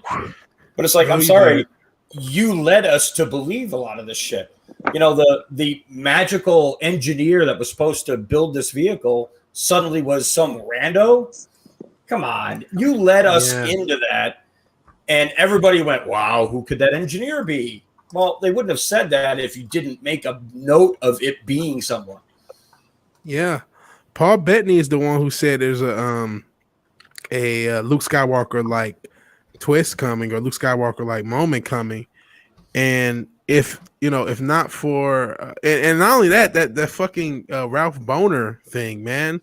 Oh. For fuck's sake, when you brought Quicksilver and you used the other actor, yes, we all thought the X-Men were coming. I'm convinced that's that not was crazy. intentional to piss us off. That's not on us. Yeah, we're not stupid for that. That's logical to think the X-Men are coming. Then you make him Ralph Boner. Fuck you. Right. The dick joke was a spit in the face.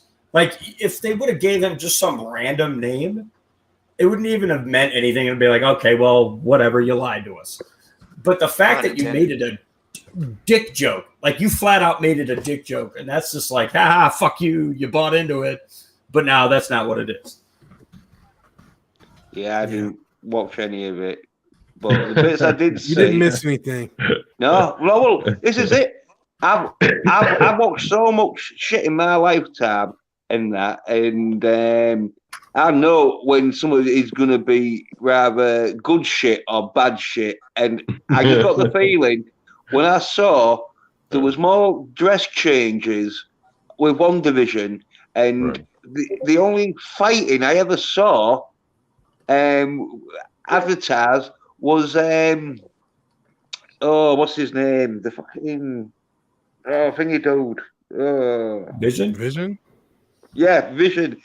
Against, it looked like himself or someone. Oh yeah, White Vision. Yeah, White Vision. Yeah, yeah, against White Vision. White Vision.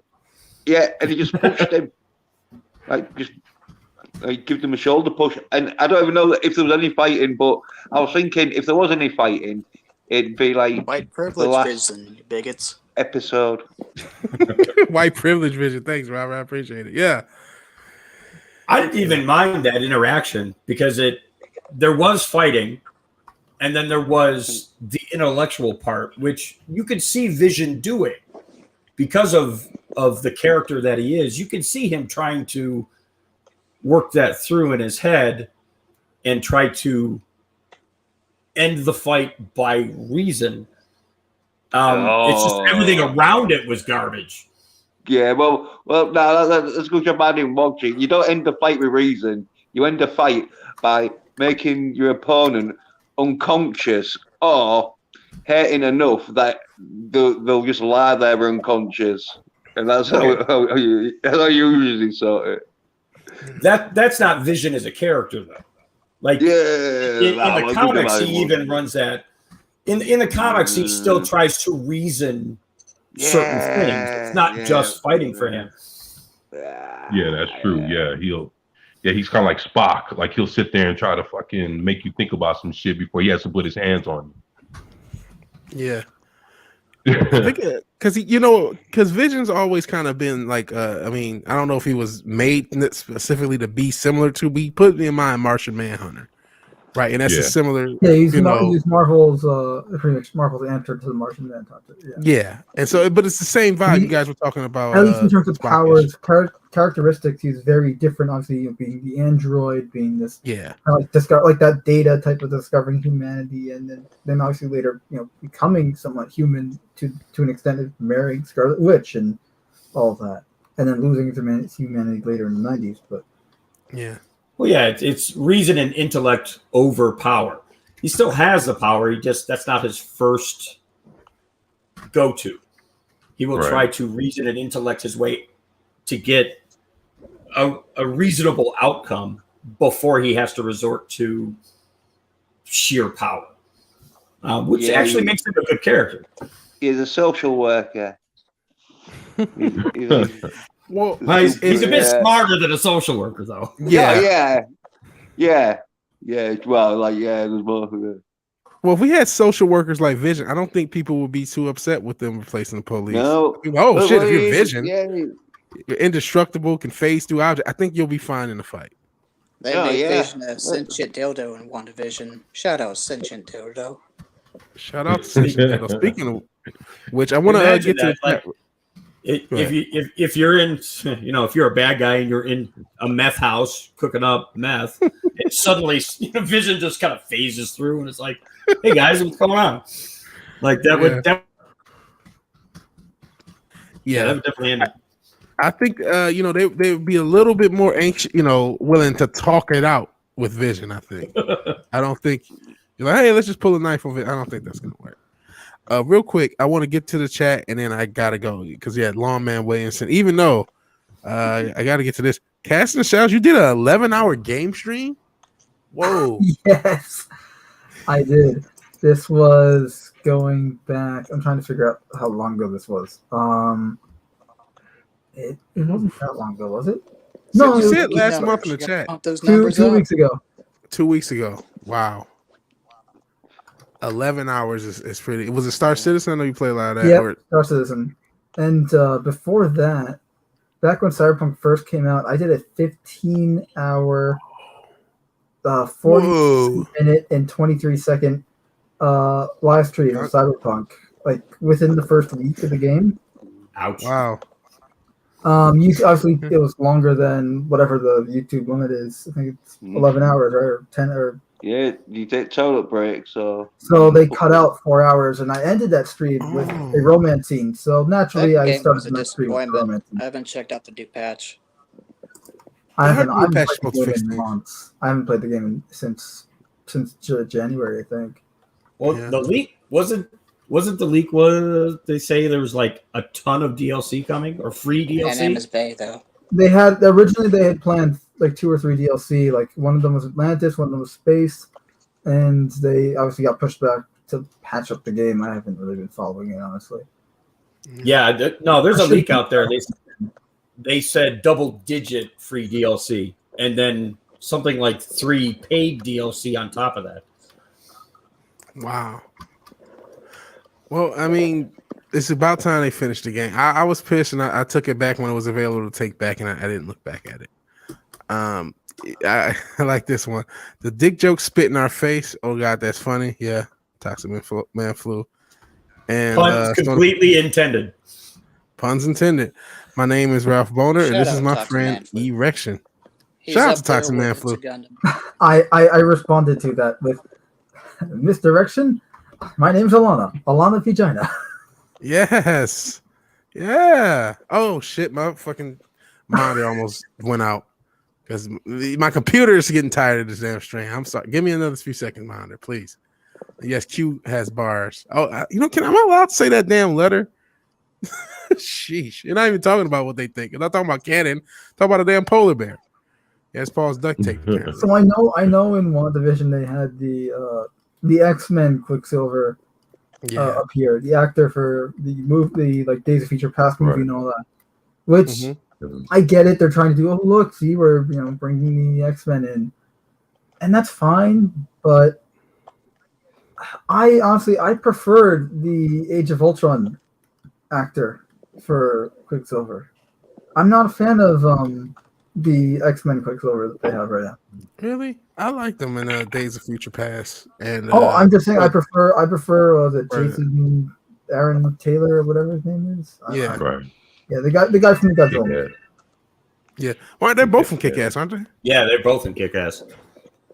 Yeah, which was actually a good movie. I didn't see the sequel, but the first one was good. Yeah, number 2 was pretty good. Like just as good as number 1. Okay. Got Jim Carrey in, so even though when you see it, though it don't look like I didn't know it was Jim Carrey until I rather read it and or someone pointed it out.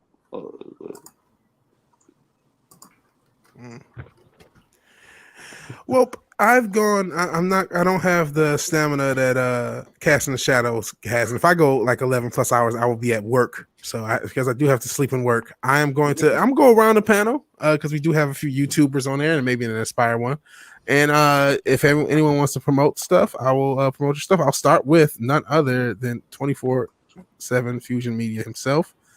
Go ahead and promote your channel, and I'll scour for your link. I appreciate that. Thank you. Yeah, my name is 24/7. My name of my channel is 24/7 Fusion Media. I cover pop culture, talk about comic books, video games, you name it. So, yeah, shit. Please subscribe. We'd love to have you there. And thank you for having me. I appreciate you, man. Thank you. Yep, and I forgot to put the link as I posted your thing. I'm beyond boomer. I'm beyond boomer. Please sub to my man 24/7 Fusion Media. He covers a lot of stuff, and he beats even the biggest YouTubers on a lot of stories. So really sub to my man 24/7. Thank you. And I have to, the guy who made my logo, which the shirt is now up, and he did an 11-hour stream. The shirt is finally up. I cannot figure out how to make it so we can pay him directly, so I'm just going to pay him. Yep. And if you want to see the logo and all its detail, I do have it on my Flickr if you guys want to check it out. There you go. Yeah, so I'm Amanda Merck, the creator and owner of Cast the Shadows, where I do a weekly podcast every Saturday night at 9:15 p.m. Last week and this weekend, we are not doing any episodes because it is currently Passover, so we're kind of taking a bit of a hiatus because I celebrate and practice it. So I might do a stream tomorrow, just like to kind of make up for the lack of streams for 2 weeks, but I can't promise anything. That being said, we definitely will once.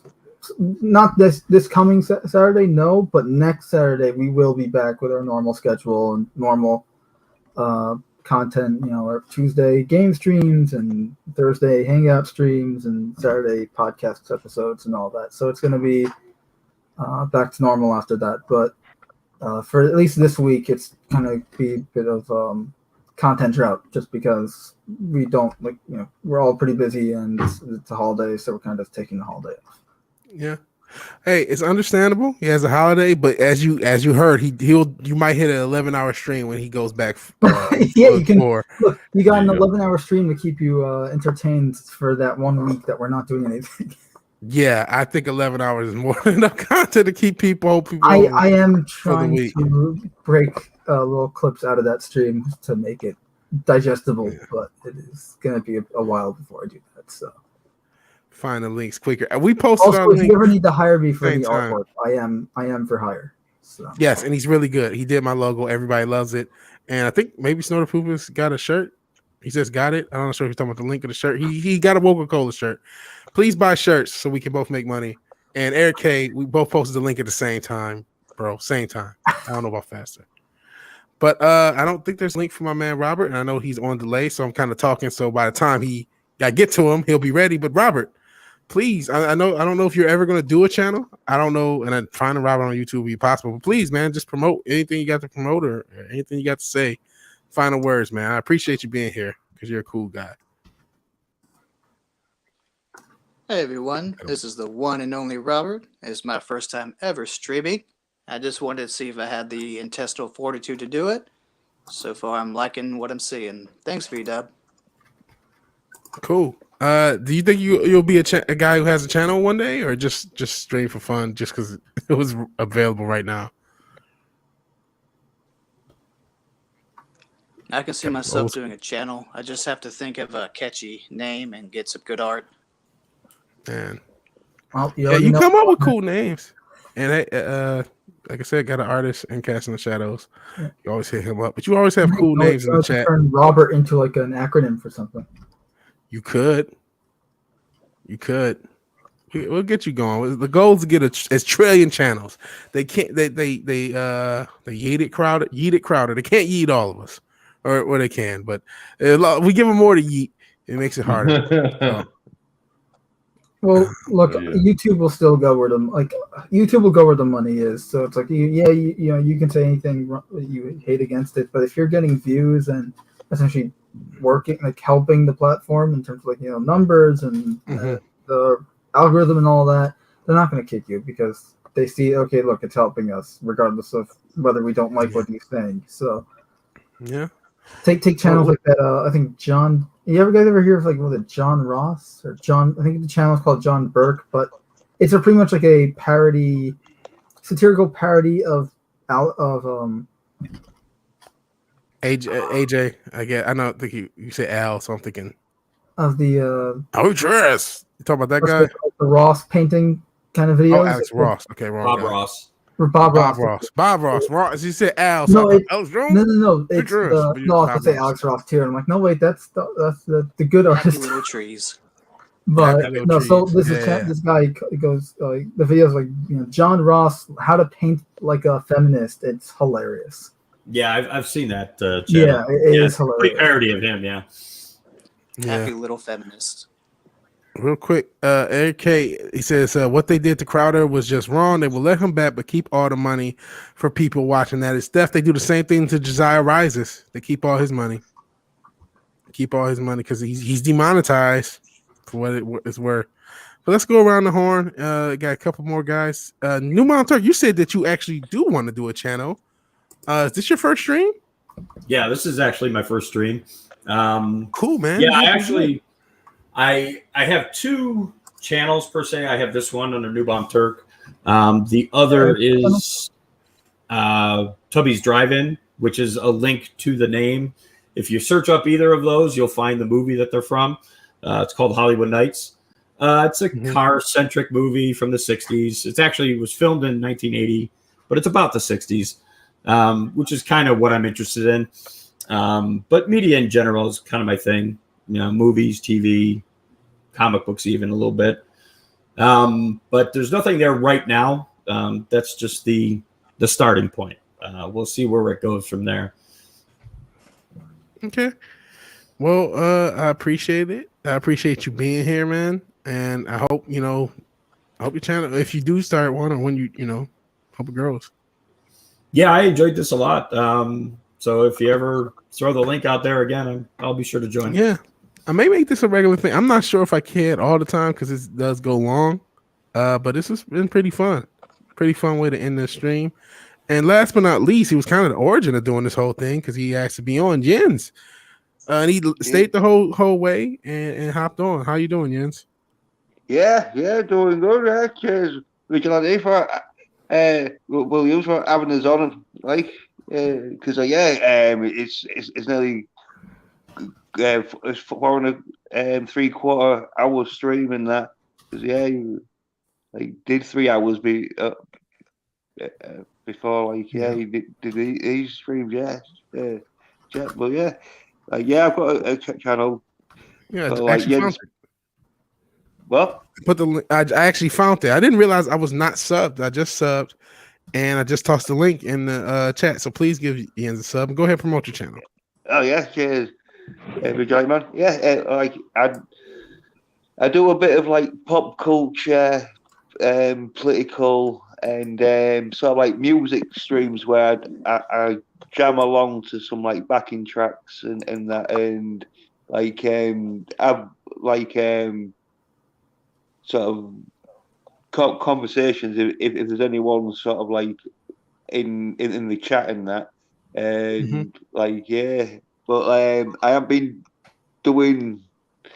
I haven't posted out for quite a while and that, and so I'm gonna have to start doing some content and that back on, because it's been about a month or two, I think, since I last posted out. So yeah, but yeah, if you want to check my channel out, so I think there's quite a bit, because I did my longest stream I did was 5 hours, and it was wow. just playing playing guitar and that, and so wow.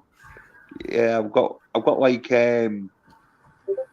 quite a bit of content on there, but it's just now recent for last month or two. All right, man. Hey, that's cool that you're jamming out. It's something different. And I didn't, like I said, I don't know why I wasn't subbed, but I am subbed now. See where you are at 57. So if there's a few more to get them to 60, because you got 3, you're at 54.